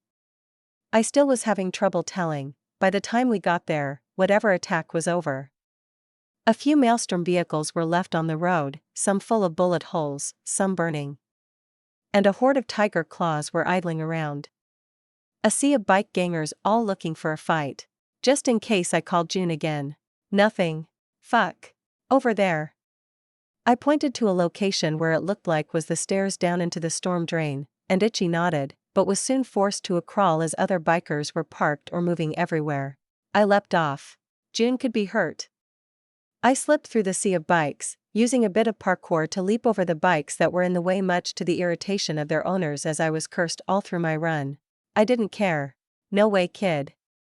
A tiger claw rumbled as he grabbed my shoulder as I made for the stairs. He shut up because half a second after he grabbed me he found my pistol pressing up against the bottom of his chin. Fast draw. Move your hand or lose it. My brother works in the casino, and I don't know if he is alive or not. I tell the much larger man, bluntly nudging him up with my gun. Unfortunately, a moment later a blade was hovering over my neck from behind. Don't even think about it. A woman's voice said sternly. Put it away, girl. You won't be the first gonk I flatlined while acting tough. I turned a bit, ignoring the small cut that had earned me to glare at the tiger claw woman who was glaring down at me with sharp eyes.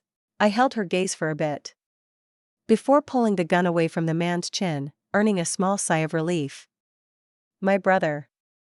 I tell her, never having taken my eyes from her. Fine. We will find out. Name?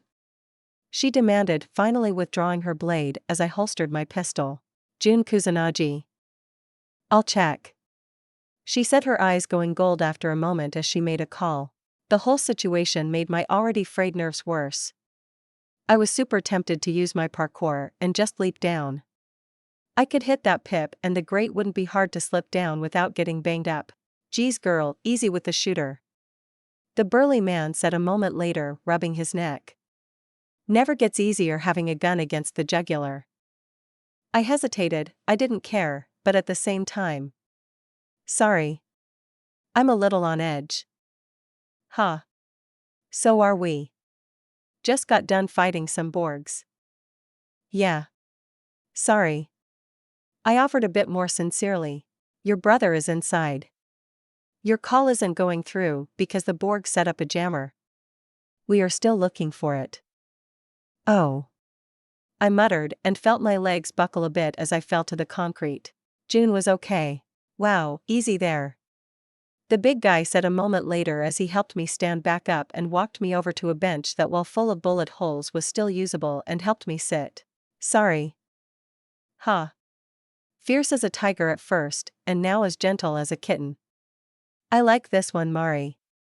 The big guy called back to the woman. I don't. She's crazy. Crazy ones are the worst to deal with. That's true. You ain't crazy though, are you, kitten? He asked with a chuckle. Don't know. I might be. I admitted frankly. My rather constant thoughts about going out to murder people for personal benefit might just count. Motoko. Itchy yelled out as he ran up, he must have found a place to park. My brother is okay. I tell him and he sighs in relief at that as well. That's good. Phew. Mutters, trying to catch his breath. You should run more, Itchy. I told him the dash here from his bike hadn't even gotten my heart rate up, but it looked like it had worn Itchy down. Ugh. Don't tell me that. He grumbled as he walked over, giving a bow to the big man before joining me on the bench. So what's the plan now? Don't know.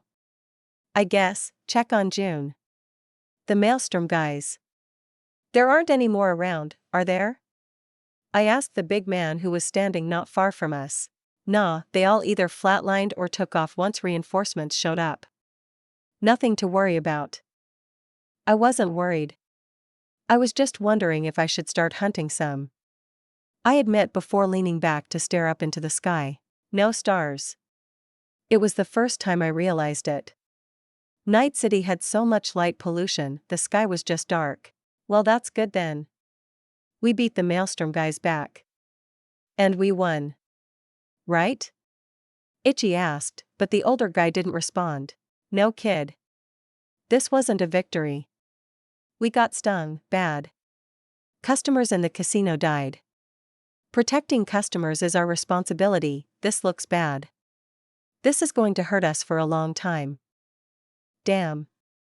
I muttered. That was bad. If people thought they would get in the middle of a gang war, they wouldn't come to the casino. Or the bars. Or the clubs. It would hit the tiger claws badly, which could make them lash out. Jam her down. The woman. Mari said suddenly, and I jerked up and sent a call to June at the same moment. A few seconds later, the call actually went through. Motoko, are you hurt? Not at all, you? I demanded instead. Just winged. He said, but there was something in his voice. June didn't sound good. June? A friend was flatlined in the attack. He said after a long pause. I'm taking care of their body now. Can you get home on your own? Of course. Don't worry about me. If there is anything you need, June and I tell me. Just time to take care of this. Goodbye, Amuto. The line died. I had a bad feeling. As I had learned. June was a hothead. I had a feeling that sadness in him would very soon be turned to anger. What the hell was I going to do? I could fight a little. But I wasn't covered in chrome like Maelstrom. I wasn't a high enough level. I barely had skills equivalent to a starting merc. I just knew that June would do something stupid. He had said he got winged. He was shot. Fuck. Was it wrong? I was kinda glad. It would slow him down. Keep him from doing something stupid right away. I shook myself. The spiral of thoughts forced out. Deep breath. Exhale. Okay. June was hurt, but he would be okay. The fight was over. June had lost someone. He would be in pain. What can I do? I don't know. I just don't know. It was a long time before I finally saw June. I decided to wait until he came out. Itchy eventually heading home when I told him I would take the train to get home if I needed to. So I waited. As the army of tiger claws all left. Even the 2 guards at the top of the stairs eventually headed off. Leaving just me. June came out hours later. In a small procession of tiger claw people, all of them looking a little roughed up but alive. His shoulder was in a sling. To my relief, there was someone that looked like a Ripperdoc in tiger claw colors. He had already been checked out. Thank God. June. I must have shocked him with my appearance as I hurried over, causing a stir in some of the people, but at my appearance they relaxed when June headed over and pulled me into a hug. I was careful not to put any pressure on his arm. What are you doing out here? You should be at home. And leave my idiot brother alone? Never. I tell him simply as we finally part a bit. How are you getting home? I can drive if you need me. I'm not heading home tonight, Motoko. I'm getting a ride to a place to take care of some things. He said evasive, but I didn't like that response. Yet I didn't confront him, simply waiting for something. Here, he offered, pulling a shard out of his neck port after a moment's jostling of having to switch to the other arm. What is it? My bike's access key. Take it and drive home. I don't want you taking the train this late. Just don't crash. I won't. But June, don't. Don't cut me out. Let me know what's going on. If I don't hear from you tomorrow, I'm going to assume you are doing something stupid and hunt you down. I tell him firmly. I looked behind him and winced as the procession of wounded wasn't alone. A second procession was coming out, and it was people carrying the dead. Quite a few dead. I will talk to you tomorrow, Amuto. I'm tired. Right. Get some rest. I order as I urge June to follow his friends. I was led to a parking garage across the street, and while June slipped into a nice car that was soon racing off, I jumped onto June's stupid swoop-back Kusanagi. It started with a rumble, and I was soon pulling out onto the streets. As I drove home, I was getting little alerts for driving XP. I guess I hadn't bothered to try and level it since I drove Hiromi home. What the hell was I going to do about June? Driving skill level up. I sighed. Ignoring the alert. My mind too full of worry to pay any attention to it. Even if my driving smoothed out. I wasn't exactly a motorcycle driver in my last life, so suddenly I understood when to shift, and how to do it without causing any jerking. I simply Drove for a while. June texted the next afternoon. I had literally spent the morning cleaning because I couldn't stop my anxiety. All those dust bunnies and old burrito wrappers were gone. June was going to be gone for a while as he recovered and took care of his chum's death. That was all he said. Fucking stupid idiot June. I couldn't stay in the apartment anymore, and I certainly couldn't do nothing.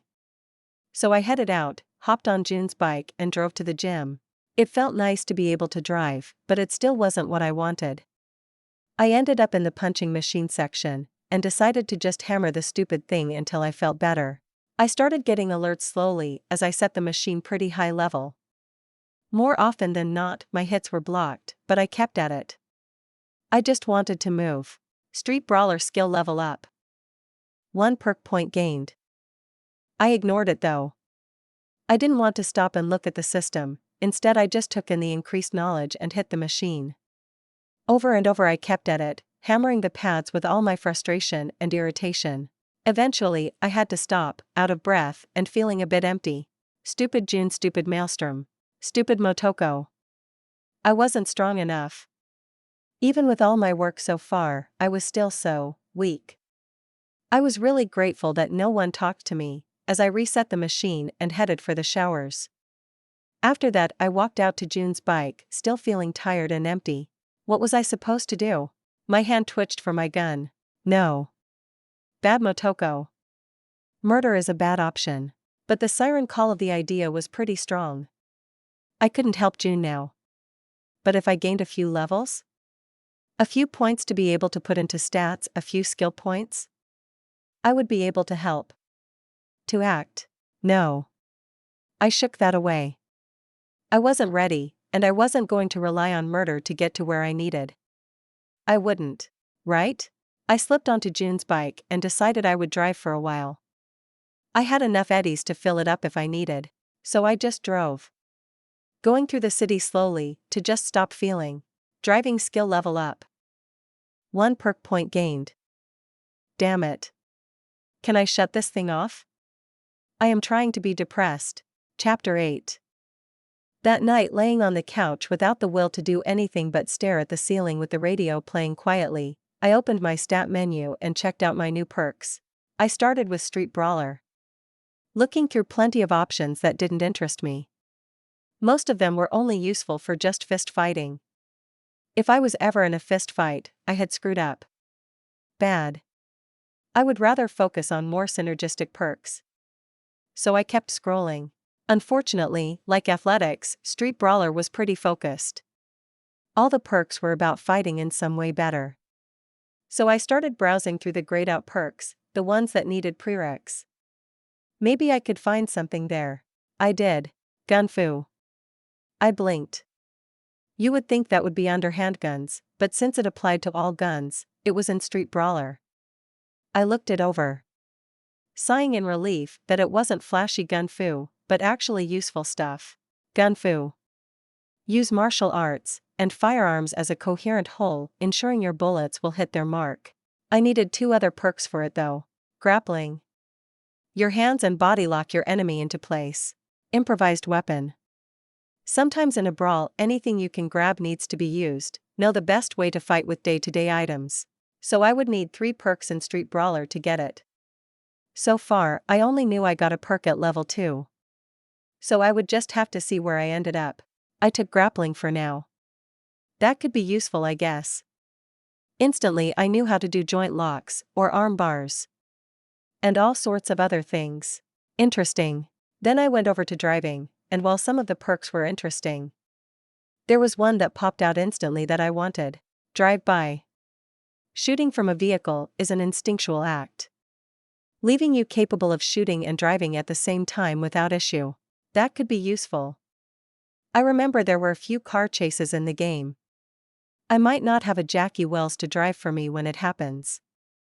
Best if I know how to do both. I closed my eyes after. Just for a few moments, and then I felt that need. The burning desire, to be doing something. So I sat up from the couch, unwilling to spend the night just feeling sorry for myself. Instead, I grabbed the box of Netrunner stuff. The Netrunning guide slotted in. There wasn't much point in trying to exercise here at home. I wasn't getting much XP from it, so I might as well do something productive. I looked over at the radio that was playing some quiet music. My eyes shifted as I scanned, and with a twitch of my mind I started breaching the system. 100 breach protocol XP gained. 100 intelligence XP gained. I was starting to get kinda pissed. June wasn't responding to me. I spent the morning at the gym hammering out another level of Street Brawler on the punch machine. Thankfully the increased difficulty settings let me keep the XP consistent. But I would send him a text asking him how he was. Nothing. I tried calling. Didn't pick up. Sent another text much more concerned. Nothing. The worst part? I didn't know enough about June, about his friends, to even start hunting him down. So I literally couldn't go find my stupid brother who was doing something stupid. So I was forced to putter around, not able to make any decisions on what I should do. I was literally screaming into a pillow in frustration when I was interrupted. Ringing. I looked at it in hope, but it wasn't June. Hey Hiromi, I answered with a sigh. She had popped back into contact the day before without much of an explanation, but I had at least told her about my June troubles. *K. How's things? June still missing? Yeah. No word. Complete communication blackout. I answered. Damn chum. Any way to find him? No. I don't really know who his friends are or anything. Damn it, I should have tried to learn more about what June does outside the apartment. I don't even know if he has friends. Nah, it's not like that. You told me June was busy. He probably wouldn't have answered much anyways. Hiromi said, actually trying to be comforting. Yeah. I guess. I grumbled, rolling over so I was staring at the ceiling again. It'll be okay, Motoko. June is a reliable guy, yeah. He is also a hothead, and Maelstrom killed his chum. The line was quiet for a while, just the two of us sitting on the phone together. I don't know what to say, Motoko, Hiromi whispered, sounding a little lost. I don't either, Hiromi. I don't either. I needed something to occupy myself with. Something to do. That urge for quick power was knocking on the back of my mind again. And it was so tempting. Go kill some scavs. Level up. Gain the power to do something. Rushing in before I was ready is how I would die. I knew that. So instead, I pulled up my stat page. What skill should I focus on for a while? Something to take my mind off things. I browsed through, nothing jumping out at me, until I remembered who I was on the call with. K. Hiromi. You are pretty good with a sword, right? Yeah? I go to a dojo and stuff. Want to meet up and practice? I could use some sword work. Wait, really? Okay. Sure. Why don't you come on over? We have an exercise room at my place we can use, and my parents are both at work. Perfect. On my way. I jumped up. Something to do. Something to take my mind off my helplessness. So you hold the sword like? Well, like that. Hiromi tells me as I grab the Bakken and face her. Come on. I tell her my blade's knowledge already giving me the basics. Huh. Not bad. Alright.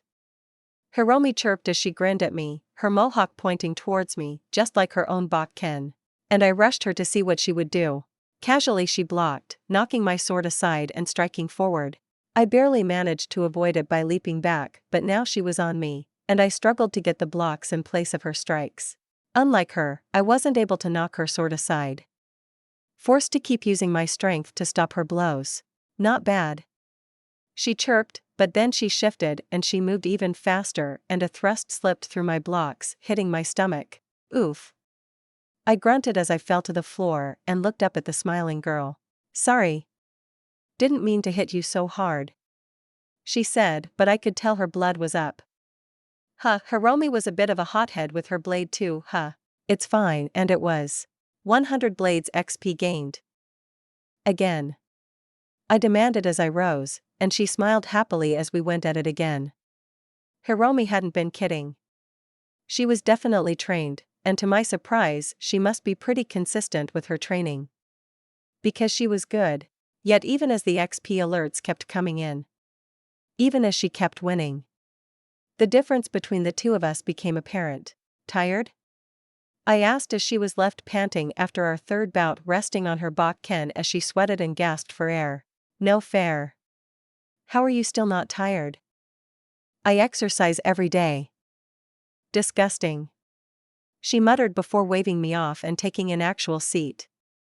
Okay, I'm done. Need a break, she said, and I chuckled as I put the bakken away and sat beside her. Thanks for helping to distract me, I tell her as I flash her a happy smile. Not for very long if you were talking about it again, she said bluntly. Kinda hard not to. I think June is going to attack Maelstrom. Yeah, Himori added quietly. But the Tigers will probably be planning an attack, so he might be taking part in that. I hope so. Hiromi threw an arm over my shoulder and we hung out for a minute before I sighed and decided I had to do something. Just keep doing something. Want to show me what I was doing wrong? I asked her, wiggling the bakken. Huh. Sure. She spent the next 20 minutes showing me some moves and how she kept knocking my sword away. 100 blades XP gained. Asterisk Juni, sorry. Been busy. I'm fine. Everything alright? You need anything? Asterisk. I jerked awake when the text message came through from June. I had been sort of dozing on the couch, unable to really sleep, because I just didn't want time to disappear through my fingers. I instantly tried to call him, but that was bounced, just like all my attempts had been. So I sent him a message. Asterisk, I'm fine. Don't be stupid. You can't just stop responding to me for days. I thought you were dead. Where are you? Asterisk. Asterisk Juni, with the claws. I'm all patched up. Had to take care of some stuff. Won't be home for a while. You got enough eddies? Asterisk. Asterisk no. You don't get to disappear. Details June. Or I will start jumping every tiger claw I can find to start tracking you down. Asterisk. Asterisk Juni, sorry Motoko. I can't. Security reasons. I had to talk them into even letting me do this. I'm fine. I'll message you again as soon as I can. Asterisk. I kept messaging him after, but no response came. Damn it. I cursed, smashing my pillow. I got up, getting dressed as I headed out into the city on foot. I had to move. To do something. So I ran. I parkoured up buildings, I hid in dark shadow corners as people talked. I just did something. Anything to keep my brain from thinking. Just moved. Until I was lost.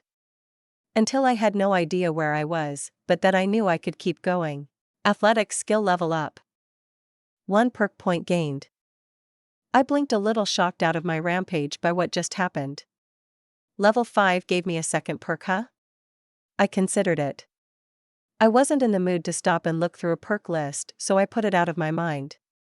I kept going, sneaking through dirty alleys, or in used fields. Just anything to move. Until sweat dripped down my forehead and my endurance was hitting its limit. I was resting, catching my breath against an old metal fence when I heard it. A scream. A gunshot. Close by. I rose up. That nagging urge. That feeling to do something. Well, this time I couldn't resist it. I broke out into a light jog, heading towards where I heard the shot. Before sneaking when I started hearing voices. Dropping into a crouch, I moved. Shadow to shadow as I came closer and closer. As I crept closer, I noticed them. 3 people. 2 on the floor, and a third standing over them. Red optics, glowing in the darkness. Maelstrom. The 2 on the ground I could see were still breathing. Or at least one was. The girl was cowering, holding the second. A guy. Who was bleeding. The fact the two were in a state of undress told me part of the story. Two people looking for a dark corner to get frisky, Stromborg notices and decides to rob them? I wasn't sure yet.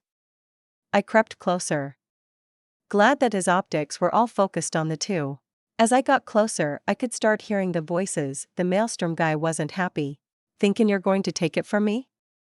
You gonks broke into my shit. Mine. You can't have it. He growled, sounding deranged, as this was literally a back alley between a couple of buildings that looked like a dirty lot. Fucking psycho. I zoned him out, using his noise and obvious fixation to move closer. I just had to reach him without him noticing. Easy. It wasn't easy. He was pacing frantically.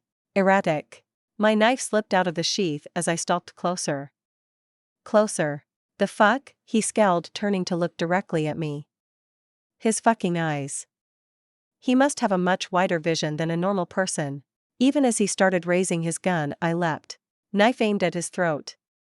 He fumbled the gun, dropping it to grab at the knife, aiming for him, and unfortunately for me, he did it. His chromed hand grabbing my wrist and halting my stab in its tracks. I crashed partly into him, but he didn't even shift. The fucker was borged out. Fucking little thief. He shrieked in his synthetic voice as he yanked on my wrist. Bones creaked, forcing me to let go before he kicked me in the chest. Bones broke. But he hadn't let me go. He was still holding my wrist. I hung there, unable to even gasp, as he shattered my ribs. Ow. And then I was on the ground. A horrible gasping noise coming from my throat. The fuck is this? This is mine. They always take my home from me. They're after me again. He shrieked, absolutely out of his mind. Probably a cyber psycho. Ah. I guess I was gonna die. Sorry, June man. That was a fuck up. I grunted, exhaling. How could I exhale if I couldn't breathe? I gasped quietly, oxygen working as normal. Even if my ribs felt like ice, but the pain was not quite fading, but not as bad as it should be. I could still tell my ribs were broken. That I was injured, but the pain was fading. An ache reminding me it existed but not interfering in my thoughts. I forgot. I'm a gamer. What kind of gamer would I be if I just died when I hit 1 HP? No, as long as I had that 1 HP, I was still just as deadly as I would be at 100. Hey. I called out, then getting him to turn to me in surprise. My unity was in my hand, quick drawn, to make sure this fucker died. I opened up. My unity rapid fired into his face, only for nothing to happen. The bullets sparked as they bounced off his chromed head. I stared in fucking horror. Mine. It's mine. You can't have it. He shrieked and reached for me. Hello, no. I threw myself to the side, wincing at the return of pain into my ribs for a moment as I grabbed the big-ass revolver he had dropped to catch me earlier. A berry on my gun nut perk told me. Rough condition, safety was already off. The gun was ready to fire. I fired, instantly screaming a bit in pain as it felt like my wrist and elbow just broke, but I wasn't going to let that stop me. Not when this Terminator was reaching down towards me. I fired again, hitting his chest a second time, and these didn't bounce. Big holes were opening up, as I fired again and again, 4 rounds echoing, until the gun clicked empty. Then I lay there as he loomed over me. As slowly, his optics seemed to dim. The fucker died on his feet. I lay shivering under his shadow, but my mind was cool as ice. 1000 XP gained. Cool, leveled up. Handgun skill level up. Cold blood skill level up. 1 perk point gained. I lay there for a moment, catching my breath, before I slowly sat up. The victims. I turned to look at them. The woman was staring in horror at what she had just seen. The man? Damn. I don't think he was breathing. I slowly rose up, managing to get to my feet. The woman flinched as I did so. You all right? She slowly nodded her head. Him? I prompted her, and she flinched badly, this time turning to the guy. Yeah. I realized. He was dead. I sighed, turning to the Pisco. He was. Most of his chrome looked in bad condition. Wear and tear, his clothes were dirty. I think this guy had gone cyberpisco and just set up in this alley. Damn. I could already see he didn't have much. Nothing worth looting. Just his barrier that made my wrist ache again just thinking about it. You should probably call the NCPD. I tell the girl as I turn and walk away. Damn, my ribs hurt, and my arm hurt, and my wrist hurt. I started walking. Opening up my map just to turn on the GPS function so I could find out where I was. I had a long painful walk back home to get through. I limped painfully into the apartment. I had been way too far out on the edges of the city in Maelstrom territory. Fuck, that was stupid. I dropped the big-ass revolver off on the living room table along with my other gear and just walked into my room and gently laid down. Sleep. I blinked awake. I stretched, and it was only as I stood and walked into the living room and saw the revolver that I remembered my ribs had been shattered just before. I did a few tests checking my chest, but everything seemed normal. No pain. I could feel my ribs, and they felt normal. Thank God.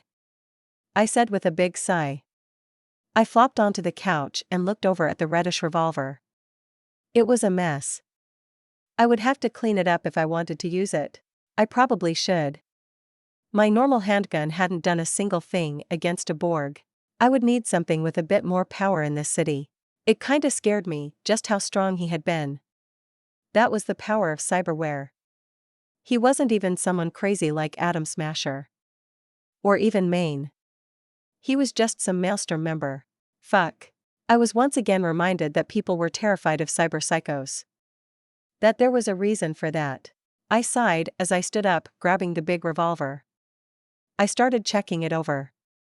Only thanks to Gun Nut did I even know what to check over. I knew that it was dirty, dirt and grime in every function of the gun. I was lucky it was a miserable Russian piece of engineering that didn't care.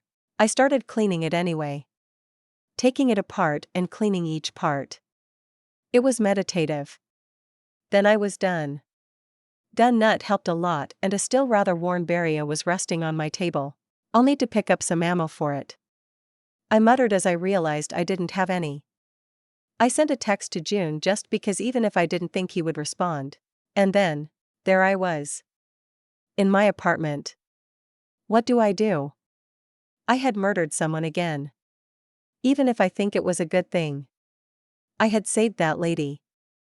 But I liked it. My fingers started tapping on my knee as I thought it over. I don't know if it was cold blood or what, but I felt good. It felt good. Like doing a mission or completing an objective. Or solving an NCPD mission in the game. It was satisfying. I even got a reward for it. A massive pistol. My finger was tapping like crazy. I shouldn't like this. I shouldn't want to murder people. Right? Right? I had to let it go for a while. So I did what I could. I opened my stat menu. 2 perks. I reminded myself. Athletics hit level 5. Giving me my second perk for the skill, and cold blood had given me a perk. I sighed before opening athletics first. The options hadn't really changed. Parkour did have a second perk level, but instead of a straight upgrade to parkour, I decided to do a side grade. Cat-like. Fall from greater heights before taking damage, and take less damage when you do. I could still fall while doing parkour. Best to keep myself from snapping my back or something. Then I had another perk. Cold blood. I shivered as I picked the perk. As I read through them, I sighed. Almost all of them had something to do with combat or murder. I found one that at least didn't remind me of murder. Cool nerves. Your body no longer suffers shakes or muscle twitches in combat. I figured if nothing else, it will help my aim if I am in a tense situation. Okay. Done. I laid back. Before wondering where June was again. Chapter 9. An hour of spiraling thoughts ended with a decision to go to the gym. Punch stuff until I feel better, it was the only option. I wasn't violent. Usually. The machine was so useful. I was glad I found it. Even with XP slowing from just punching a machine, it was really nice to punch something that actually responded and changed. It let me fall into the zone as my mind was taken up with the challenge of getting my punches to connect. Even if the machine was actively blocking with its extra arms, trying to push my punches to the side to miss. I fell into the rhythm, trying to outsmart the machine. Sometimes when I succeeded, I would be rewarded with XP. A perfect system. Endorphin rush every time I got an alert. Satisfying my addiction. Not bad, kid.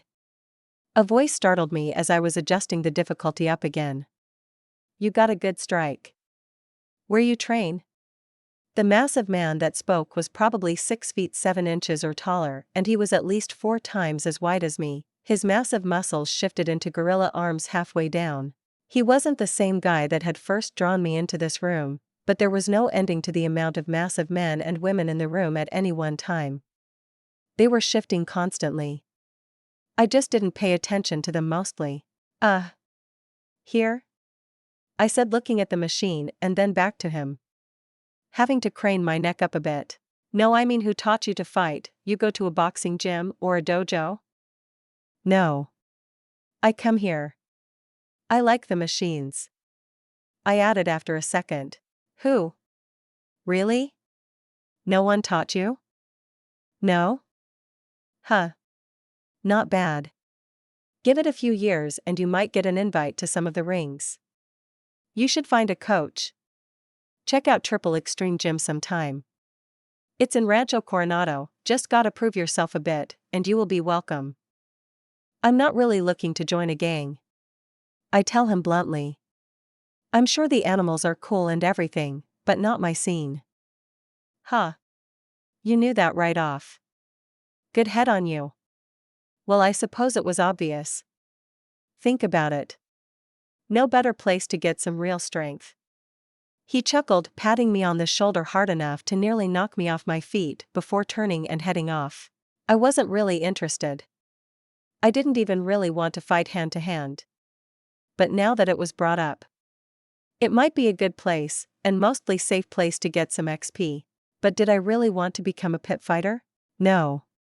But a part of me that whispered XP made the idea more tempting than it should be. I was getting anxious again. I was doing some grinding on the stupid baby's first cyber deck again.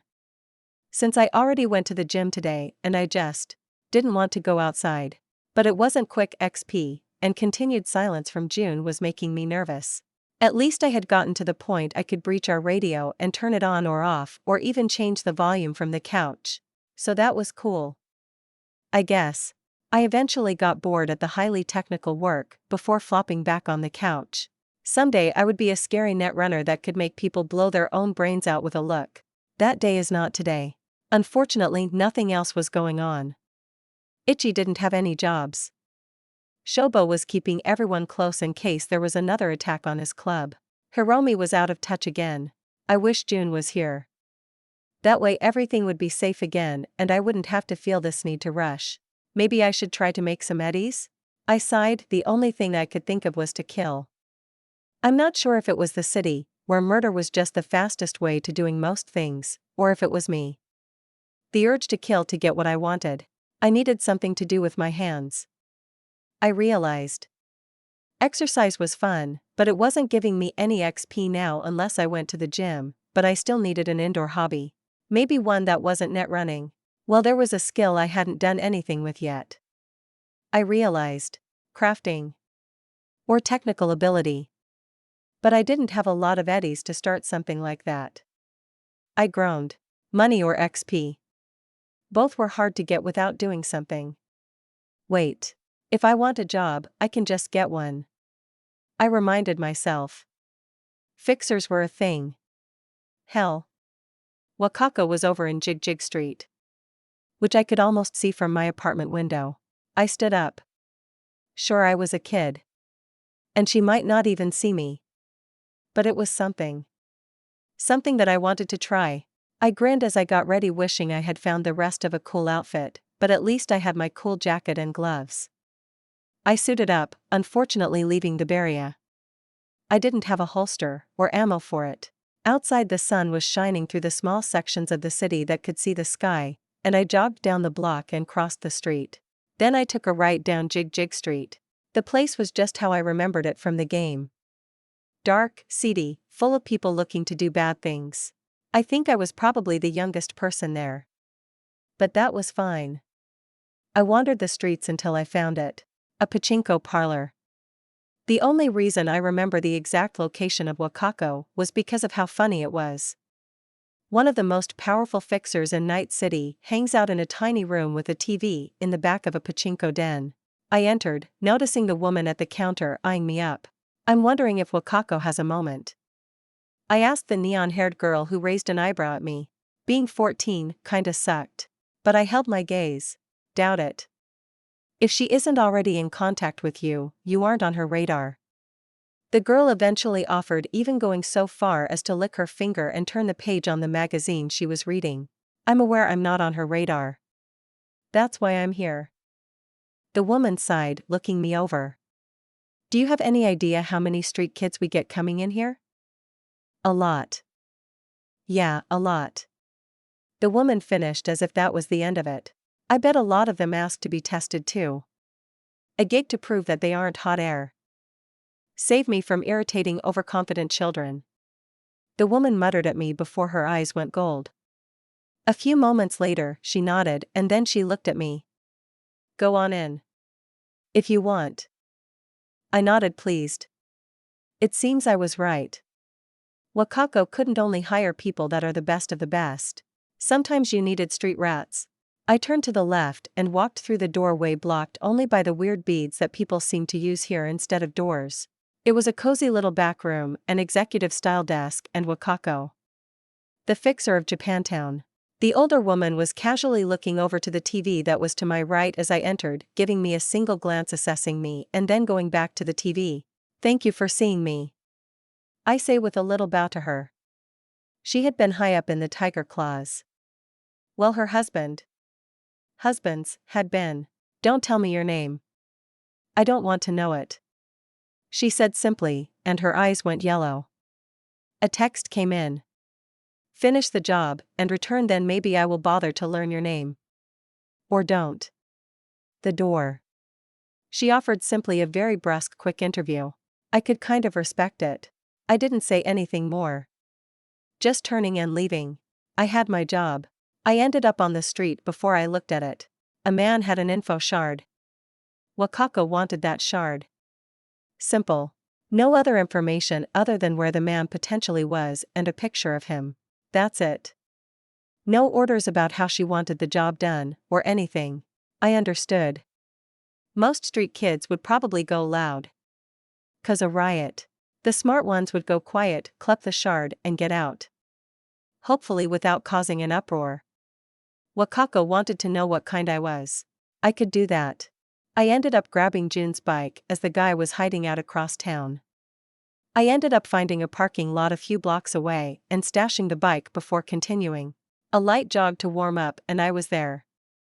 I slipped behind a parked car as I scoped out the old auto shop.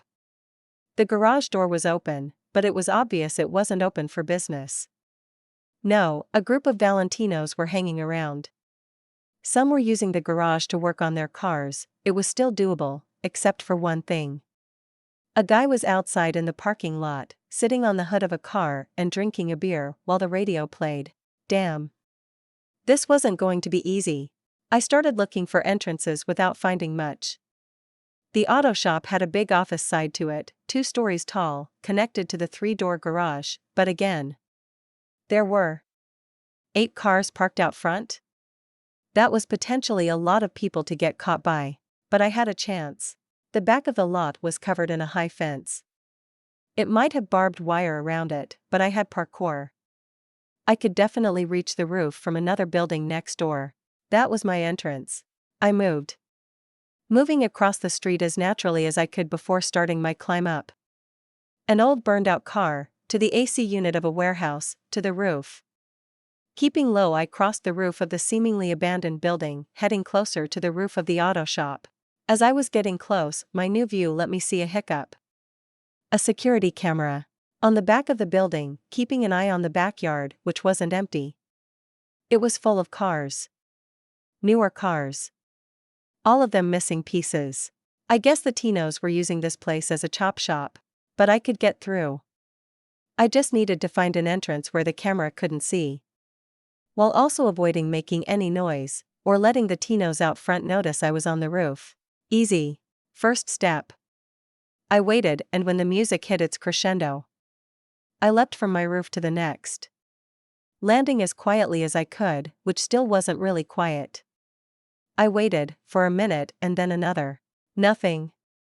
I started moving, crawling across the roof, staying low, letting the noise of the radio and sounds of the mechanics at work hide me away as I crawled across the roof until I reached the office building side.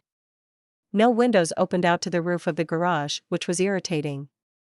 No, they were on the front and back of the second floor of the office, making my job difficult. I scooted towards the back of the building, keeping an eye on the camera so I was out of sight when it looked away from me. I looked around for an entrance I could use. There was a back door, but it was right under the camera. No go. I grumbled quietly. Why wasn't this as easy as the games? Where was the obvious secret door? Or the window that was always left open? Right.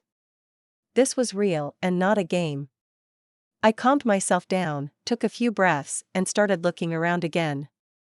The camera was well placed, giving it a solid view of the entire backlit, which I suppose was the point.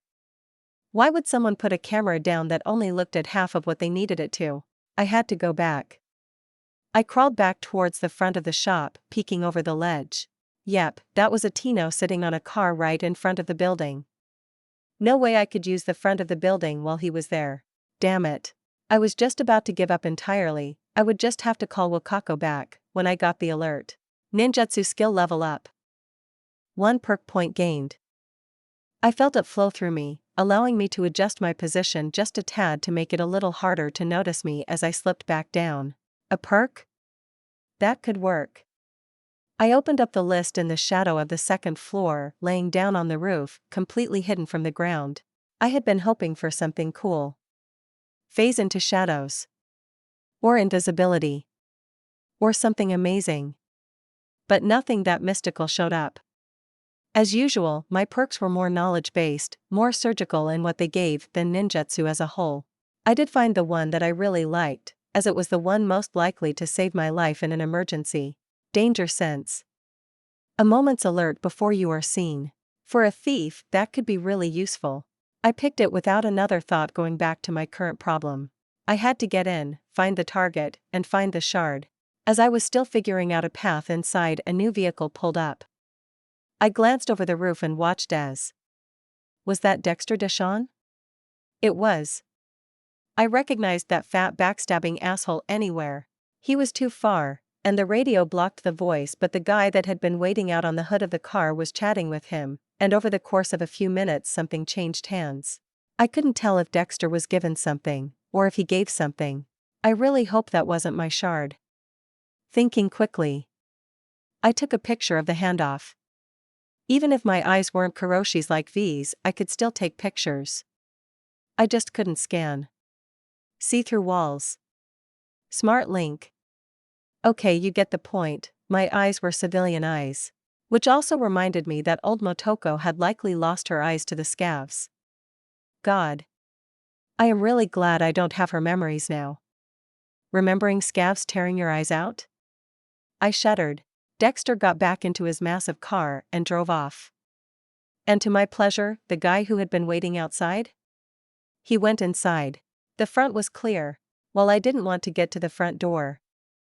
The front of the building did have a window. I crept over to the front edge of the roof, looking down, just to make sure no other straggler was around. Nope. Everyone was inside. I could just see the boots of some guy under a car as he was working on it. Perfect. I stood and snuck over to the point where the second floor of the office and the mechanic shop met, and looked over to see the window on the second floor. Peeking in was awkward, but I was able to see it looked like the boss office, and it was empty. I reached out to test the window. I grinned. It wasn't locked.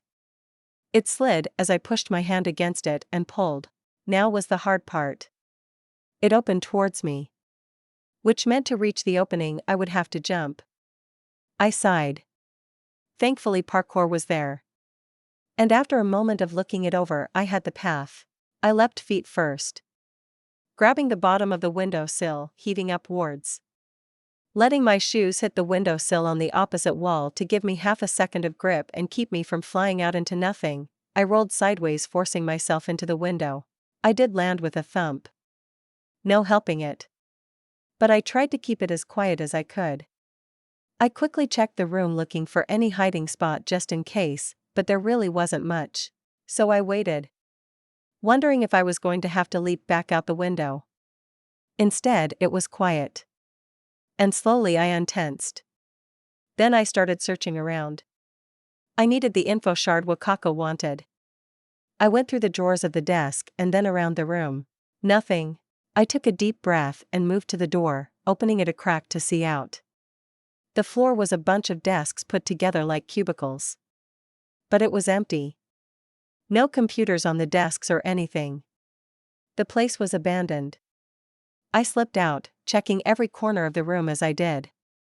No one had been up here in a while, I realized. So I moved towards the stairs. The staircase in the back of the building was an open design. The entire first and second floor were basically one massive room, just with a floor in the way. I peeked my head over the steps, peeking through the top stairs to see the floor below, and the man sitting at an old corner desk, a new laptop open as he typed away. Target found. But so was the man that had been waiting for Dexter outside. Fuck. Well, is it what we need? It is. Everything I said. See? I am good on my word. You get what you want. I get out of here. Well, chum, a deal is a deal. Start getting packed up. We will roll once we get confirmation. The man said with a pleased smile as he slapped my target's shoulder heavily. Thanks. He grumbled, not sounding thankful at all. What the hell was going on? Wakako just wanted an info shard, but this guy was about to bail. I narrowed my eyes. The Valentino, to my relief, left the room after that, heading back into the shop, saying something in Spanish as the door shut. I moved. I had to. I didn't have time to play around anymore. Not if I was going to complete this gig. The target was still buried in his laptop, tapping away. More than distracted enough for me to get close. The noise from outside would keep any noise from inside muffled enough. I hoped. I came up behind him as silent as death. Ninjutsu was more than just stealth.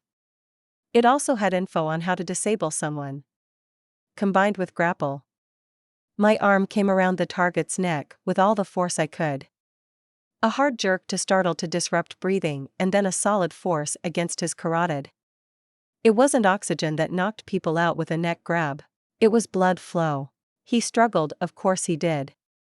His hands flailed at first and he kicked out, kicking the table a few times. Relax. I'm not here for your life. Go to sleep. I whispered into his ear as I slowly pressured him down to the ground. His attempts at ripping my arm from his throat failed. He wasn't chromed, and I had a solid hold. Very soon his struggle died out and he went limp. He wasn't faking. Ninjutsu told me. I let go. 250 XP gained. Level up achieved. 1 stat point gained. 1 skill point gained. I blinked back the alerts. Now wasn't the time. I went to work, searching the man. I took every shard he had on him just to be safe. Then, since I kinda wanted to fuck up Dexter Deshawn, I took not just the shard that he had dropped off, but the laptop my target had been working on. I took everything. I was probably screwing this guy over pretty bad. I admit, but I was probably also causing trouble for Dexter. Which I would accept as a trade-off. 'Cause fuck that guy. He is just as bad as Faraday. That's a fixer that needed a bullet to his head. I hurried back upstairs in a rush. My goal, the open window. Once I was there, I peeked out. No one out front still. Good. The laptop was a pain in the ass.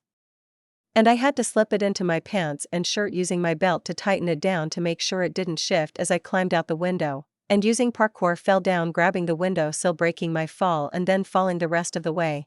I landed with a thump, but it wasn't that bad. Cat-like coming in clutch. I quickly dashed around the corner, disappearing from sight. Gig complete.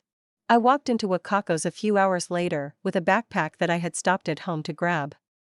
Seriously, bring a bag when on a mission, Motoko, you idiot.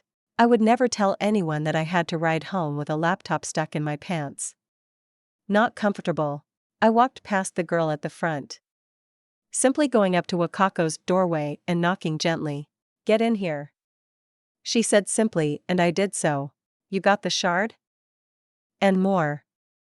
I answered, opening the backpack and placing the shard that I was pretty sure was the info shard she wanted onto the table, along with the laptop and the shard that Dex had dropped off. And this? She asked only after she took the first shard and slotted it into a slot on her desk. As I was entering, something interesting happened. I forwarded her a text with the image of Dex doing a handoff. Oh? The shard in the laptop is the one he handed over. The computer belonged to the target. Not sure what the whole situation is, but the target was making a deal to leave the city, in exchange for something that Dex handed over. Considering your brief didn't mention a time frame, I figure something is going on. Either you appreciate the info, or it's useless. Either way, you got what you wanted. Correct. I did get what I wanted. As I always do. Motoko Kusanagi. She said, obviously dropping my name. If she expected me to react, I didn't. A good pair of eyes could scam people and get their NCPD database instantly. I suppose that means I'm interesting enough for you to know my name. A clean-up. You handled it like a professional. I like that in my mercs. Here is payment. Your name is added to my contacts. I will be in touch. She gave me a serious look as her eyes suddenly glowed blue. A deposit in my account came through. 5 grand. I looked surprised for a moment before nodding. I look forward to it. I said as I turned and left. I felt better. Productive. I could do this. Chapter 10. I didn't go home. With Eddie's comes potential. First step was to finally get an outfit that I could be happy with. It was a little embarrassing to show up to a gig and face Wakako wearing an old ratty t-shirt and scuffed jeans. First, I called her Romy, but unfortunately, she was still out of contact again. It would have been nice to go on a shopping spree with her, but probably for the best that I didn't. So I started hitting clothing stores, boots, new pants, and something special that I had been thinking about for a while. Boots were easy. Combat boots could be found all over the place, although finding a pair that fit my feet weren't as easy. They didn't usually make them in 14-year-old girl size. I found a set eventually way out in 6th Street territory. Turns out the military aesthetic meant there was interest for girls too. I even grabbed a pair of tight jeans there. Slim and tight, but they were military weave. The sort of clothing that stretched when needed, so the tightness was a benefit, not a negative. I even grabbed a few strap-on pockets for extra loop potential. Super tight jeans weren't great for pockets anyways. The last piece was more difficult. I headed to the Kabuki market. It was the only place that I knew for sure there was a Netrunner shop. Parking June's bike and finding the store took forever. It was a maze of a circular design, and I had to walk around the whole thing twice before I found the shop I was looking for. The Dewdrop Inn. Hence why I didn't check it out at first. It was a Netrunner shop. It even had 2 Netrunner stations in the back, but I was here for info. Nice to meet you. I'm Motoko. I greeted the older woman standing behind the counter. Yoko. Your name's not a familiar one. No, it wouldn't be. I just have a few questions, and maybe make some purchases? The Japanese woman looked me over a bit before shrugging. Well, go on. Do you know where I can buy a Netrunner suit? Ho. I see. Alright. Yeah, kid, I know some sellers. Since they are always looking for business, I don't mind handing it over. Her eyes went yellow, and I received a text a moment later with a few different locations. I gave her a smile. I couldn't help it. I had been looking for a Netrunner suit for a while. Preem. Thank you. It's nothing. You looking to buy? Maybe. I'm looking for a starter setup. Something to learn off. Not much of a netrunner myself, but I want to pick up some basics. For now. Eventually, I would be a Bartmoss. But that was in the future. You want a netrun suit but aren't a netrunner? Interesting. But alright. Sure, kid, I can get you set up. You got the eddies? I have some, but I have no idea what the cost would be. Don't stiff me too hard? I asked, and it earned a genuine laugh from the older woman. She even took down her circular glasses and rubbed at her eyes as she regained control. Alright. I'll go easy on you. Listen, I'm obviously not a ripper, so anything I hand over will need to be chipped in. Lucky for you, I actually have an old deck, not the best, but it's cheap. I'll hand it over for 4,005. She reached under her desk and pulled out a case, sort of like a shard case, but a bit larger, and after wiping it off from a bit of dust she opened it. Militech Paraline. It's cheap. About all that can be said about it, but if you want to learn how to run the net, it's a solid starting point. Okay. I agreed. It was a lot of money. But I needed to take the next step on my path as a merc. I needed to be able to hack stuff.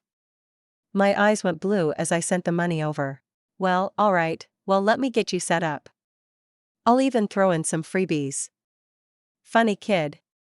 Netrunner suit and a basic deck. Alright. She said with a chuckle. Thank you. I said again. Despite spending so much cash at once. I really did need this. If I had been a netrunner, I could have shut down the camera on the last job without all the fuss. It would have made it easier on me for sure. Also, here is a program. It's just ping, the basics of the basics. Should give you somewhere to start. She said, handing me a shard. Oh. Thank you very much. Go on then, kid. Happy running. I thanked her again as I headed out. I would have to reach out to the netrunner suit people. See if they have what I am looking for. But first, I needed to see a ripper. As much as I would have liked to stop and see Victor. I already had a ripper that I thought was good enough right behind my house. So an hour later I walked into the ripper of Japantown, the same one that had helped me fix my optics. Welcome, how can we help you? The receptionist. A different girl this time I noted asked as she looked up from her desktop computer. I'm here to have a cyber deck installed. I already have the deck. Excellent. I will inform the doctor. Payment is here. She said, handing over an actual data pad for a moment, which I noticed had all the little fees and such. I sighed, but put my hand on the pad and accepted the transfer. There goes another couple grand. Alright, the doctor will see you now. I shrugged and walked into the doctor's ripper room. Oh, you again. Good. Come get settled in. What are we doing today? Cyberdeck.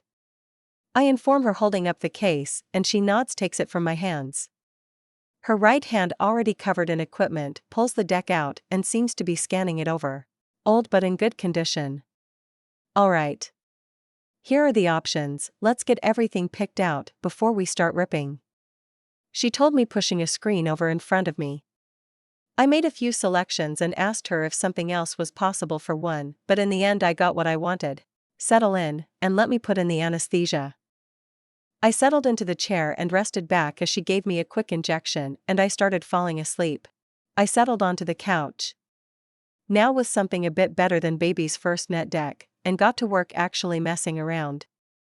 So there was still one problem that I would have to deal with for now. My optics weren't Kuroshi, I didn't have a scan mode nearly as powerful, in fact mine was pretty much useless. Cyberdecks worked with a combination of optic scans to find the wireless connection port, which opened up the device for the hack. So since my scan was so weak, it wasn't exactly fast. But I could at least do it. I did have one more alteration that I had talked to the Ripper about. It cost me a couple hundred extra eddies on my surgery, but I didn't have the normal cord that anyone with a cyberdeck had. The one attached to the wrist. I always thought it was kinda stupid to lose access to a hand in order to breach a system. especially since I already had a better idea. I reached behind my head and felt the semi-hidden cord poured on the back of my neck. It felt super weird whenever I pulled the cord out, but hey. I could now start breaching a system manually without losing access to one of my hands. Plus it made me feel like the major. Now that I was home though? It was time to do some grinding. First I looked over to the radio. And after just a minute I was in. That was a lot easier compared to the hour it had taken me with the external net deck. 100 breach protocol XP gained. 100 intelligence XP gained. I grinned at that. This was so much easier. Easy peasy. I turned from the radio to the TV doing the same thing. Breaching its firmware in a minute. 100 breach protocol XP gained. Perfect. Despite my worry over June. Despite the loneliness that had started creeping in now that he wasn't coming home. Despite my worry about my unearthed murderous desire. I had fun. It was hacking. Of course it was fun. I giggled as I got the TV to change channels. I even peeked my head out the door and started hacking into the burrito vendor. I was gonna make that thing stop giving June burritos if he was going to pull this shit. This time it took some real work.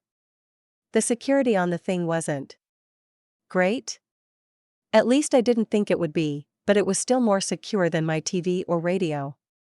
Sitting up against the door of the apartment when I realized it was gonna take a few minutes as I stared at the vending machine. My eyes only seeing code was fun. Weird but fun. Finally, I managed to get in. Breaching its security.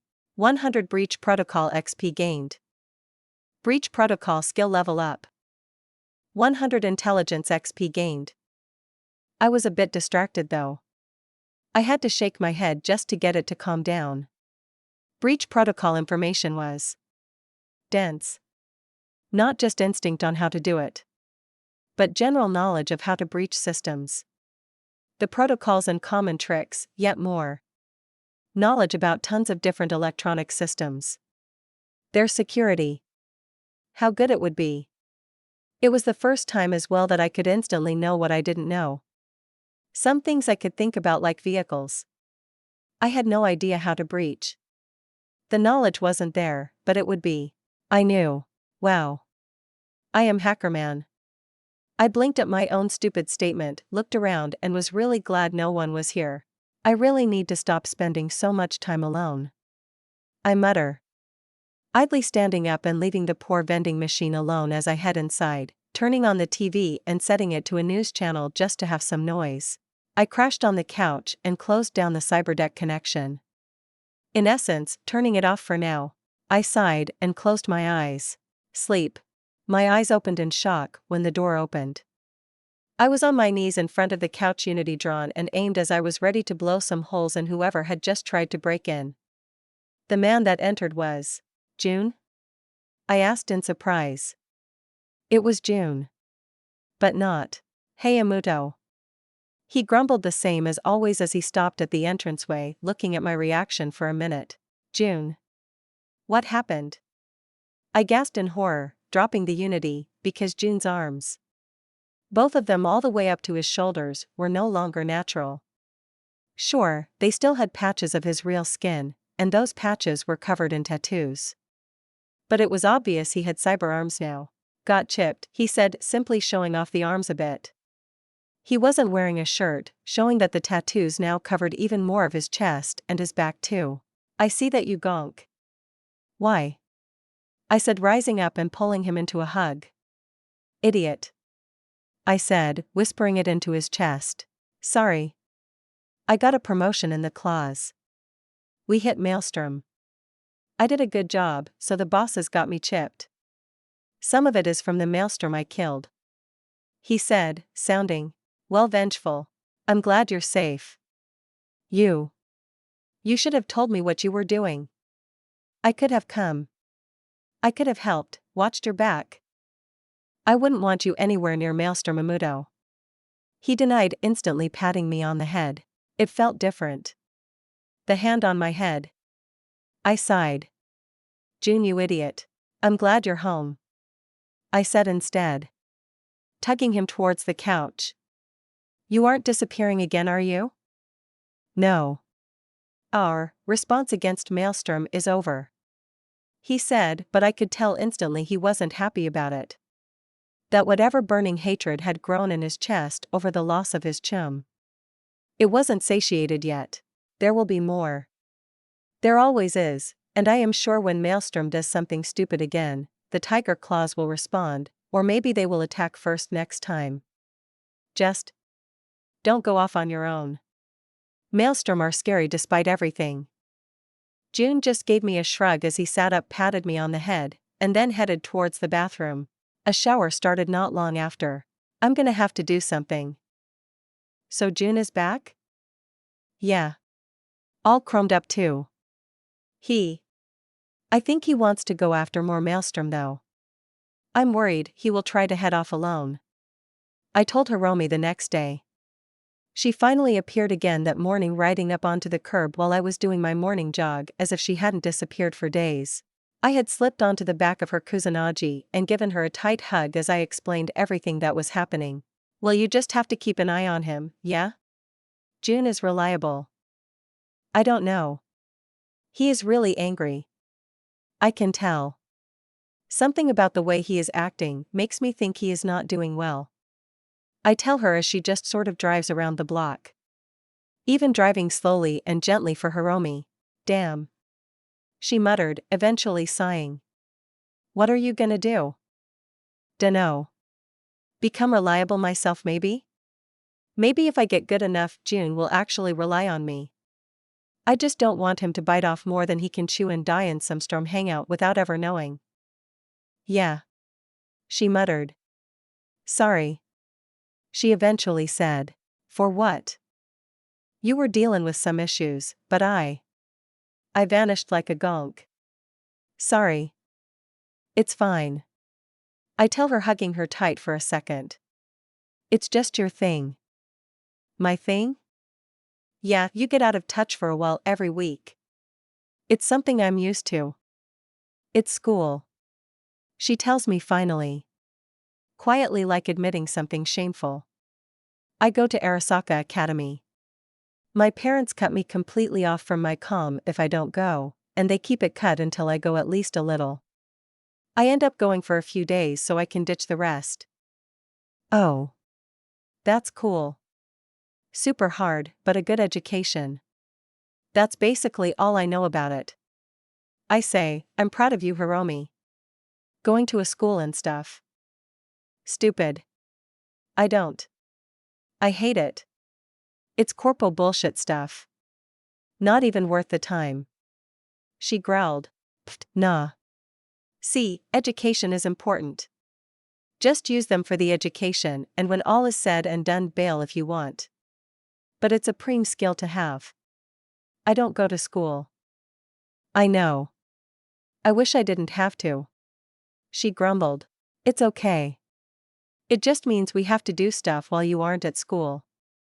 Just don't tell anyone. Everyone else thinks I disappear while doing odd jobs or something. I chuckled a little at her hiding her schooling from the other street kids. Sure. Your secret is safe with me. I told her, chuckling as she nodded, and then she hit the gas. Come on, I want to see June's new chrome. She called out as she revved the engine and drove way too fast back to the apartment. Slow down. With June's return, I was a little distracted for the rest of the day, ending up sleeping the night away not long after he went to bed. He was being very quiet about anything that had happened, was going to happen, or what plans he had. It was very annoying. I had a feeling that the tiger claws hadn't chipped him just for looks. They probably intended on turning him into an enforcer now. Which made my stomach turn because I didn't want June to end up dead. So in the morning, to get away from the anxiety of worrying about my brother going into dangerous situations, I settled in to do some more netrunning training. There wasn't any point in playing with Breach as I was limited by intelligence, but quick hacks were another skill entirely. And I actually did have a program for one, thanks to Yoko. So I loaded it up into the net deck and tried to use ping on my radio. It didn't go well. I ended up having to pull my mother's Netrunner guide out and listen to the section about quick hacks before I figured it out and got the program to ping the radio. Quick hacks experience gained. Skill not unlocked, no XP gained. Quick hacks unlocked. I grinned, that was another skill to work with. I relaxed back onto the couch feeling pretty good. With June back at home and not out of touch, I was starting to feel less anxious, more like I had before. So instead of freaking out or spending the day spiraling, I continued to try and ping everything around me with a quick hack. TV. Vending machine. I could even ping lights since many of them had wireless connections. Grinning as I kept doing it until I got a little alert. 100 quick hacks XP gained. I even got an intelligence alert as well. 100 intelligence XP gained. When June came out of his room looking tired, he noticed me sitting on the couch and basically just pinging the TV over and over. I don't want to know. He eventually decided moving past me to the fridge to grab something to drink, and then to my surprise, he grabbed a paper bag out of the fridge and pulled out an injector. Injecting his leg. You okay? I asked. Sure, I had my own small meds to take, but a cyberdeck installation was practically normal, compared to losing 2 arms. Just the stuff I have to take while I adjust to the chrome. He says, throwing the injector away as he walks over and settles in on the couch. I'm on leave for at least a week while I adjust. Doc's orders. He grumbled and I nodded, at least whoever had chipped him had some basic healthcare concerns. Good. Take it easy, and no more chrome for a while. I ordered, poking his cheek lightly, which he twitched at before waving my hand away. Was thinking of getting my legs done. Be able to move around a bit faster. He argues. No way. You just had a big change. Let yourself get used to it, Juni. Going too fast and not letting yourself adjust is how cyber psychos happen. Don't want you to end up like that, drooling and muttering to yourself as you murder everyone around you. Nasty shit. I say, staring at him as firmly as I can. I'll think about it. He sidestepped my argument completely and took a swig of whatever he was drinking. Whatever then. I grumbled, realizing he was going to be stubborn about it. You're not telling me anything, Juni, I'm worried. I decided to say instead. He really was being stubborn. Don't be. I'm stronger now than I was. He reached over and patted my head. I'll worry even if you were Atom Smasher. I told him, causing him to snort lightly. You've been using my bike. He said, changing the topic much to my irritation. Yeah. You left and disappeared. I've been filling up the tank. You have. I'll need it back. Sorry, Amuto. It's fine. I'll just be back on the train. I guess it's for the best. I hate that stupid swoop seat anyway. I tell him as I pop the shard out and hand it back over. What's wrong with the seat? He demanded, suddenly sounding a little offended. It's so dumb. The Kusanagi has some really awesome lines, but the tiger claws remove the front guard and put on the stupid swoop seat. It's awful. I answered honestly, almost ranting about how much I hated the tiger claw alterations to such a beautiful motorcycle. I think it's preem. He grunted, actually pouting a bit at my words. Yeah, but you also have Yakuza tattoos now. So your taste is a little suspect. I teased him, earning a shocked look before scowling at me. They aren't Yakuza tattoos. And they are cool. They show that I have earned the respect of the tiger claws. That tiger on your bicep has a goofy face. I think the artist messed up and didn't want to admit it. I said, lying, but well. June still reacted. What? No, it doesn't. He almost shrieked as he checked on his tattoos to see what I was pointing at. Which is when I poked his nose. Made you look. I told him, breaking into giggles, which lasted until his hand wrapped around my ankle. That's cheating. I told him, dead serious, as he suddenly lifted me up, making me shriek as he stood and adjusted me until I was dangling from his arm. Cheating? There are no rules here. He says just as seriously, before his other hand reaches down and starts tickling me. And no, stop. Your bike is still stupid. Your tattoos make you look dumb. I want to surrender. I screamed as he showed no mercy. Only when I was close to pissing myself did he finally stop and let me run to the bathroom. His cruelty will not go unpunished.